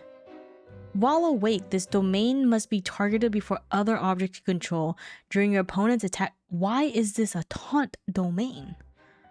On enter, deal 3 damage to a target unit. What the fuck? What? That's okay. 1 cost, Everlonging Thorns, Kongming. Put 2 buff counters on target ally if your shifting currents is east or west. Put 2 plus level debuffs counters on it instead. Got it. And then empower if its owner's material preserved. Cool. Flourishing Sheet. The tarot cards are so pretty. Whenever you're shifting currents, yeah, I'll be real, these are a lot of compass things they do. Whenever, if you're at that shifting current, you get to do the ability. You may ignore this card's elemental requirements as you activate it. If you do, it costs 2 more to activate. Wait, that's crazy. Then you can recover 3. Then for each up to 2 allies you don't control, recover 3 again. What? Wait, then for each up to 2. So this is Pantheon. Because then it's healing other allies you don't control. But then at least it gives you, I think it could be Pantheon or Standard, because it gives you the opportunity to pay for 4 just to and recover 3 if you need it. What bro say to Kongmin to get cheat? Like I don't know what he did. He did something. Flowerbud. Hymns Guy's Grace is a reprint. Kroll is a reprint as well. Maiden of Waning Bloom. On enter, up to 1 target opponent summons 2 Flowerbud tokens. Okay. On attack, the defending player sacrifices a Flowerbud. If they do, they summon your choice of... Oh, whoa. Okay, so she's now playing with the different types of Flowerbuds. But it's Terra. I mean, I think she's playable. I think energy contributes to Fantasias too. Mirren of Verdacity. Kongming. Whenever your shifting currents change from facing east to south, recover 4 floating memory. Here, let me... Oh! The bottoms of these cards are cut off by... Oh, sorry, there you go. Sorry. I have to like scroll a little bit harder. Sorry, it's just like, teacher, I can't see. You're covering the text. You're covering the text for me. I think I like her. But I like the other Terra guy that I think it does on attack. You can empower or recover because he's already on the board. You don't have to have a shifting currents requirements. But again, I don't play Kongmin. Perishing Florets. On enter, destroy target object. Summon a record put. Okay, so I'm seeing a lot more Flowerbud support. What the fuck is this? 2-cost Petalfall Embrace Terra. Each player recovers 8+ level. That's Pantheon. That's Pantheon. 1-cost Roots of Tomorrow. You do this and then you just freaking throw the whole rock at them. Reveal the top card of your deck and put it into your material deck preserve. Oh, and draw a card into. Oh, this plus you. This pluses you. Oh, that's such a good card. Whatever. I saw a woman. On enter, recover 2+ X, where X is the amount of Terra element cards in your banishment. Objects you control enter the field with an additional wither counter on them. Oh no. Oh no. Uh-oh. I'm scared now. I don't like this one. Terra's site is a reprint. Vendor of Preservation. That's a lot of text. Whenever your shifting currents change to facing the next clockwise direction, reveal the top card of your deck and put it into your material deck preserve.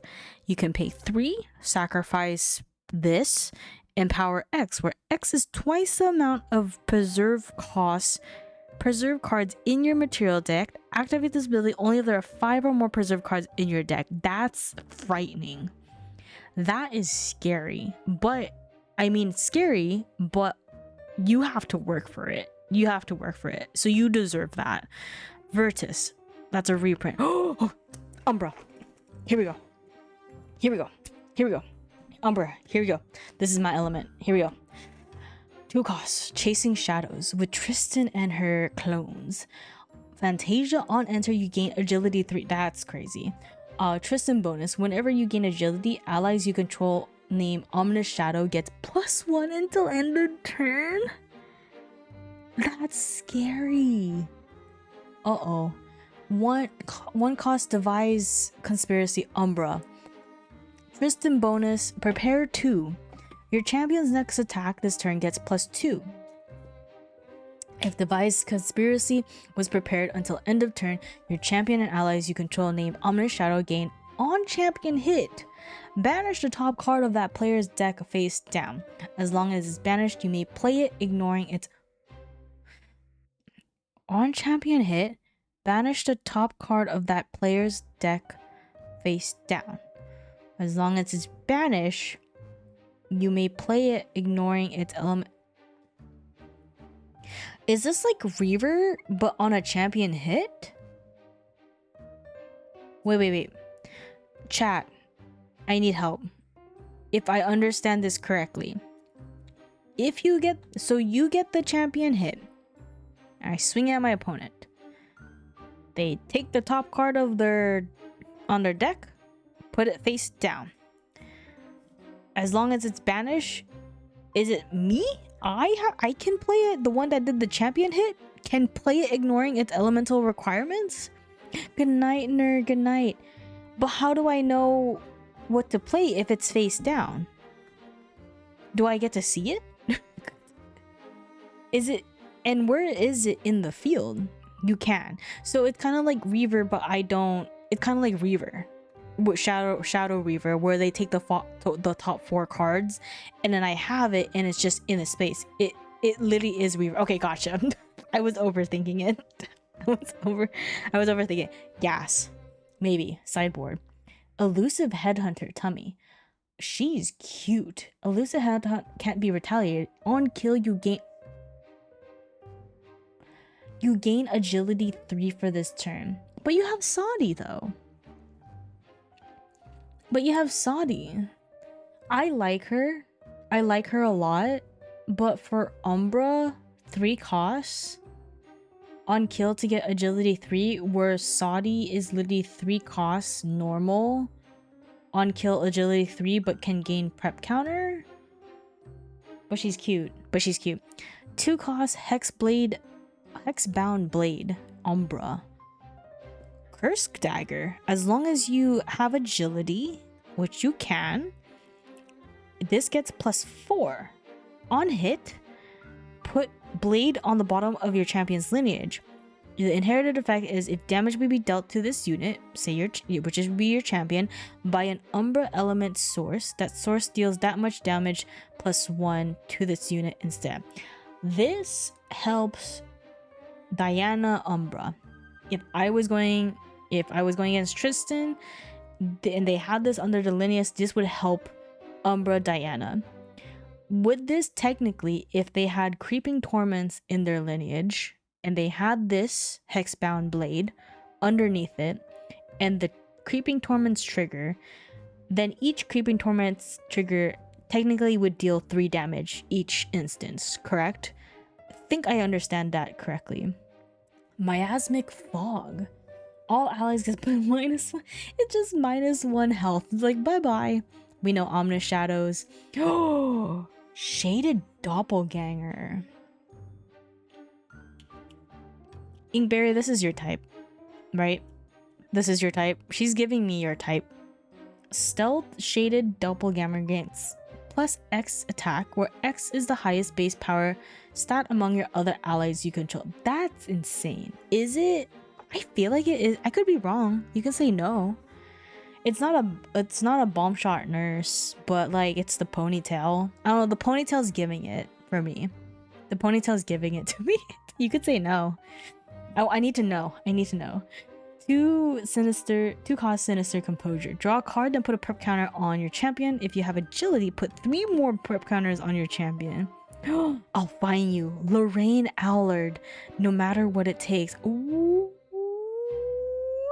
Hi Gogeta. I declined to comment. Fair. Umbra Sight, we know that. Visceral Inversion. Target attacking ally gets -5 until end of turn. If this was ephemeral, that ally gets -5 health. Oh, I'm still waiting on the escope. I'm still. Oh, we're done. Okay, we just finished the main set. Before we get to the shiny cards, I won't have time to go into Pantheon, the Pantheon structures decks, because I know people are gonna do a lot of decks like a main deck Dan already did, like the Mordred collection. I just wanted to go mainly through the main set that you can get on the main booster box. But I'm gonna guess which one Inkberry really likes. Inkberry, I think you like Toki, you're late. I think you like. Can I get a hint? Can I get one question? Can I get one question? I just need one question. Hi Vine, how are you? The hell I am. Hell yeah, you are. Is it an advanced element? Is it an advanced element? Yeah, that's what I thought. Okay. It's between Arcane and Astra. It was one you hadn't seen when you asked me. That was even past Astra and...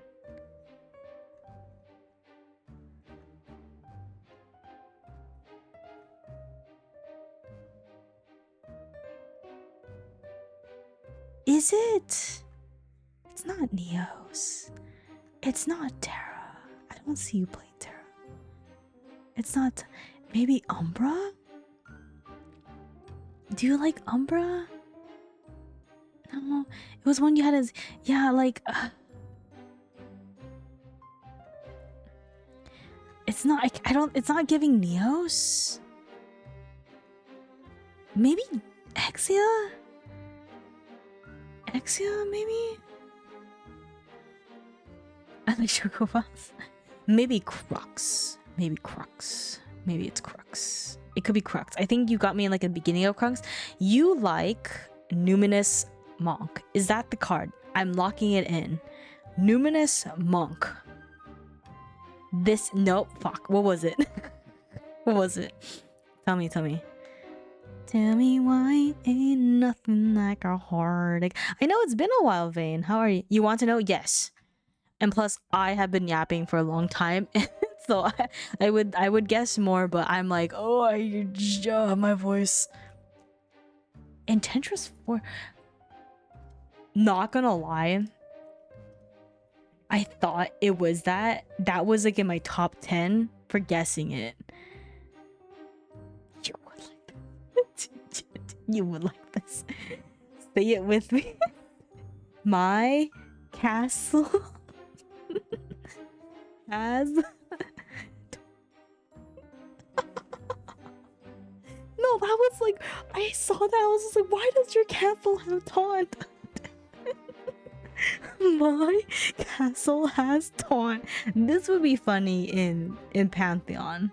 I think this would be super funny in Pantheon. All right, we are now going to do the shiny cards. So that was the main set. We are gonna go, we're not gonna do Pantheon. I think it's just only the first edition. Yes, should be only sorted in first edition, just so you can see the shiny pools that you can get. So what they're doing new with these different spirit is you can get the champion of these. So Lorraine is the fire, so she has the 3 different versions for fire: fortuitous, fragmented, and serene. There's a fragmented fortuitous serene of Merlin, which is super cute. Rye, which I think this is very appropriate for Rye. Definitely, I'm glad that he was wind. The 3 different winds. We saw Alice's trifle royalty. Oh, there's a tomb of Abyssal. Oh, she's so pretty. The Merlin one's really cool. Oh, if you click on the spirit, what? Let's click on Lorraine. If you click on the spirit, there's different print.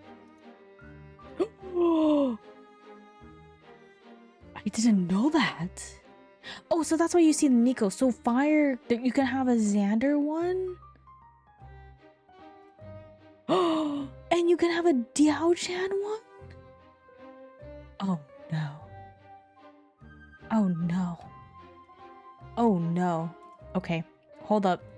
Hold up. Oh god, I clicked the wrong button. I clicked the wrong one. Whoa, that's super huge. And Goji, thank you so much for the stream. Oh no, I ruined my sort. Wait. I thought it was only locked into those ones. Whoa. Whoa. That's so huge. Diao Chans on Diao Chans. Is it only, it's only per element, right? They have the variant. So that's why we have the Nico one for here. Because I was like, where's the Nico one? So we have Merlin right here. I'll go a little bit smaller so you can see the full glory of it.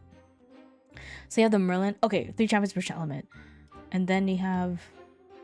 Oh, this is the Kong Ming one? No way. This is gorgeous. Oh, I'm so sorry for Path of Silver's wallets. The Nico one. It's the Nico one. You guys know the rule. If you, the beans and the penguins here, if you pull the Nico one, we sell it to Ko for 300% TCG player because she is our favorite penguin in this community. And then the fire one, it's your boy Kong Ming. What's the wind one? Oh, it's a man, and he has a shirt on. Where? How come he has a shirt on? What is this? That is actually a really cool pose of Vanitas. Is wind just the element of man? Oh no, there's Arisana. I forgot we saw the Arisana one, which is super cute. She's such a cute character. Good job, Diana. Good job, Diana. Oh my god, what is this angelic channeling? 2 costs. Banish up to 3 advanced elements from your hand and or memory. Draw a card into your memory for each card banished away. The next time your champion levels up into a champion card with a base level 3 this game, put the banished cards on the top or bottom of your deck. Oh, I like that one. That's a Seryu buff. Oh shit. I kind of like... Oh, love my Argus. I love my Golem. While paying for this card's reserve cost, you may banish a card, 1 or more cards with Crystal Argus or Eye of Argus from your material deck. Each card banished this way pays 3 of that cost. You get Taunt, True Sight, Vigor. As long as Argus is awake, it has Omni Shroud. This thing is swinging for 4. This thing is swinging for 4. I did click on the Alice one. We looked at that earlier, I believe. But we can see her again. We can see her. Because she has a COR, which is super cute. My castle has taunt. I need that on a shirt. She's super cute. Yeah, we did see her COR earlier. And then we have Ariel. So one of the first archangels. Yeah, what did she do? She's a Crux Terra Imbue 3. If Ariel is imbued, reveal the top card of your deck and put it in your material deck preserve. Then you may banish a card from your material deck. If you do, she gets +3 until end of turn. Okay. Azriel, the guy we need to be. I need Fragmented and Fortis, Wind Artisans. Mech Sniper, are you getting all of them? You're a big Ari fan. That's why I thought you were a big Ari fan. As a spell, if he was imbued, destroy another target non-regalia non-champion object with reserve cost 3 or less. A controller summons a Spirit of Shard. That's crazy. Not sure yet. We need to fund Mech Sniper in his CSRs. Buy his bulk. Each one is pop 72. What is pop 72? Don't tell me that's a code word for 1,000. Don't tell me that's 72,000. Population 72. Thank you. 72 exists in the world. How much do you think those things cost? Like minimum. If it's population 72. Huh. That's rent, bro. Bandit Gray's leader. We saw him.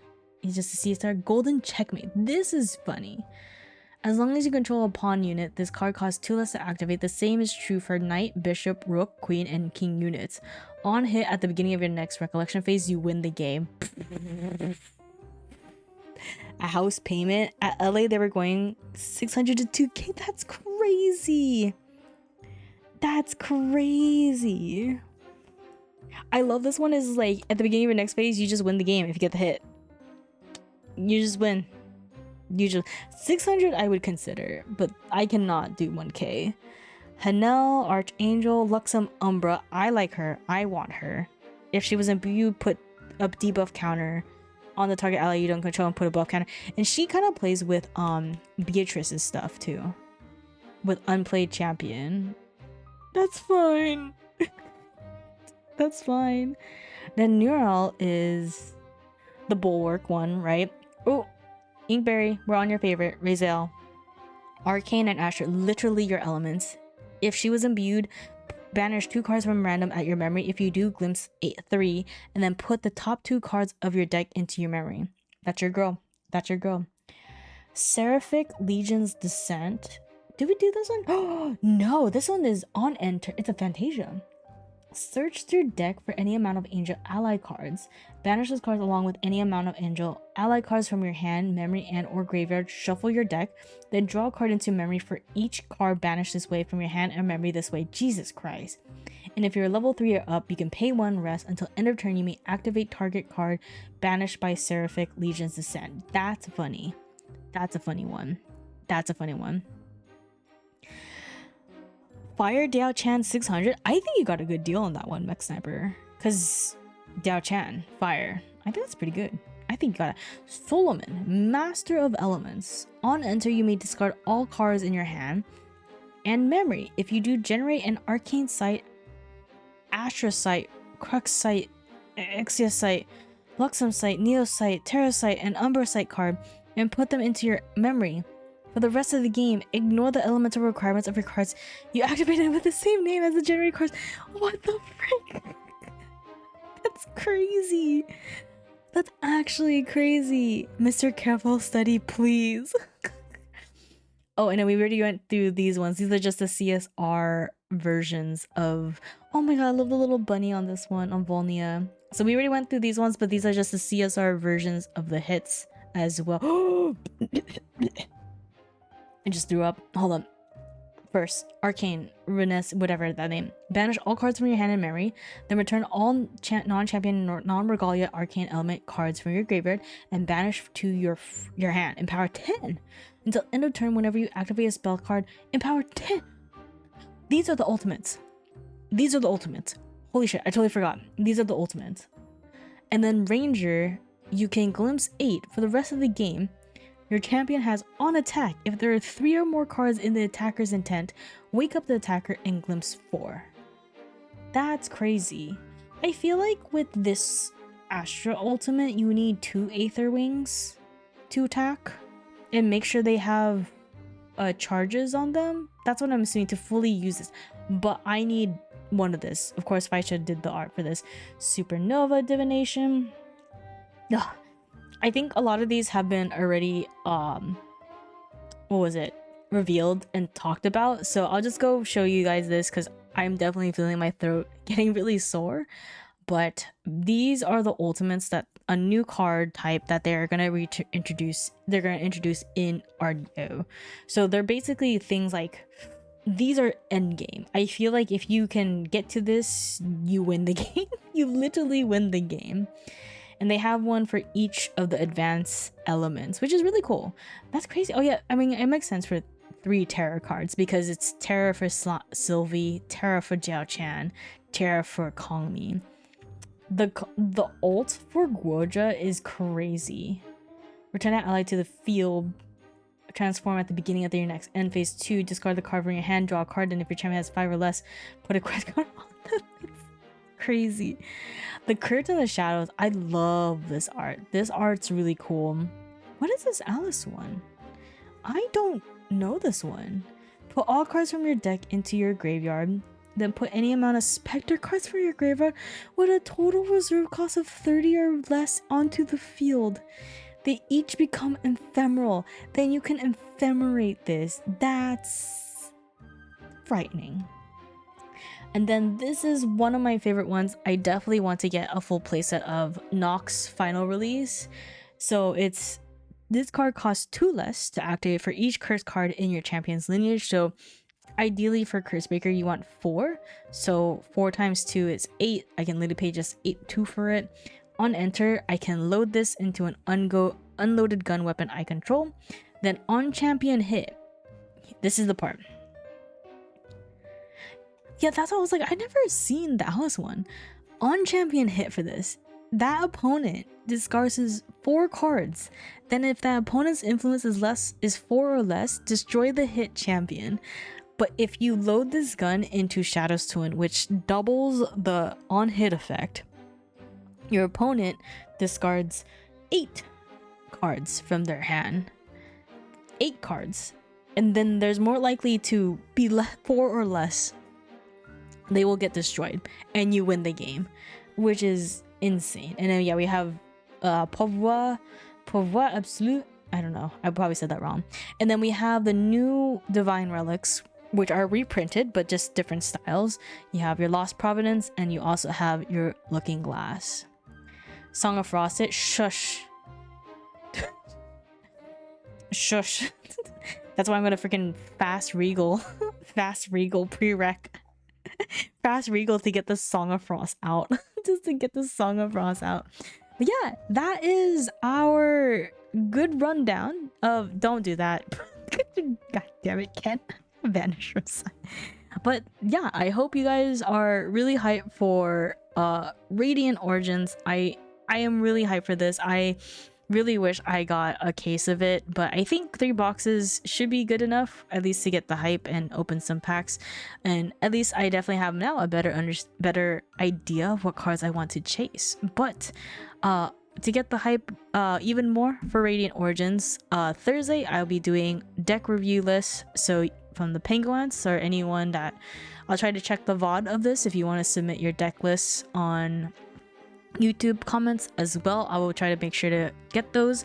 Basically, the more funny the better. If you have something clever that you want to share and have me react to, I would love to. Or if you actually want like some advice on a deck you really want to build, I can try my best to give you insight. Again, I'm not as like competitive, but I'm trying to get another, like, I have a good knowledge, and plus we have a lot of Grand Archive Penguins here that could probably help you with your deck.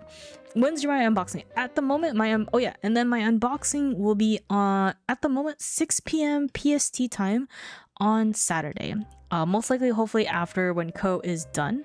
I'm hoping to pick up my boxes on Saturday. I haven't had to confirm, but I think they're most likely my locals will get them on Friday, the day of the release. So at the moment it is at 6 p.m. PST time for my unboxing, and I'm just unboxing like 3 boxes, which I think is pretty good. We're gonna see a lot of shiny from there. But yeah, let's see if we have anyone to raid into at the moment. Let's see if we have any friends.